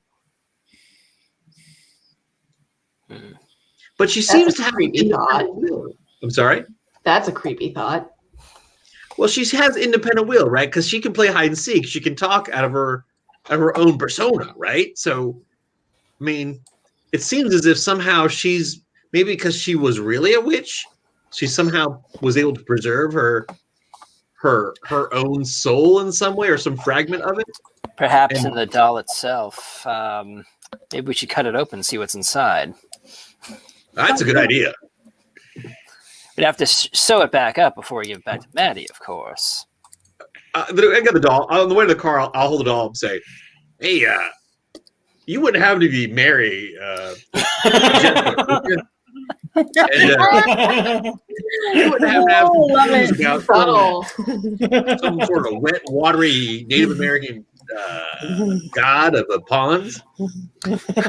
I'm gonna look over my shoulder and make sure the Reverend isn't watching all this. Nobody's watching it. Be like, what are these weirdos up to now? Angela, any reaction to the I was doll, going like, to church. water I or mean, anything? really, there's nothing. Why were you worried? It just kind of flops over as you said it on the hood of the car. I don't know what you want from the doll, but it flops over. If you can hear me and you can help us, or if like your body's buried somewhere and you need it freed, it's stuck in a well, or I don't know, some sort of thing. Something like that, like you do. Anything you'd help us with, Mary, would be really, really, really appreciated. I just say that. Just flops on the car. There's it's like the damp spot where on the hood of the car. It's getting Betty a little rusty. I don't know. You might want to get this off, get this off, baby. It's it's gonna cut a little bit. Maybe the water god, because he or she or it marks the passage of time by the breaths of newborn babes. Maybe the doll has to be held by a newborn, like the little girl, the 8-year-old. Maybe that's what makes it tick. Good point. Good thing I stayed at Holiday Inn last night. I know everything. It makes as much sense as anything else around here has so far. Yeah. Anyone have any sewing skills by any chance? I'm wondering if we. Angela's really wanting to do a autopsy on a doll. We're serious though, huh? Just a thought. Perhaps no sewing, but I have an 85 in darning. So you can darn it. I don't think that's the kind of darning you need. Right. I'm really good with stocks. How about perhaps if we do cut it open, look inside, maybe we could drop by Enid's place, ask her to sew it up for us. Old lady like her might have the skills necessary to sew it back up. Yeah. I'm gonna need Goldie and Father Michael to make a intelligence check, I guess, for one of a better word. For one of a better word. Yikes! I rolled a 96. Kid, what do you know about kids? So my int is 70 and I rolled a 58. So that's a regular success. I mean, you know how much Maddie loves this doll. And Angela's talking about cutting it up. Does this really sound like a good idea? No.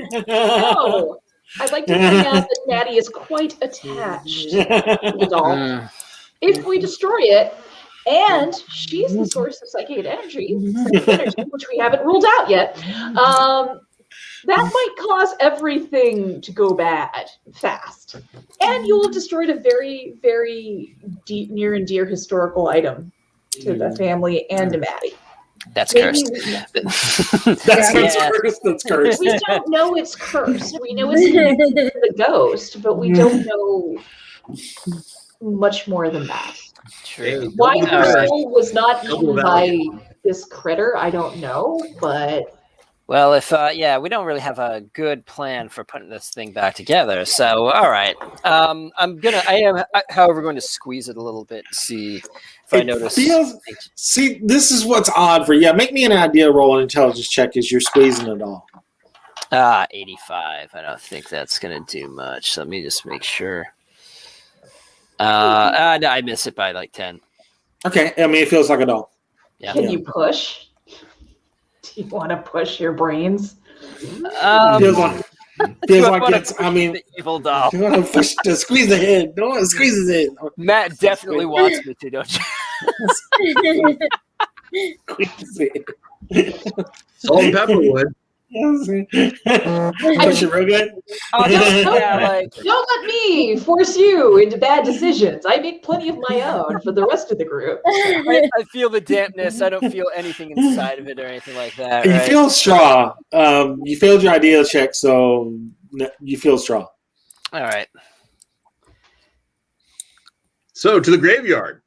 To the graveyard. To the graveyard. Right. I'm sorry, was there more, Angela?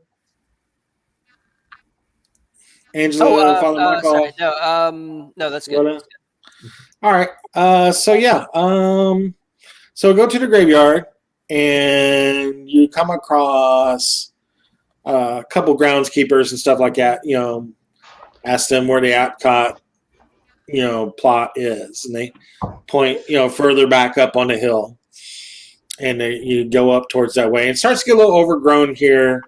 Past the recently deceased, but you are able to find a headstone, not only a headstone, but an odd sort of structure at the headstone. I love how these have popped up here recently, so I'm going to use it, even though it's probably incorrect use of it. Whoa. Yeah, all right. Yeah. That's looking interesting. Some sort of rudimentary Faraday cage. But for a dead person, yeah. These look like precautions to me. It does look like precautions. It does look like precautions. Yeah, they were afraid a bear might lift the tombs, the solid marble lid off the top. Yeah, and on the marble lid is read his name. Ezekiel Apcott. Yeah. I'll take my crowbar and I poke the earth around underneath. Does metal go deep into the earth, like on the bottom too? That's always good. Ezekiel says that Ezekiel Apcott, loving father and husband. Sorry, couldn't quite get that down. July 12th, 1673. Died April 30th, 1729. So you poking around like what inside the wrought iron cage there? Yeah, I poke into the earth like a 45 or 60-degree angle, and just to see how deep the metal goes into the earth. Like, does it go all the way around? I'm just trying to see if I'll poke. It goes pretty deep. And how big is this? Is it like the smaller, like 18-inch crowbars, or is it a big crowbar? Well, it's not a crowbar. I say it's the jack from the car. So so like a tire iron. So like about 18 exactly. inches. Yeah, about 18 inches long. Maybe 2 feet. It definitely gets at least as deep as that tire iron. Yeah. Apparently subterranean bears. Yeah. It looks like the sort of thing that perhaps would have been put in place if they expected him to come back, like that Corbett fellow. Buried in his basement and came to life and investigated. Yeah. There's a lot of allusions to this. Quite specific, but yes. Damn witches. So, is there anyone do I see anyone who's like a groundskeeper or an office for maybe like the mortuary? Yeah, there was a couple groundskeepers you passed by. Okay. They pointed the place out to you, yeah. I'll because we're looking for Ezekiel's grave. Is this it? Yeah, that's it. It says on top of the stone. So this is okay. Yeah. It's caged up. Okay. Any sign of recent disturbance at all? Like, when was the fishing trip? How long ago was that? Yeah. About 3 years back. Okay. Anything like? Does it look like it hasn't been touched in decades, or? Yeah. I mean, it's actually much more overgrown than this. Like the grass is high here and everything. Gotcha. Yeah. So that's a little. Yeah. Ezekiel Apcott, loving father and husband, born July 12th, 1673, died April 30th, 1729.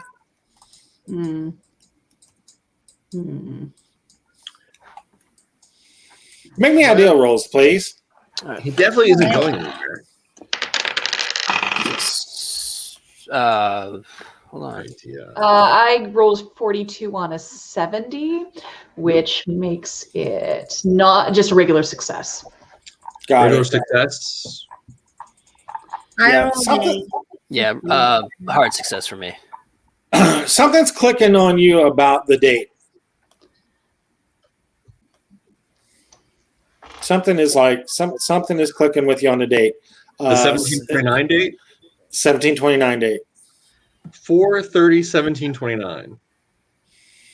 Today's date is April 16th, 1929. I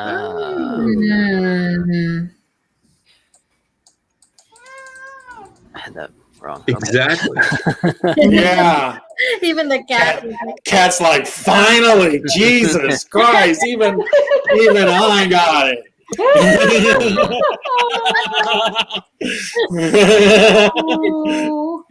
It's only been throwing his date at you for 2 weeks now. Okay.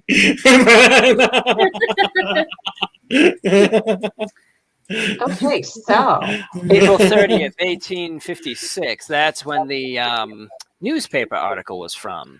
Exactly. Yeah. All happening around April. Yeah. I mean, no, at least on the family tree, no significant dates at 1829. So if it's every 100 years, then we're skipping maybe it's every 200 years. Do we? This would be Whenever there's a 200 child years. around. This would be 200 years. Yeah, could be.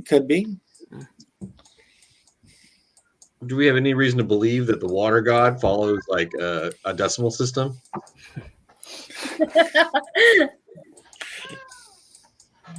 Cat's like, no. sorry, guys. I need to reboot. She is You're being fine. noisy. So this is why I usually coast on, muted. No, clearly she knows the answer. She's trying to tell us. Like, You're not paying attention to me. You don't love me anymore. I put a DM screen up to keep my cat away. I'm glad it works for you. I have not found something that works for her just yet. Claw coming over the screen. Like when I'm on my laptop, I'll be sitting next to my couch and she'll low key destroy it in front of my coworkers. It's but the game is important, and we're looking for. Yeah, Well, so we've lined up that Ezekiel was the dates of like when, like the April 18th though, 1856. It wasn't 100 years, but that April 18th date is really close to today's date, right? Yeah, it is. Mm-hmm. Yeah. She's encouraging us. Yeah. I love you, Kat. I don't care what they say. I wonder, is there anything that could be happening like 100 like tides or something like that? Or I guess it could be date. I guess it's all dates, right? So it's just got to be April 18th, April 30th, and today is what again? 16th. April 16th. You got the letter on the 14th. You came out here on the 15th. It's the 16th now. Oh, when was the disturbance with the poltergeist? Was there a date on that? The first was Recently? the 18th, and then the second one with the fire was the 30th. Mm-hmm. In 1856, that is. April 30th? Yep. So everything Okay, so- happens like in April, like Right. mid-late April. Yeah, things get heated up. Like maybe we're like working our way towards a crescendo here. Yeah, I was worried you'd say that. When was the boat accident? I wonder. And then, Oh yeah, when is the boat accident? When was the boat accident? Let me find that for you real quick. 3 years ago. 3 years ago, we know. June 4th. That was June 4th. Okay, so not April, however. Wonder Yeah. about So don't let you go anywhere near boats for a while because. Yeah. Oh, hey Angela, I know it's a long shot, but you got that mirror in your pocket. Maybe take a look at his grave and see if we see anything. Yeah. Good idea. Good idea. This can only be good. This can only be Johnny good. immediately takes 10 steps to the left. Pull it out. Unfold the handkerchief, and I look into it with my kind of crappy spot hidden, which is good. I get a regular success this time. So when you go to look into the glass at the cage and the slab there, like you see it, you only see the cage. You don't see the slab. Oh. Okay. Interesting. Anyone else? Like grass. Yeah. Maybe not seeing this. Let me check it out. I poke the slab with the jack. And if you're looking in the mirror, like he's poking the mirror, yeah, he's poking the mirror like he's basically looks like he's poking it into the ground. That's strange, folks. Yeah, I don't see this slab here at all. Anyone else? Can anyone else see anything further here? Anyone else want to take a look into the mirror? Well, you know what? Hold it out. So maybe the mirror is showing things as they really are. So maybe look around the graveyard. Maybe this is a faux thing. Maybe there's a real grave somewhere else that you can't see unless you look in the mirror. Now, when you poke the cemetery thing, when you poke the slab, like you hit the slab, Johnny. But when he sees it through the mirror, it looks like you're sticking it into the ground. Can you lend me that tire iron there real quick? I can, but this is my best tire iron, so please be careful. All right. I'm gonna try to poke it through the cage and see what it looks like. Make me a luck roll, please. Nice, you have a favorite tire iron. I'll keep that in mind. This is a good roll. 24 out of 70. Nice. I will allow you to dodge as your arm gets yanked into the cage. Oh, jeez. Damn it, I knew it. Oh, that's 14 out of, let's see what my dodge is. Half of dexterity. That'll do it. Yeah, that's excellent. That's a critical success. I pull way the hell back. Exactly. As soon as it yanks, you just like, whoa, let go of the tire iron. And you see it like in the mirror, like go down into the slab. Well, Johnny's eyes were glued to the tire iron the whole time. Yeah. You see the tire iron go into the slab. It just goes right through the slab? Like but Angela Angela sees like a gnarled up old hand reach through the slab, grab the tire iron, and pull you through. Sanity check. Yes, please. Wow. 39. I'm that's a success, definitely. Lose one. Okay. Should I make a sanity check for losing my best tire iron? Actually, you see it like vanish into the slab for a minute, and then into the slab, and then for like just like a couple seconds, and then after a while, it springs back up out of the slab, like hits the inside of the cage, and clatters back onto the top of the slab. Before that happens, I say, I'm really sorry about that tire iron. Oh no, it's still there. It's right there on top of the slab. There it is. I'll look back at it with the mirror. It's just kind of sitting on the ground. It's sitting on the ground. Yeah. Angela, could you get me my tire iron, please? Oh, not good. I don't think I can. Maybe I can knock it loose with this knife. Oh. I'll get a stick, and I'll, if I can, like, it looks like there's some trees nearby. I'll get a stick and I'll see if I can't push the iron like out of the cage. Make me a dex roll to spend a little time here fishing this out. I'm gonna watch in the mirror with one hand and keep the knife ready at the other while you. How'd you do, Johnny? Yeah, success. Yeah, go ahead, Goldie. I'm a little worried we're going to look like grave robbers. So actually turn away from this and kind of keep lookout All right. while this is going on. So I'm worried. You do that. Yeah, you're like looking around. Fortunately, it's late in the day. Nobody really would be out visiting the cemetery at this time. The few groundskeepers are probably heading on towards dinner. So you're fortunate. You're fortunate. But you have a really good idea of keeping an eye out. Father Michael, what are you doing when you're seeing all this? This is kind of freaky, right? Yeah, like I don't know what to make out of this, so I don't know if there's I can try to check my book again, my occult book, I guess. I don't really know. Yeah, no, you're absolutely right. So how'd you do in your role there, Johnny? Success. Excellent. So yeah, you manage. It takes a little time, but it's kind of like you're doing like a version of the Crane toy machine game, trying to fish out the tire iron, but you get to come back out through the slats and get your beloved tire iron. I did roll 64, by the way. Okay. For occult. I don't know if it helps. Excellent. You're like, this is all you know is like this is bad juju. This is super bad. Like everything about this place is telling you go away. Just get out. Go away. It's like you don't need to be.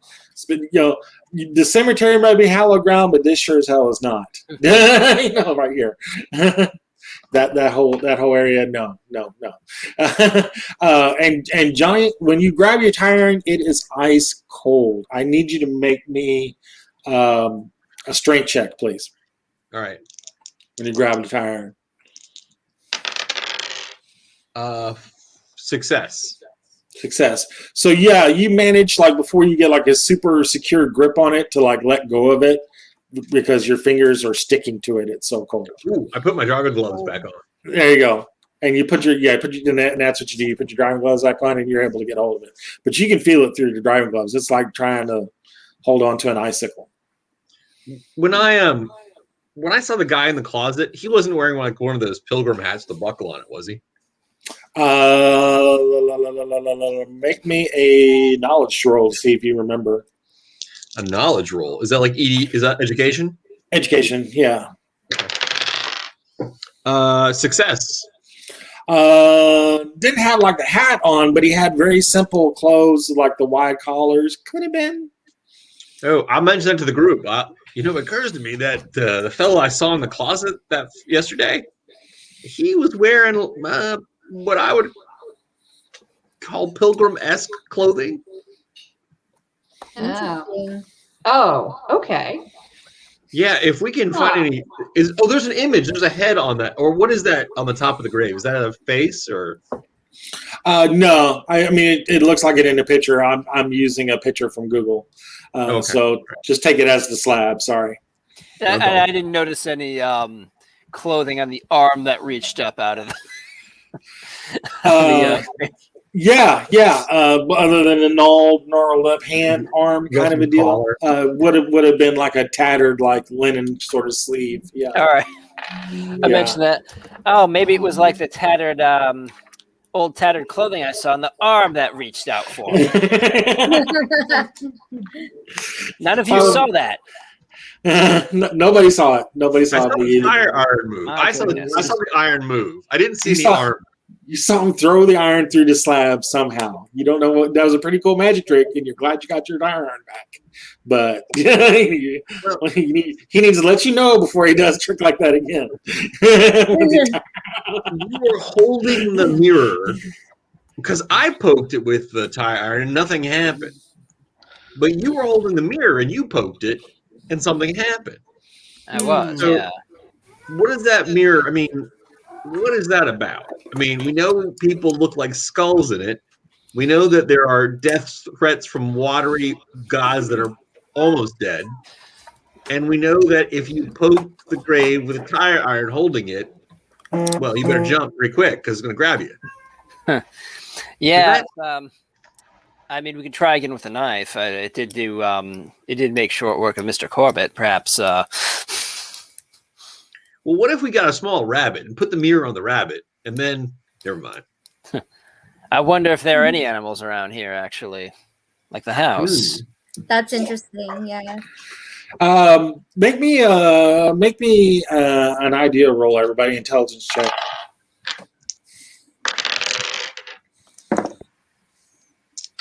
Regular success. I failed miserably. Like I rolled like. I barely made it. You're Father Michael. You're just.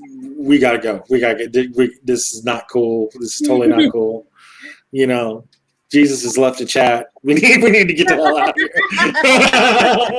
We need to get the hell out of here. You're thinking, Angela, and the rest of you made the idea roll the mirror is a piece from the house. It's maybe some sort of conduit. Oh. I mean, that's the furthest stretch you can think of. Your characters with their occult knowledge and stuff like that. Father Michael's like, we need to get out of here. God is not here. We don't need to go. If the mirror is a conduit, then the watery god is a battery, and this old Ezekiel's a spark plug. Okay. You know, crazy as that sounds, you might be onto something. Yeah, it's not actually bad. I don't know much about cars, but that sounds about all right. I think I understand what you're saying. It's crazy as hell, but it's making sense. Yeah. Can I make a fair roll to see if I can ground it? No,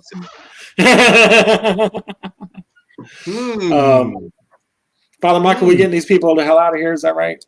Yep. Please. Yeah. we gotta go. It's getting dark. We haven't had dinner. Dinner's going to be happening soon. We need to go. At least now we know. We need to not be caught as grave robbers. I am totally down for that. And we know that Ezekiel's still in there. Yeah. Poking around the only caged cemetery you see around. So yeah, the only caged gravesite. So yeah, poking around there. That can only be good. So the cage shows up in the mirror. So maybe the cage is somehow magical or like has some sort of like. Well, Father Michael will tell you no. He knows just from his code. I'll not even make you roll. The iron's especially effective against supernatural, specifically witches and stuff like that. Oh, witches! All right. Yeah, iron works really well against them. Gotcha. Yeah, I won't even make him make his occult roll now. That's a given for him. Yeah. So yeah, let's head on back to the house. I guess it's dinner time thing. You know, calm Father Michael down. maybe Angela, a little wigged out. She lost a sanity point. None of this is okay. I mean, none of this is okay. None of this checks out, right? None of this checks out. So yeah, you get back to the house, and they're having chicken. And you know all the fixings, mashed potatoes, all that kind of good stuff. You smell like fried chicken, and it smells really, really good. Setting the table with Allison is Miss Gordon. They asked her to come and have dinner with them to talk over things with Julian on some of the studies. So she's been invited to dinner as well. Miss Gordon, a teacher. Okay. On the drive back too, I'll mention to everybody. You know, if this really is reaching a crescendo by the end of this month, if we get a film crew, we can make these kind of film crews? Hand cranks. Because the thing about it, we know in advance what's going to happen. We know when lightning's going to strike. Yeah, that's great, except for the family inside that doesn't want to be known for this, and B, probably wouldn't be cool with being on film. Well, that's an excellent point. So don't tell them anything. Spoken like somebody that's been sued for libel, Goldie. So yeah.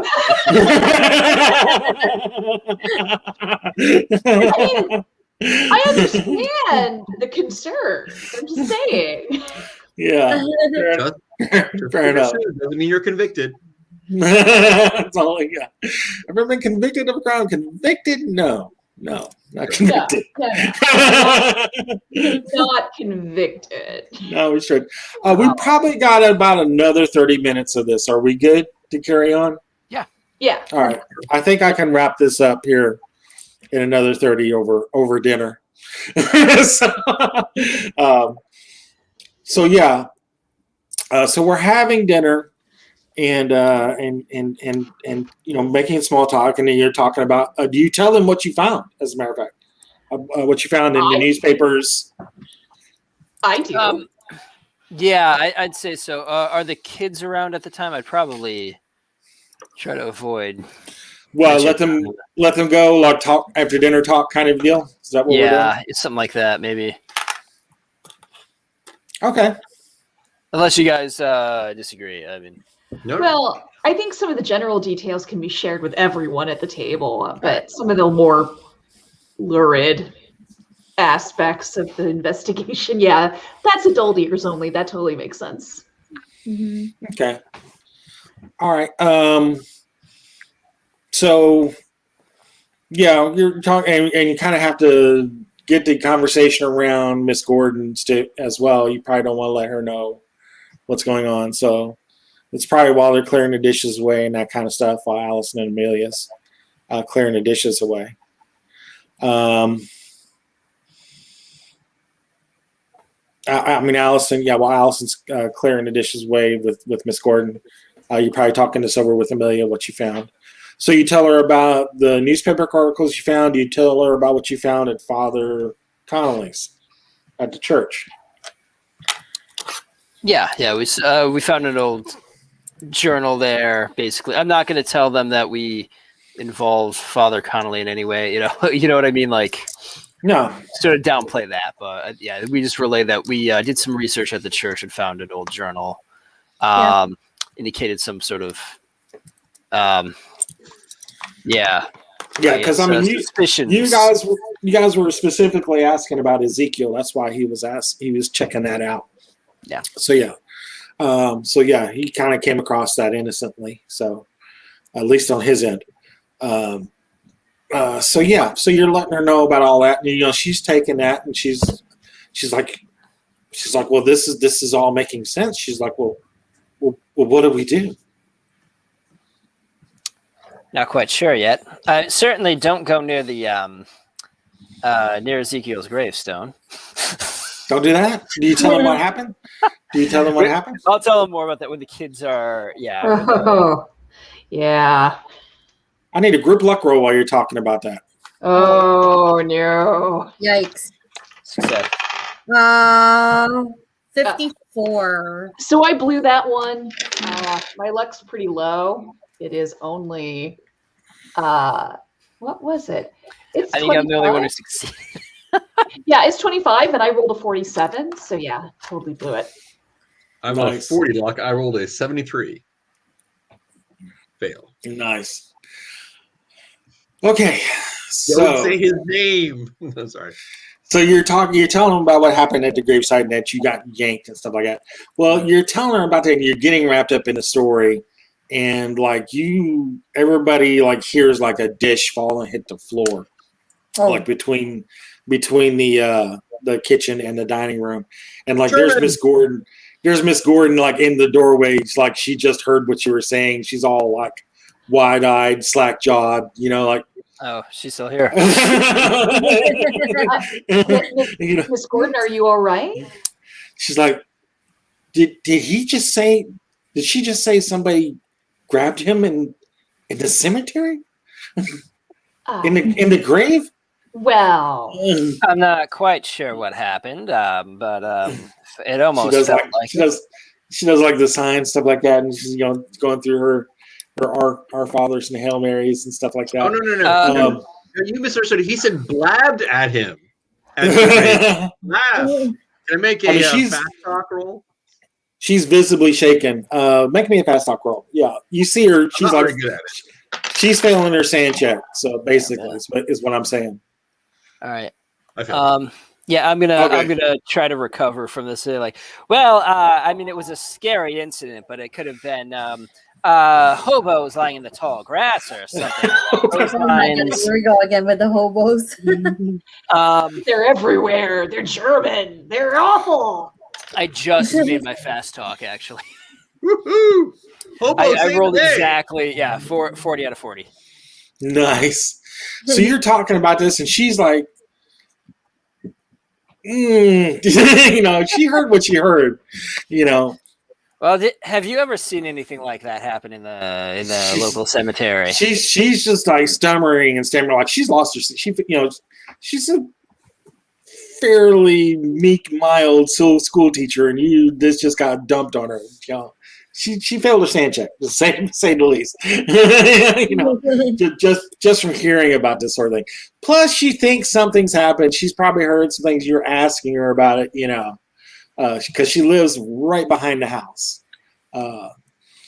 So yeah, and the whole hedge is basically a funnel right back to her house. You know? Right, yeah. Yeah. If you remember how the hedges are set up. Map looked, yeah. So yeah, she's like, and she's just stammering. She's like, I keep hearing the screams. I know I hear the screams, and she's saying that like you can see her like the cheese is sliding off the cracker. You know? On the phone, on the receiver. She's like, I hear it from this house. She goes, this house is haunted. It's damned. There's something wrong with it. And she starts like, you know, she's getting a little hysterical. I would reach out to comfort her or try to calm her down a little bit, because that's not going to be conducive to anything at all ever. So I'll reach out. Hey, you know, some strange things have been happening. Yes, but so as they're like that. Yeah, as you're getting up and you're going to go and grab her hand and stuff like that. Yeah. Like pieces of the plate that's like right under her that she dropped. Pieces start floating up in the air. All the fragments of the broken plate Germans! start floating up. start floating up in the air. Everybody make me a sand check as you notice this. Lord. Oh, not good. Not good. I made it though. Shoot, I rolled a Just 17. barely. Yeah, like hard success, basically. Hard success. Well, there's the poltergeist again. Johnny, now you did regain 1 from that nice night's sleep. Oh. You know, I will give you 1 back from that nice night's sleep, but you do lose 2 this time.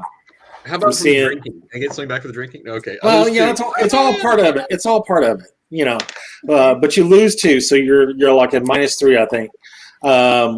I grab the wine bottle off the table and I start drinking.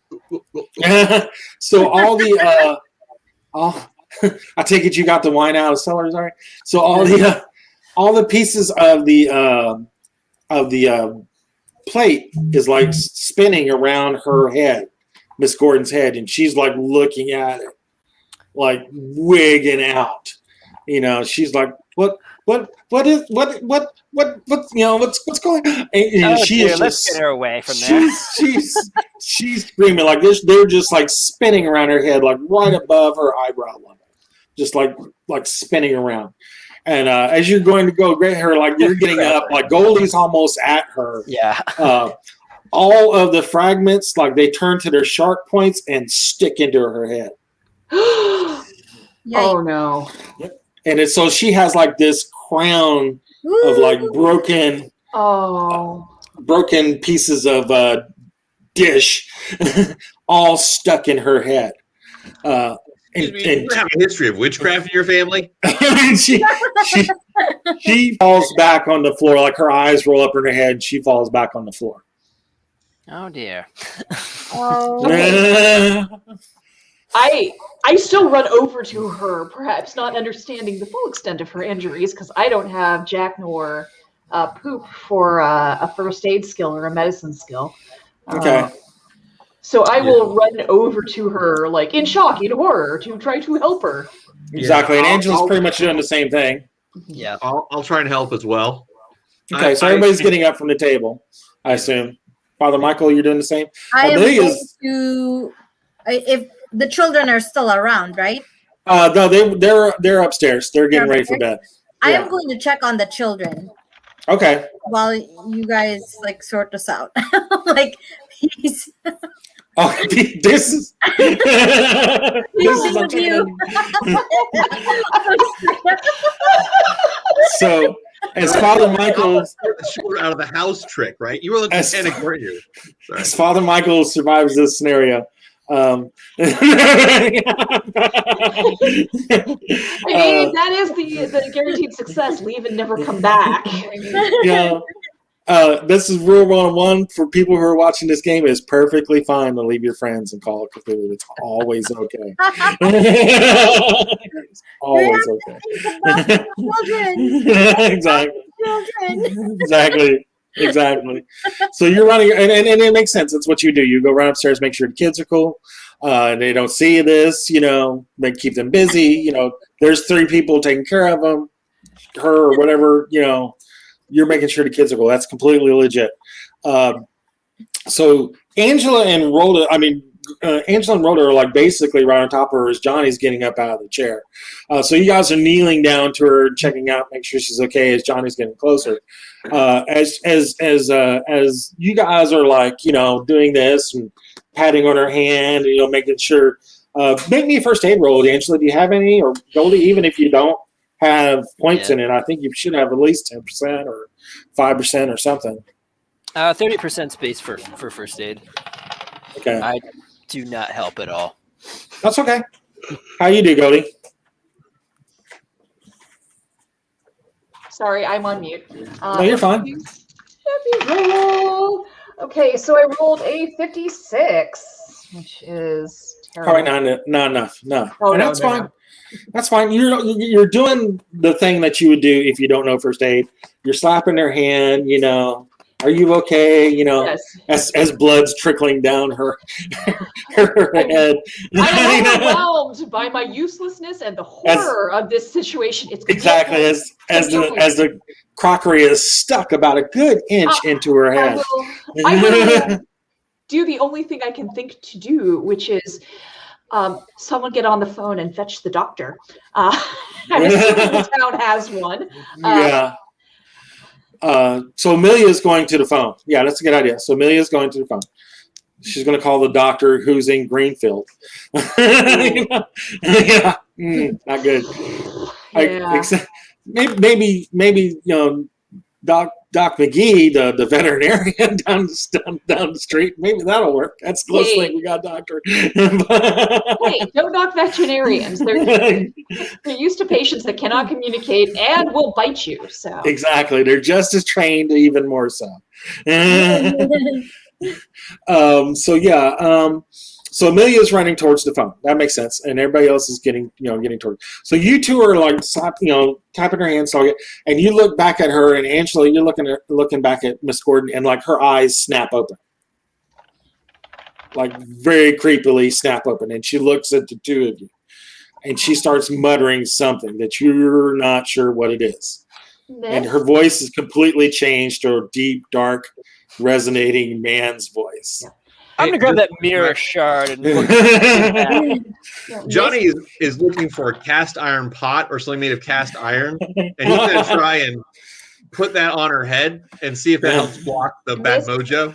That'd be back in the kitchen. That'd be back in the kitchen behind you, behind her. Let me go ahead and get the layout of this place so you guys will know. We need dex roll. We need dexes, everybody. What's actually in Angela's and Goldie's? What's your dex? 75. Ooh, you're fast. Yeah. You're and spry. Goldie, what's your dex? My dexterity is a 75. Nice. Okay, so you guys get to do one action each, and I believe Angela, you said you were reaching out and getting your getting the hanky, the mirror. the Yeah. mirror. Yeah. So you're fishing in your pocket for your handkerchief and getting the mirror out. You will see it just as we resolve whatever Goldie is doing. I actually don't know what's happening, so I would probably hold my action, just continue doing what I'm doing, which is try to comfort her and like. Okay. Are you looking in the mirror as same as Angela, or? I don't think I would actually be doing that. You'd be more concerned about what's going on with her as her eyes snapped open. Yeah, if I can, I would do Probably. mirror in one hand, dagger in the other, just in case. But So you're looking at her in the mirror, and except for the crockery in the head, you're seeing this instead of Allison, an old withered man in the reflection. Old guy with gray wispy hair, full on, Poltergeist 2, creepy Puritan guy. sanity check. Sanity check, please, Angela. 0-5. Wow, okay, I definitely. Nice. Lose one. I failed it. Oh, you didn't look, so you don't need it. You didn't need. Oh, right. Never mind. Okay. Yeah. Oh. Unfortunately for you, I need you to make me a power roll. Yeah, I'm not shocked. Okay. This is my surprise face. You might be shocked. Okay, so I did okay on my power roll. How okay? Okay, so my power is 60. I rolled a 40, and that's a regular success. I did okay. I didn't do great. You did okay. Okay. So I rolled better. We're doing degrees of success. I did a hard. So you're doing the tapping and stuff like that on her hand, and like she grabs her other hand and puts it over yours, and it's like you've been hit with a taser. Like you get like a shock. No. As soon as she grabs your hand, and like you lose all body control, like you just drop on the floor. Okay. Roll me a d10, please. Okay. Ow. Let's see. Be kind. 3. That's how many rounds you're flopping around. Okay.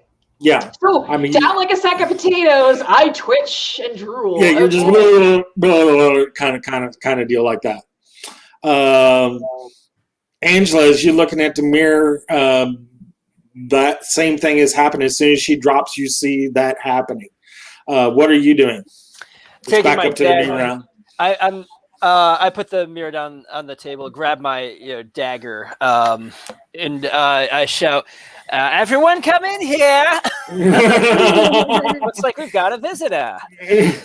Johnny, were you going to the kitchen to get a pot, iron pot? And if I see what happens to Goldie, I'll look for 2 cast iron pots that I can put on their heads and see if I can help dampen this this thing with cast iron. I mean, it's not a tinfoil hat, but it'll do. Well, this is the kind of thing Johnny would do. Johnny's like, all right, we got to ground this thing. We got to. So that's what I'm doing. In fact, I carry some. Actually, I'm actually going to put the wine bottle down and use. Make me a spot hidden as you're going on the way to the kitchen. Make me a spot hidden. All right, a spot hidden. All right. My spot is. Let's see, where is it? Where's my cursor? I need a hard spot hidden because it's a panic kind of a moment. And you make me a hard spot. Spend 3 luck and succeed. Make a hard? A regular success. I need a hard because it's kind of a panic moment. Oh, no. I fail. Sorry. So you're going in the kitchen. You're looking for a pot. Basically, you walked by the fireplace and you just didn't think to see the poker. You just walked by the fireplace. Sure. Well, yeah, sure. I mean, you just didn't see it because again, panic kind of moment. You're thinking iron pot, forgetting to check if there didn't think to see if there was a. You saw it but didn't see it. Iron poker. It didn't click in your head. So you're in the kitchen looking for iron pots. Okay. So you're reaching out and grabbing your dagger. Okay. So are you just dropping the mirror? And grabbing the dagger? I'm just gonna put the mirror on the table and pull out the dagger. Okay, so that's basically going to be your turn then. Because, I mean, if you just dropped the mirror, grabbed your dagger, it'd be different. But you're doing this and grabbing your dagger. Still. Yeah. All right, so you're doing that. Okay, so she reaches out to grab you. I need you to, well, you can't. Well, you haven't attacked. So, yeah, you can make a dodge check or fight back. Cool. I can just, hold on. Let me see which. I just have my deck. Maybe I just fight back. You do have the dagger.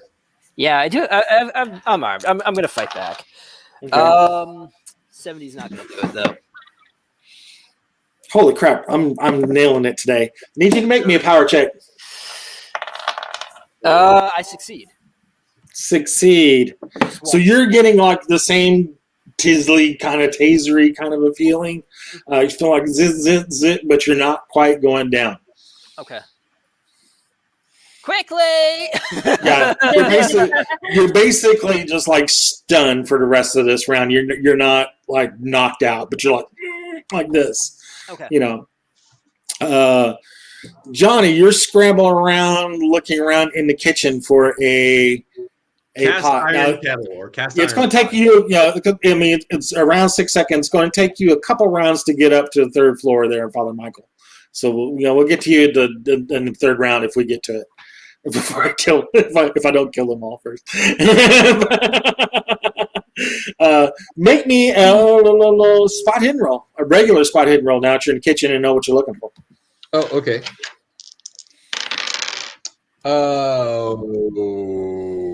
No.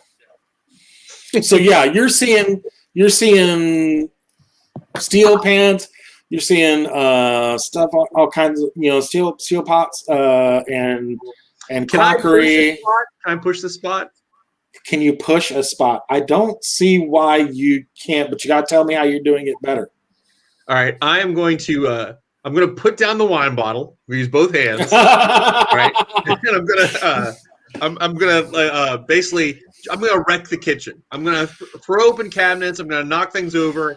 I'm gonna basically just rip that crap. If there's like a big cupboard or something, I'll just toss it on the ground so everything spills out so I can see it. Make me make me another spot. Yeah. All right. 6. That 6. is a critical success. So you're looking around and you're like, damn it, there's got to be something in here that's iron. And you're looking around and you're seeing sticking up out of the water in the sink, where they're putting the dishes away, because it's the north and they don't know better. The iron skillet. All right. I'll grab the iron skillet. Just the one, huh? All right. It's the one first one that you see. It's an iron skillet. All right. Big heavy. It's what they would have fried. What they would have fried this chicken with. As far as like iron pots, I mean, you're not really seeing anything like that. Oh, really? No cast iron kettles? I mean, usually like daughters of the American Revolution in my family, like they're everywhere. But all right. So there's nothing. I'm gonna go with they went with copper. They were a little upper. All right. Able to go copper. I will put a hand on my head. If I see anything else made of cast iron, I don't. Do I? I'm gonna go with no. That's the first thing that you see. That's like iron. You're looking at. Head back with what I found in the dining room. Yeah. Okay. I mean, if anything, you got an effective ass weapon. So I mean, it's an iron skillet. Ask my grandma. It works. She was deadly at 30 feet with an iron skillet. Depending on how drunk Grandpa was. But anyway, that's another story for another time.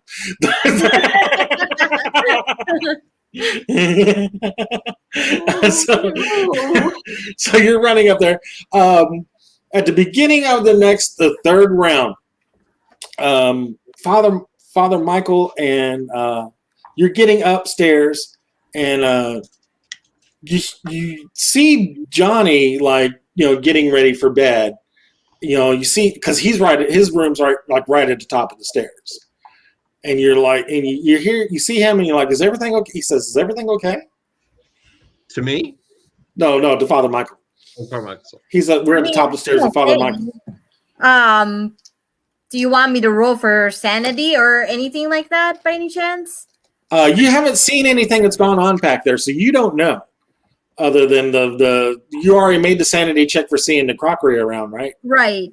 Can I just keep going and looking for what?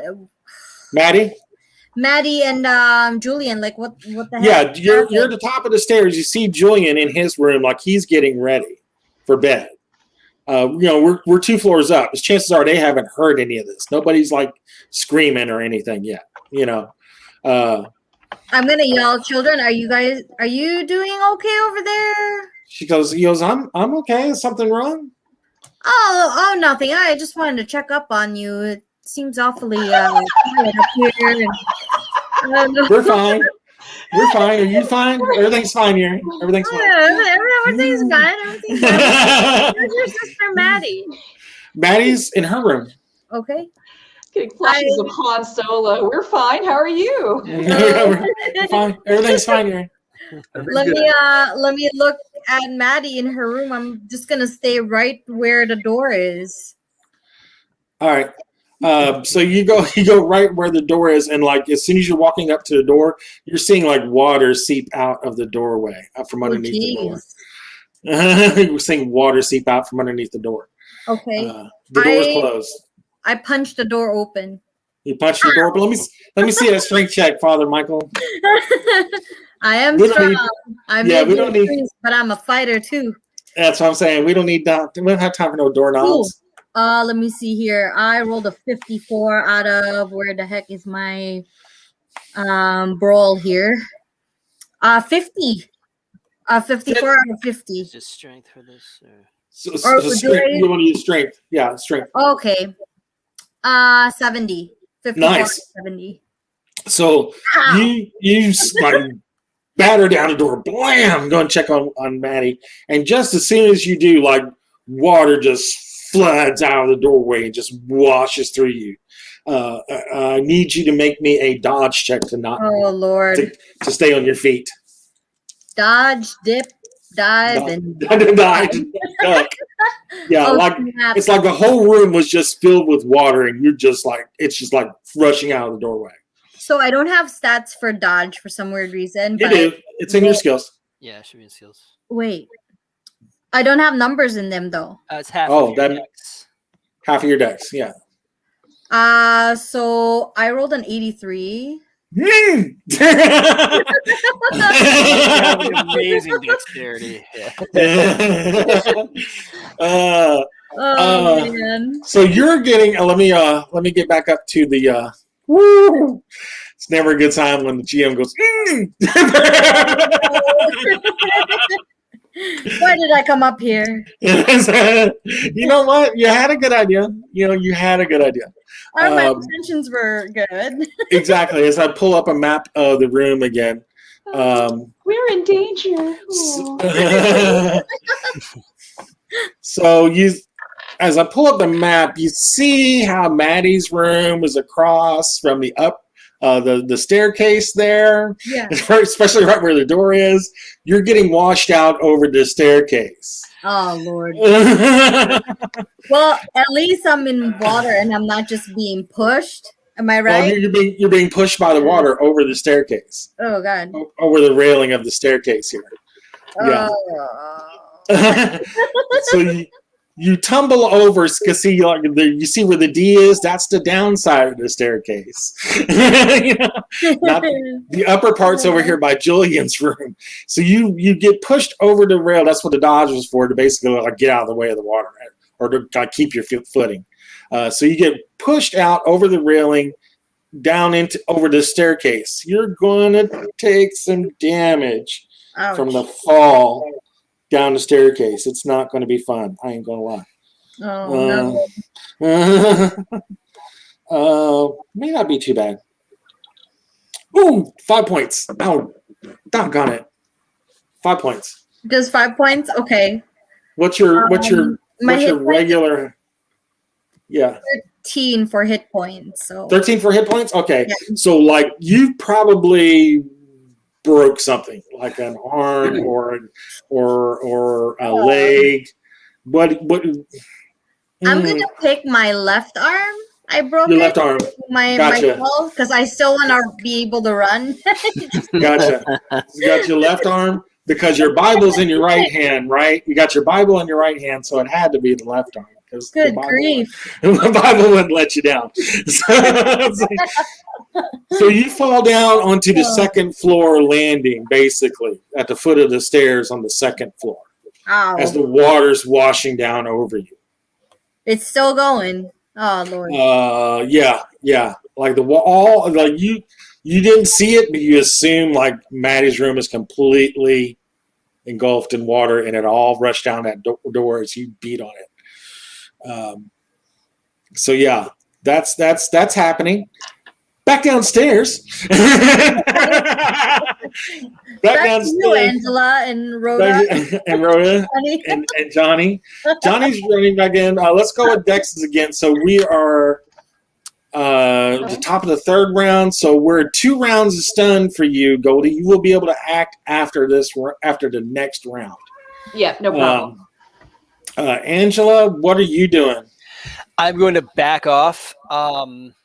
Try to go back towards one of the exits. Maybe get like a piece of furniture between me and this thing. If I can like knock a chair out of the way and have it come to me. Look at you, you're saying thing already. Yeah, just trying to strategize a bit. Then when Goldie wakes up, he's not going to be like right on top of her, so she can have some room to breathe. Or so flank him. Yeah. So back on the first floor, she is pulling herself up. She is Amelia, Ezekiel, what have you, is or Allison Ezekiel is pulling herself back up off the floor. Why is this not showing? Wait, was it Allison? I thought it was Allison. Amelia went to the phone. Amelia. Okay, all right. Oh, I'm sorry, Miss Gordon. Gordon. Gordon. I'm sorry. Tilia, right? Yeah. Talia Gordon. Okay. Yeah. Tilapia. Something. Exactly. All right. So yeah, she's getting up and like running out towards the front door. All right. Okay.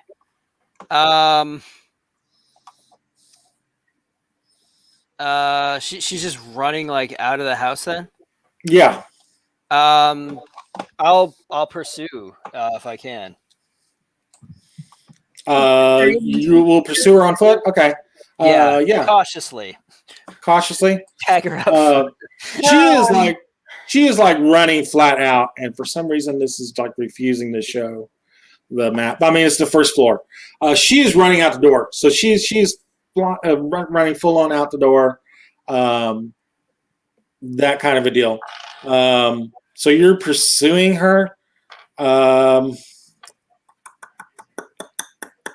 Yeah, she's running out towards the front door and going towards baby. Uh-oh.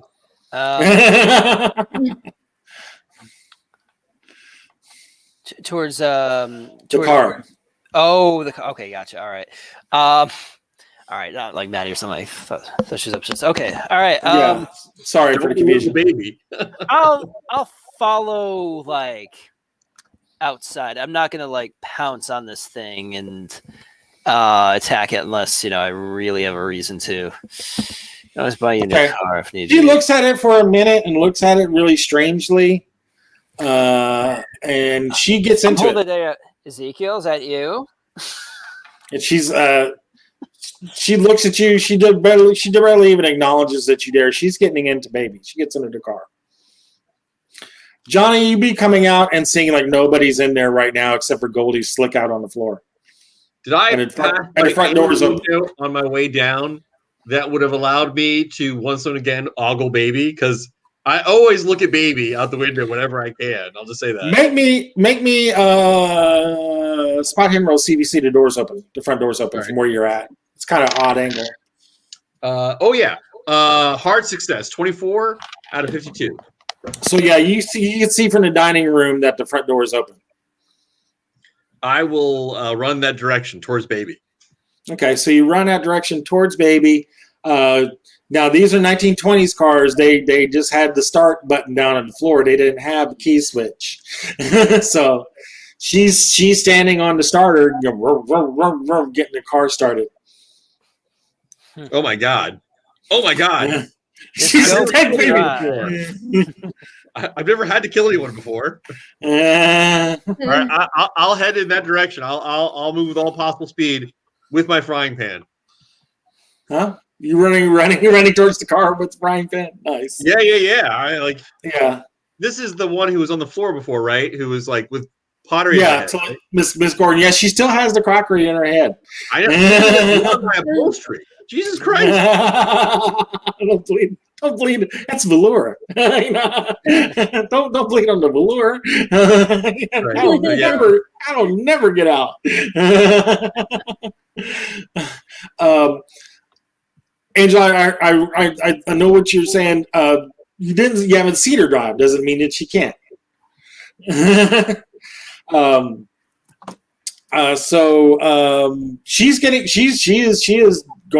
She is like trying to find the gear to get out of here. What are you doing, Angela? You're closest.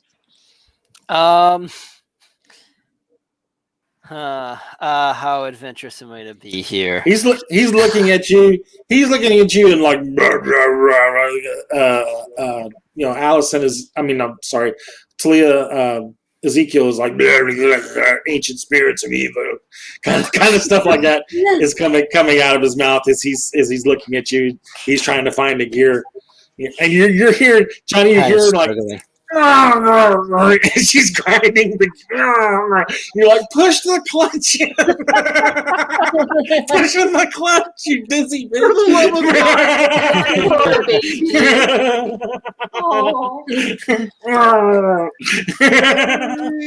I'm coming. All right, Jonathan's coming. I'm going to I'll run up and hop on the hood of the car and try to stab him. There's like the running board. Yeah. You want to jump on the running board? Yeah, I could do that, I guess. Yeah. All right, let's not do full TJ Hooker jump on the hood of the car. All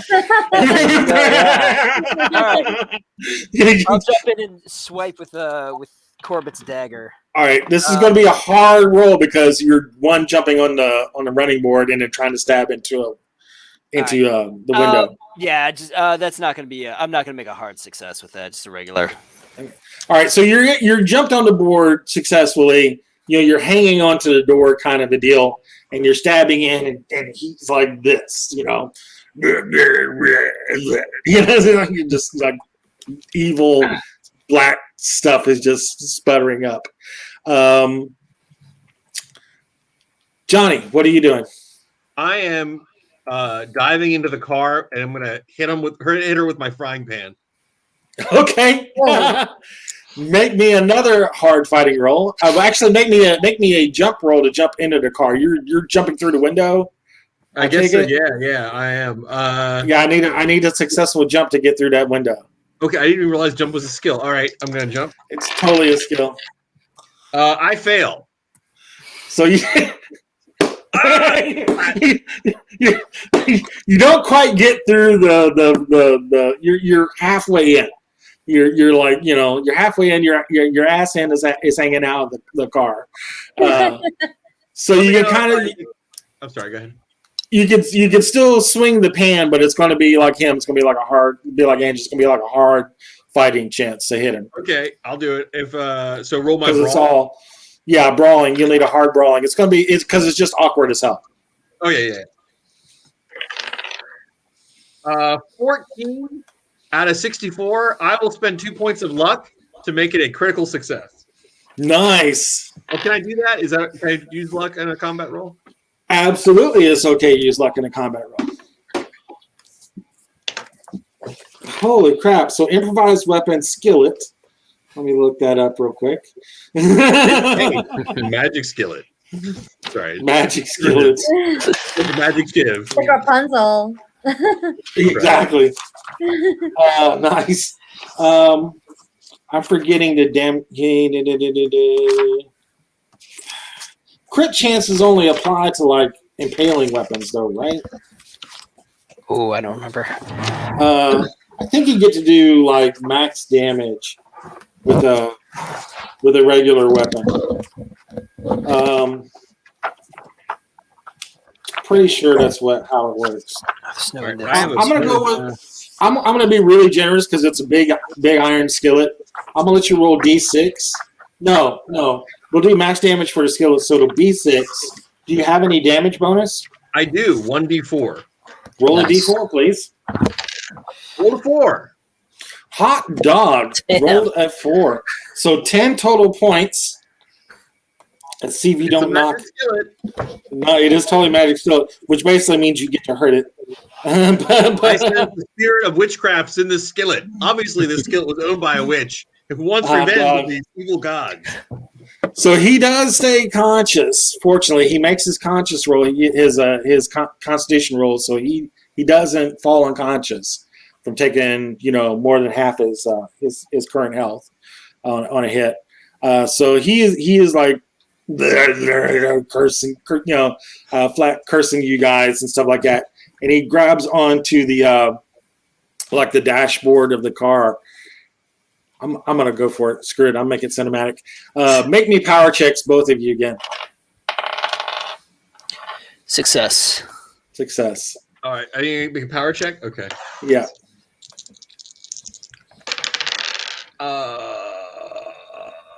Can you use luck on a power check? I'm so close. Yes, you can. All right. I will spend the luck. 4 points. Okay. And I'll make success. All right. So you guys are both like he's done that thing again, but he's doing it through the metal of the car, the zap, like the taser zap. But he's zapped me through my own baby. Baby, exactly. He's grabbed the dash of the car, which would have been metal back then. Baby, huh? Take a power check for baby. I'm gonna possess baby. That's gonna be like Christine. Poor baby. As he goes into gear and starts driving off down the road with you two on the sides of the car. Wow. No. All right. Damn. You both are like you basically all you can do is like hang on to the side of the car for like that one round. As that's going on, we're through that last round. So, Goldie, you're waking up as water's like splashing around you on the floor about an inch deep. You're waking up. There's water all around you in this room, and you're hearing Father Michael's like actually cuss on the second floor as he's broken his arm. God bless it. God bless it. I'm not okay. I need like some first aid, medic. Okay, I run to Father Michael upstairs because so bad things are happening.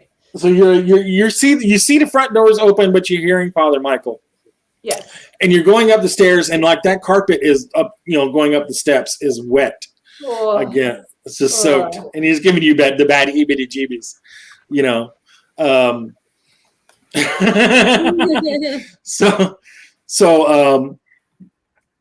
you get up to the second floor landing where Father Michael is, going up towards the third. What are we doing? You two. Can you help me? I think I broke my arm. Maybe some first aid or something.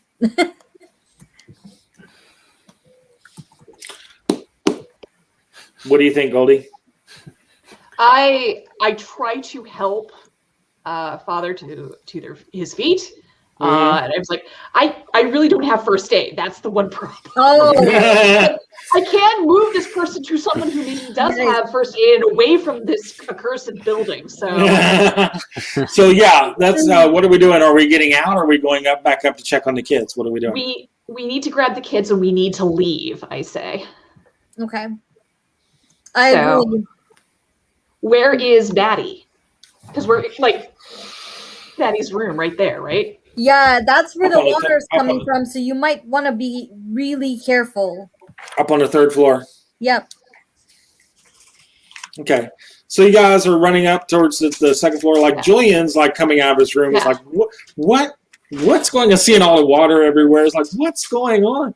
There's been some sort of accident. You should probably get out of the house where it's safe. And he's going down the stairs as carefully as he can because again, water's all over the carpet on the steps. So he's trying to get down the steps. He's like, "Go get Maddie," kind of deal. So you guys go into the room where Maddie is, right? Yep.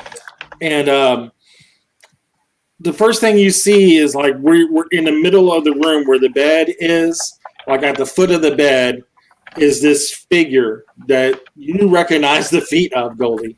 It's like the blue girl, the water girl. But she's like almost completely liquid. Like you can almost see through her. She's like a bubble of water. And inside that bubble of water is Maddie. Oh, so she is like within. She is like within the figure of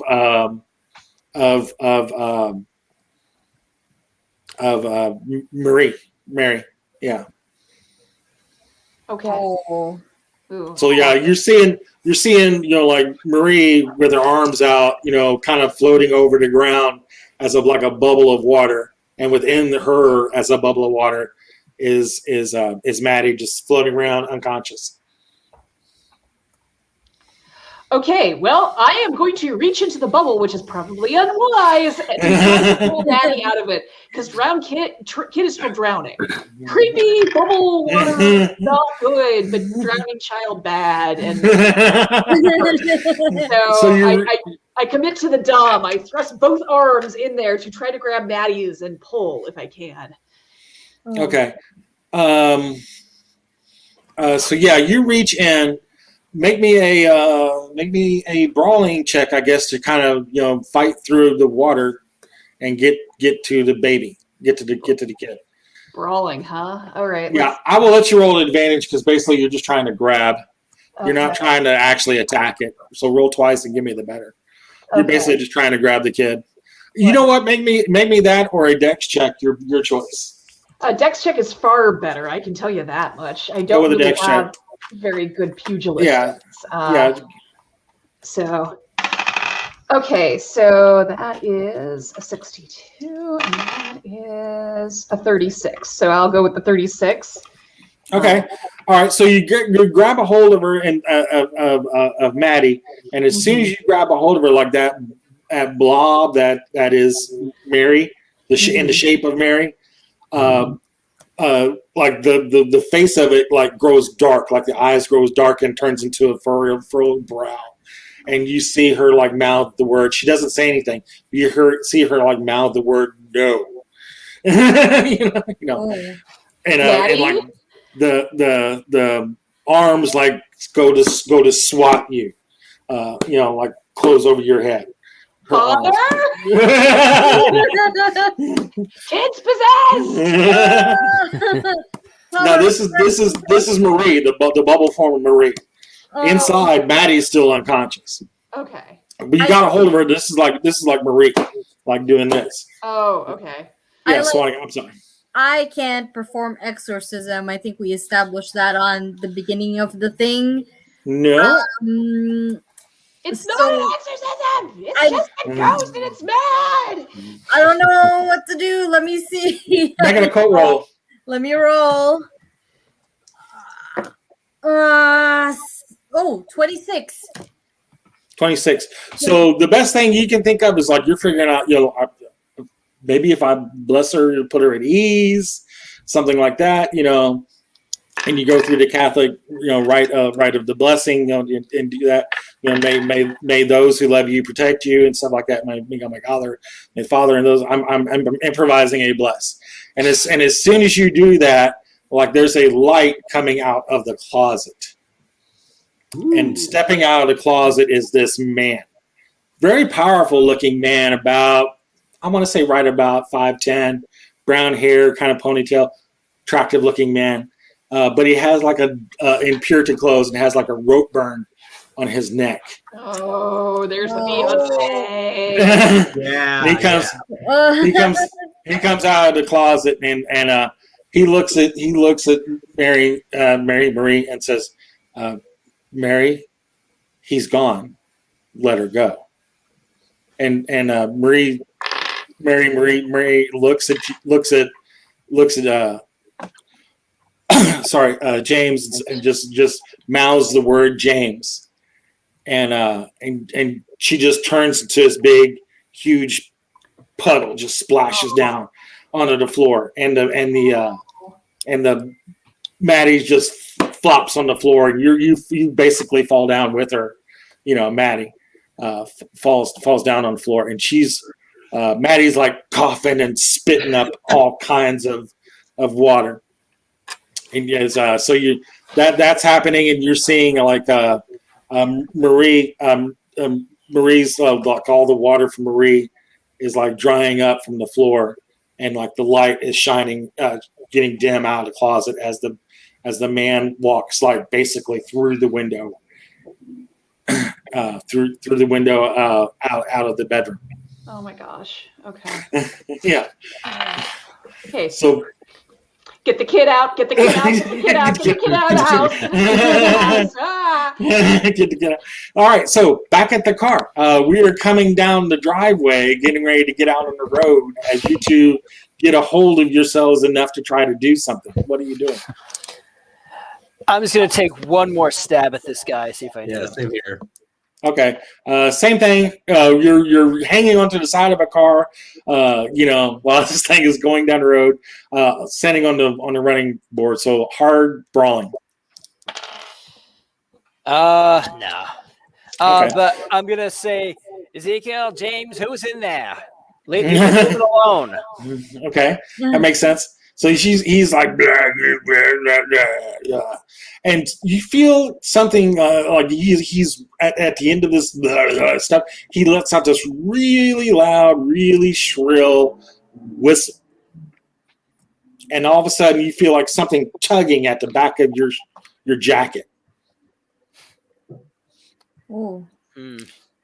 Something's like pulling at the back of your jacket. I need you to make me you're already attacking. So yeah, you really can't dodge this. All right. You've already attacked. I'm sorry. You're getting yanked off the car by something. All right. And you're not sure exactly what it is because you're focused on that. Yep. You're hearing like this like wing thing kind of flapping around you behind you. Oh boy. Do you look behind you? Sure. Yeah.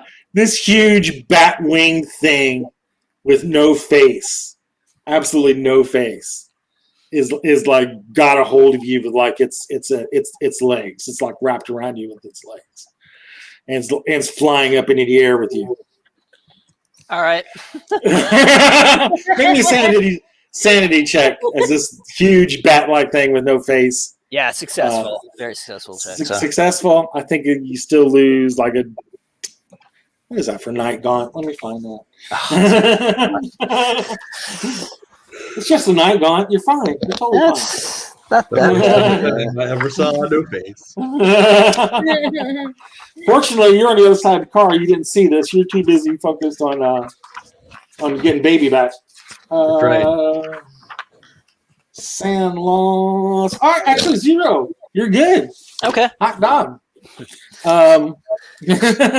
You've seen one faceless winged creature. You've seen them all. Gotcha.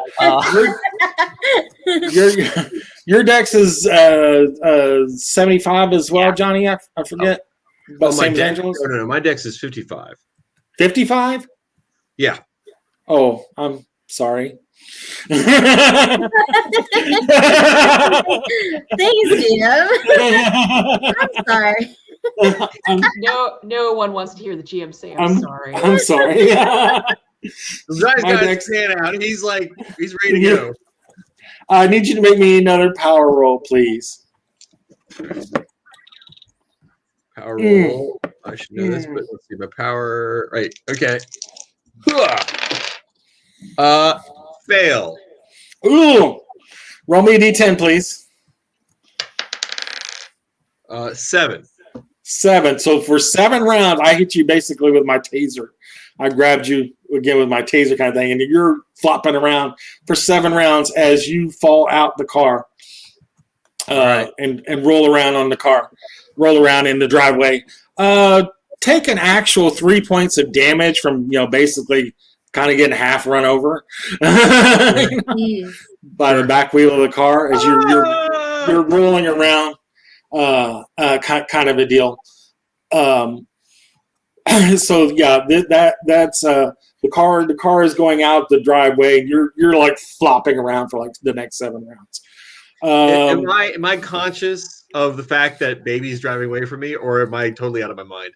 You're totally conscious. You basically been hit by a taser. You're aware of what's going on. You just can't move. Oh, that's really sucks. Oh.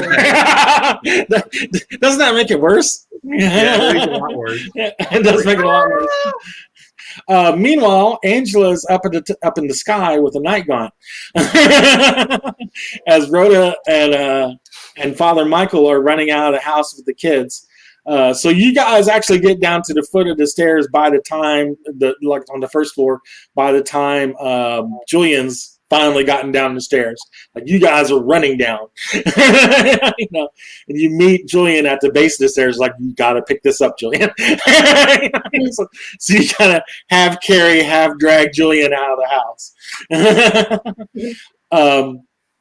So you're out and about and seeing this.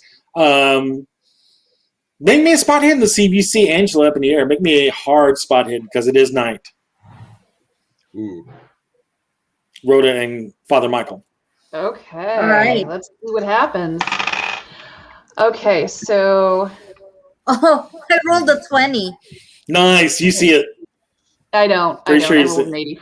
I rolled an So 84. Oh no. So you don't see it, but you see Father Michael just stop and point and look up, and you can follow his arm. You're seeing no. Angela about 20 feet up in the air and rising with this huge bat wing thing floating up, about, I want to say about 50 yards away from you. Holy shit. Is there anything I can throw at this thing to try to see if I can startle it to drop my friend who's being abducted? It'd be a hell of a throw. You don't have a gun? You've got a gun. I don't think I do. Do I have a gun? You do. It may not be in the weapons chart, but I'm pretty sure it's on your sheet. I think you got like a 32 or 38. Okay. The sheet's really bad about its weapons. Okay. So in that case, then I will pull gun and draw fire on this stupid thing. Yeah. Make me your firearms roll. Don't miss. All right. Okay. So firearms. Okay. Actually, I don't have a bad handgun. I did not miss. I actually did pretty well. That is excellent. That's actually a hard success. Which is good. That's what I needed. At this distance, I would have needed a hard from you. Yeah. My hard, the threshold is 27. I rolled a 26. So. Nice. Right. So you made your shot. I think a 32 is a decent. Double check on the sheet. It should be like under the equipment part of the sheet. Okay. I think it's 36 or 38. Yeah, it's not part of my weapons table, but I can certainly scroll down and see what I've got. I'm sorry, I should have put that on the sheet myself. It is a 38 revolver. Sweet. And Say 1d8. It's D10. Is it D8? Looks like I'll take D10. Oh yeah. It is D10. Yeah. Okay, great. So roll me D10. Sorry, 32 See what I get. I rolled a 7. Nice. So this thing jerks as you shoot it. You actually hurt it. You're like, oh my God. I don't know what this thing is, but I just shot it. I mean, yeah, pretty much, but it's hurting my friends, so I can ask questions about what it is later when it's Yeah.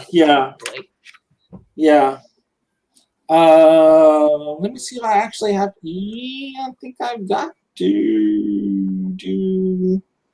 No, I don't. All right. I was getting ready to see if I need to do a con check, but I don't, because one, it's not quite half my health, and two, I'm an alien, so I don't care.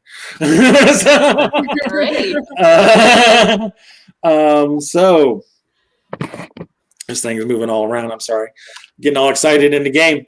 Father Michael, what are you doing? I'm just going to I don't know. I don't even know if I have time to flip through my occult book at this time. No, I mean, no. You got the kids. Are you basically just trying to get the kids somewhere safe, or? Let me look at my stuff real quick here. I think I'm just going to. I don't think you've got a gun or anything like Can that. I? No, I don't. I don't have any weapons at all. I just got these weapons. You know what I mean? Yeah. Well, I mean, you could pitch a rock. You could pitch a rock in the from the driveway. I mean, it'd be a hell of a throw, but you could do it. I mean, I can like roll for natural world and see if there's anything around me that can like help shield the kids from what this is. What do you think about that? I mean, that might work. I mean, it's kind of iffy. I don't know. The only real shelter you know of is the house, and you just ran out of that because you don't know whether it's still possessed or not. I mean, the only thing I think of is like you see rocks around, like around the fountain and stuff like that. You can chuck a rock at the thing. Sure. All right. I just don't want to make it angry and make a strength roll. That is 21 for myself. That's at least a hard, right, for your strength? Yep. Mm-hmm. Good. Yeah, roll me a D4 plus your strength bonus if you have any, your damage bonus if you have any. My damage bonus is 1d4. So 2d4? Yep. Okay. That is a 6. 6. You're braining this thing. All right. So this thing goes right up the side of its head, and it's like stuttering. It's not going any higher, which is good because he's already 20 feet off the ground. he's kind of doing this kind of a thing. Angela, we're back at the top of the round. What are you doing? You got this thing. You're seeing it getting shot at and knocked by rockets, dazed. What are you doing? I'm pretty pissed, and Angela's pretty adventurous. I think probably 20 feet is the limit that she would want to fall. So can I try to wriggle free? Maybe just like stab at the thing to try to like get it to release its grip or something like that. You still got the dagger in your hand. You can stab at it. It'll be hard because you're kind of pinned. Or it's your choice. You can make a hard brawling roll to stab it, or you can make an opposed strength roll to try to get out of its grip. Can I use a dex to wriggle free at all, or is that possible? No, basically it's got you. It's got you wrapped around your legs. You're trying to by its legs. You're trying to pull free of its legs. All right. I'm gonna push back. Yeah, try to. I'll use strength and say, "Get off me, you horrible creature." Okay. No, that's not gonna do it. 72 out of 45. We both fail, so it's kind of a deadlock. All right. So you're getting a little bit of purchase, but not enough. It's slackening up some. Johnny's rolling around on the ground trying to remember what air tasted like. Goldie. And we in rough shape. Goldie, what's your dex? My dex is 75. And my Father Michael, 70, what's your dex? My dex is, I think, 65. That's why I thought I called it right. Yeah, Goldie, it is your turn. What are you doing? Okay, so what is the status? Okay, alien up in the air, or whatever it is. The scary thing up in the air. Friend is where? In its legs, trying to pull out. Okay, still has friend. Okay. Yeah. I'm going to shoot it again, or at least try to. There you go. Don't miss. All right. Don't miss. Or miss. Put the wiggity wheel on the dice. Okay, it was a 28 this time, which is not nice. A regular success, not a critical, a hard success, but a regular. It's going to need to be hard. You need to spend a luck for it if you're going to hit. Sure, I'll spend the points to make a 28 turn into a 26. Or really, I'll only need one to get it to 27. There you go. That's all you need. Yeah. Okay, so I spend the luck point to get it there. Excellent. Roll me D10. Okay. Okay, this time I rolled a 4. Not so impressive. That's okay, because you guys have been taking it apart piece by piece. It falls to the ground in a crash. Make me a luck roll to see who lands first, Angela, you or the thing.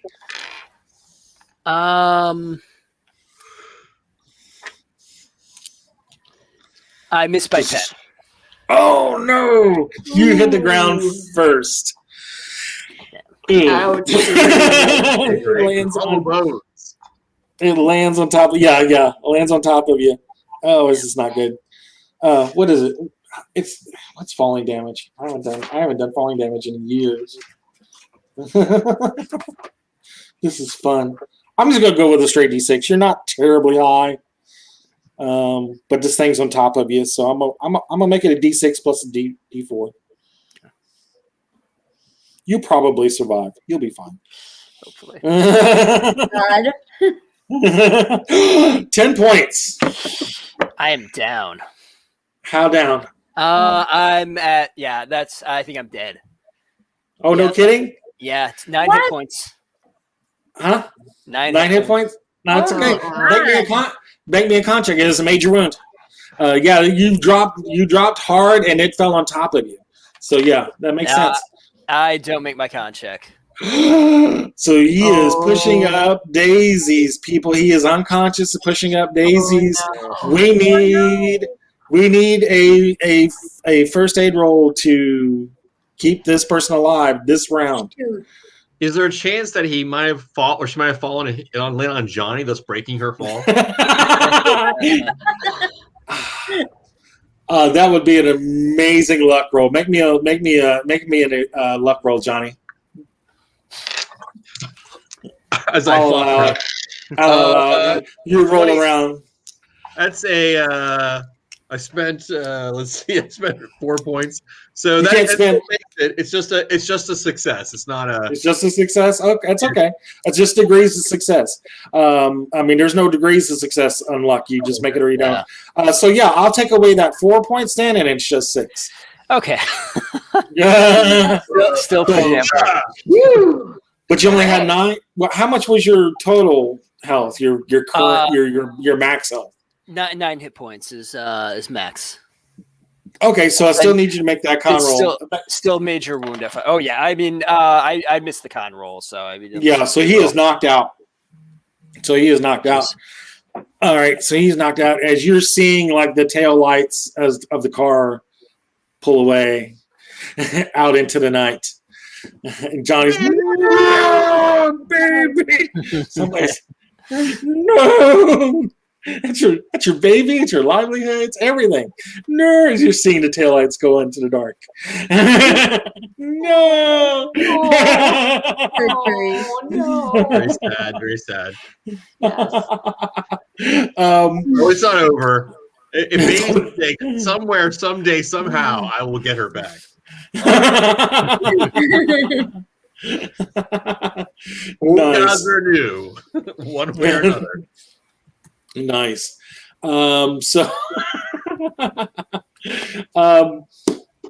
Epilogue. You guys get Angela back into the house and stuff like that, or we'll say the doctor came and got him together. Do you go back into the house? Is what I really need to know. That's a good question. I'm not sure I wanna. I'm flopping on the ground. Am I post flop now? You're post flop. All right. Oh. Yeah, I think we have much of anywhere else to go. Yeah, we don't have any place to go because there's no baby anymore. Get you a new car. Are there any? Did I see any automobiles nearby? There's the Model A in the garage. Oh, dude, I'm giving chase. I'm like, I gotta get it, baby. There's a Model A in the garage. Come on, let's go. And I run to the garage. Maybe a mechanical repair to get this thing up and going. Oh, that's music to Johnny's ears. Oh, yeah, that is a critical success. Way under my threshold for critical success. 75. I'm like, Craig. You're pulling this thing into gear, backing it up out of the garage. Angela and Rhoda and Father Michael's looking at you like, really?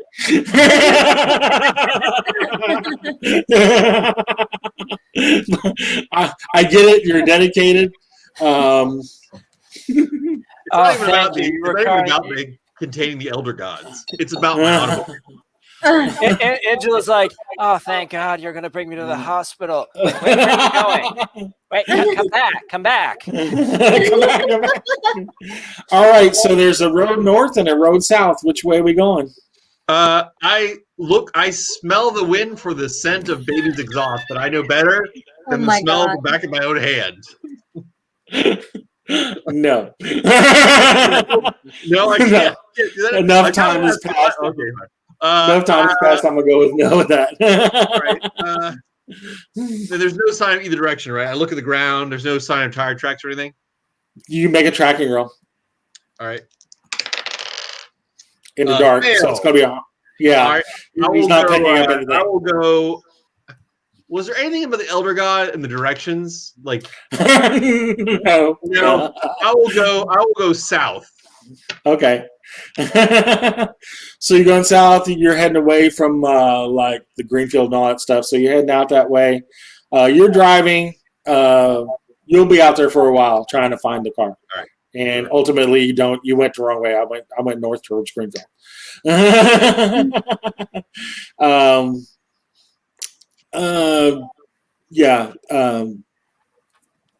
Yeah. It would have known that's the best place to go. Using Talia as the mind, sifted through the mind. So yeah. Goldie, Father Michael, the doctor comes and sets Father Michael's arm. Okay. So you get 2 points back, Father Michael, from getting your arm set and putting a sling with some splints. Yes. some splints. So yeah. And everything. Yeah. Several broken bones, probably. Yeah. Yeah. So you guys are looking around, kind of taking stock of the situation. Yeah, getting Angela back together. You get 2 points back as well, Angela. You become conscious again. You probably got 4 points. You're beat up. Okay. Yeah, you're beat up. Yeah, like you've been. Yeah. It's like you played a football game with no pads. Oh. Yeah. You got the hell of it. I mean, you got shocked twice and then dropped 20 feet from the thing. It's not been a good day for you. So yeah, trying to wrap it up as quick as I can. You guys are taking stock of the situation. You know, the kids are okay. Allison's okay. Amelia's okay. God knows where this Miss Gordon's gone to. What the hell happened to her? You don't know. You know, it's weird as hell. That whole situation, you don't know what the hell is going on. The one thing that does strike you, that does get you, is like, you know, poor Maddie. You know, she was trapped in that water. Yeah. You know, Yeah. and she's like looking around. You know, she's like she's soaking wet. So she's looking around. And she's like, what happened to Mary? Where's Mary? What happened to Mary? And Angela, it makes you think of the doll. So I think you had the doll. Is that right? Yeah, I think I did. Reach into my pocket or whatever and go. Your purse, what have you? Yeah. You reach out, and for the first time, it's dry. It's dry. It's totally dry.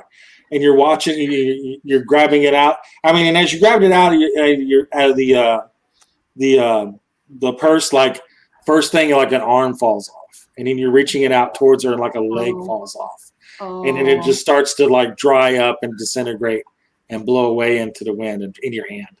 Oh. It must have been the fall. Sorry, child. And this doll looks how I feel.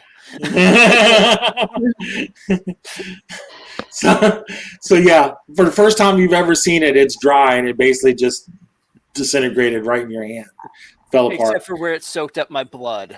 Except for it soaked up your blood, exactly. Your blood is very moisturizing, so that's nice, you know. It's good. We'll close it out with poor Maddie crying in your arms. No.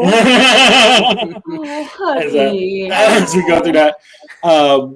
Epilogue. A couple days later, you guys, stayed around just to see what's going on.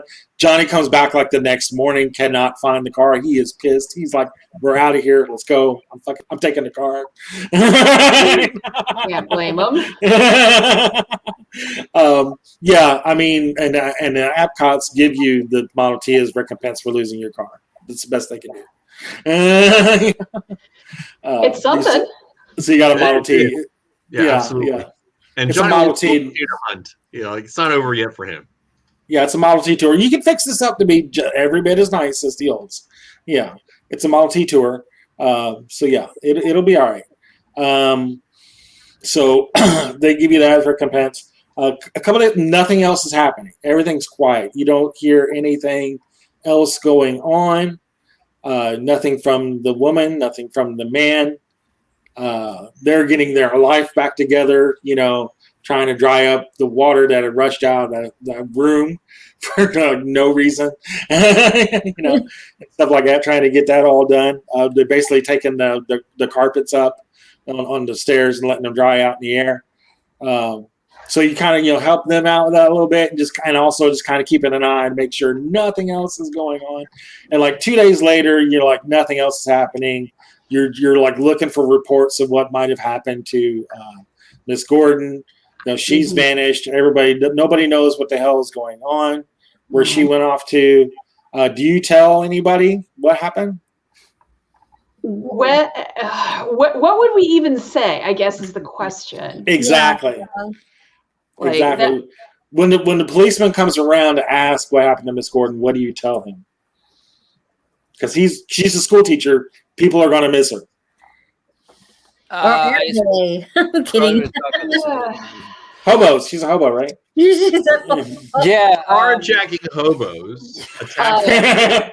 What I would say was basically like there was some sort of accident in the house. I do remember that. There was some water. I think a pipe may have broke. There was some panic. Bathrooms upstairs. That makes sense. Yeah. Okay. A dish was dropped. And I know that she fled the house. And I didn't see what happened to her after that. I think she took a friend's car. She must have been terrified. We assumed she'd come back, and she hasn't. He's taking all this down in his notebook, what have you. Sheriff Bill Garrett. So yeah, he's taking a report, and he's like, scratching his head, like it's just really odd that she would just take off like that. She's a school teacher, respected member of the community. And back then, like fun fact, teachers were not allowed to marry back then. Teachers had to stay single. Sounds about right. Yeah. Back that was an actual law. They could not marry. If they married, they had to give up their teaching certificate. Yeah. Well, looks like we got something in common. Exactly. Well, you got to be pure to teach those kids. That's what it is. You got to be pure. That's it. So yeah. Because we didn't even talk about sex ed back then. Sex ed is something your papa told you back behind the woodshed. But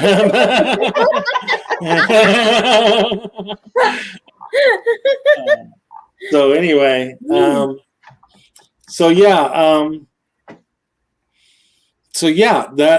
the epilogue. The car is gone. Miss Gordon's gone. You like a couple days later, there's no story about where she could have gone. You make actually real quick, make me some investigation. No, we'll do that off camera. We'll do some investigations of anything you could pick up. But you're right at the top. You're not finding any information. You're more concerned with like taking care of the kids. Well, you all are more concerned about taking care of the kids and the family. Johnny's screaming about the car. He's ripping and tearing around the county in a Model T. Before we leave town, I would like to check out Ezekiel's grave again just to make sure something didn't happen there. Oh, okay. That is a very cool idea. What are you doing specifically? I Well, I don't know. I don't know if I should go since I could probably barely walk, but maybe Yeah. up like crutches or whatever. You know, I could. Yeah, I think about Cthulhu rules. You get like what, one a week or something. Yeah, I've been healing for a while. Yeah. So I'd ask someone probably to take the shard of the mirror that's on the table, go up to probably the dagger as well, and go up to the cemetery and see if they notice anything. Maybe I wonder if the car drove up there or something. Even who knows? You know what? The worst ideas have been made. So yeah. Who's going? I'll take a Goldie and Father Michael, maybe. Johnny's out driving around. The car will be there. I'll drive the Model A or Model T. That's true. You'll take them up there. Okay, so you take them up, and you look. You don't see the car, so you're right. You were renting a car. So you go up there. You don't see the car, so you're automatically let down, Johnny. You're like, screw it. But Father Michael and Rhoda, as you go towards the gravesite again, the caretakers are all kind of around, so you're trying to do this covert, because it's the middle of the day. But you take the mirror and you look at the gravesite through the mirror, through the cage, and you see like the slate. You finally see like the slate, where instead of the grass, you see like that slate cover. Interesting. Oh. So you get some sense of closure over that. Yeah. So yeah. So thoughts. What do you guys think happened? Several things happened. What do you think happened? Well, the teacher was possessed. I know that much. Yeah. Because she started yelling in German, probably. Not that I would know German when I heard it, but I suspect the words were to you guys, it sounded like yeah.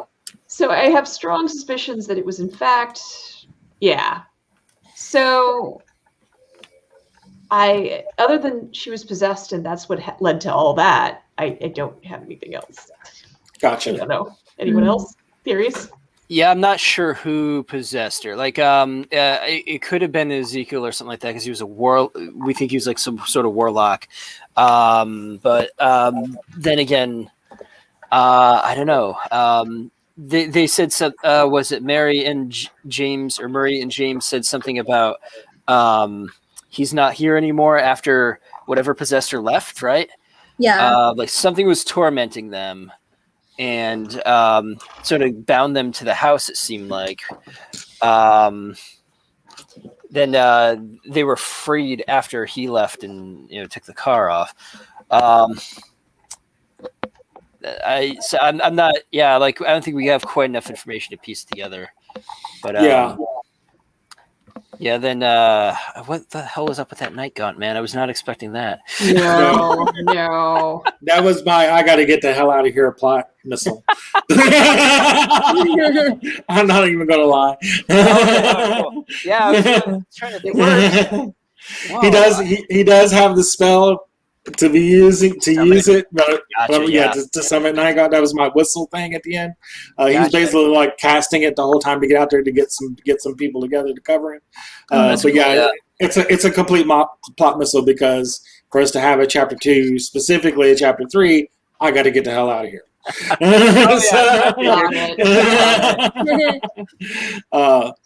So I needed somebody to go nuts, and that's why I kept on you guys about your sanity. As soon as I had somebody on and go nuts, I mean I could have possessed you, but then the easiest one to get is somebody like Talia. I was actually working on Allison, Maddie's mom, with the whole broken glass thing. Like she was right on the edge, and it was her. That's why I had to luck roll to see who heard it, whether it was Allison or Talia. Okay. Yeah, to Allison, Talia, which is better because like Maddie's mom isn't gone. it's over the 2. We'd rather have the school teacher gone than Allison. I've had Allison go, and it's not gone well. In several games. They took it really bad. It's not as hard for the group when the teacher is gone for some reason.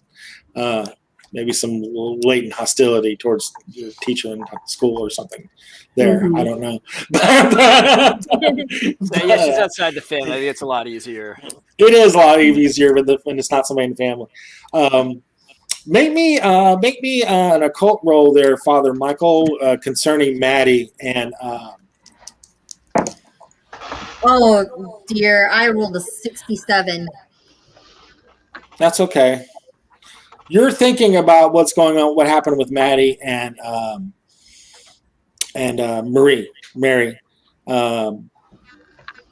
at the end there, because she was in that room full of water for a long time. You got up 3 flights of steps, tore down a door, and then got washed out and came back up.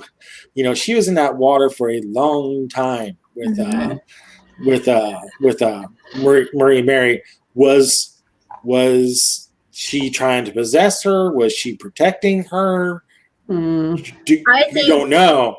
Yeah, do you know? What do you think? I have a theory. I think that all this time, Mary has been protecting Maddie, and that bubble was actually kind of like a protection spell, I guess, like something like that. Yeah.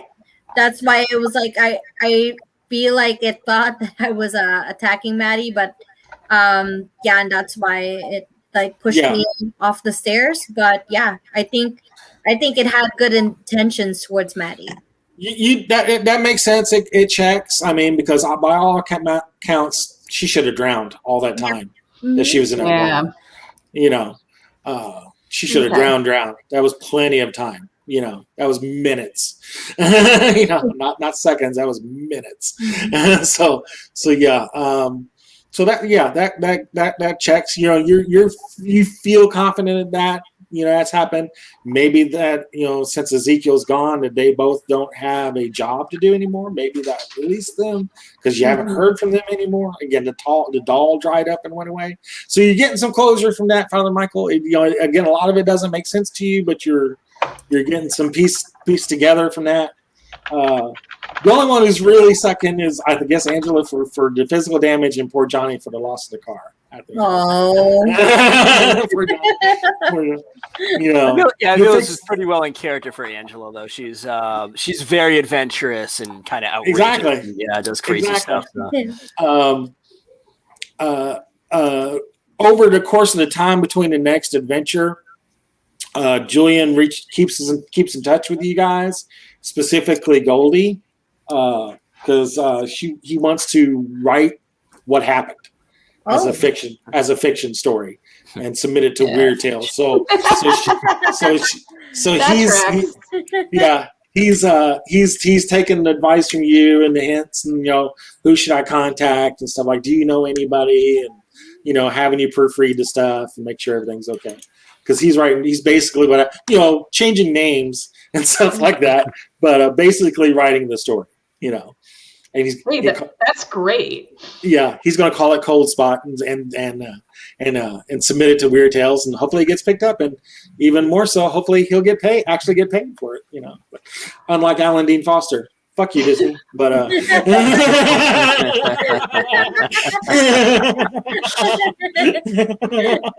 pretty much, yeah. Pretty much, right? That is the close. We went way over on our time. I'm so sorry to keep you this long, guys. But hey, you know what? That was some good stuff right there. It was good. Yeah, It was a really good close. I liked it. It was a very thrilling end. And we will wrap up this game and look at taking place again soon. But I wanted to say goodbye to everyone and thank you guys so much for sticking through this long broadcast. And we will see you guys soon. All right. Thanks. Thank you. Thank you. This is awesome.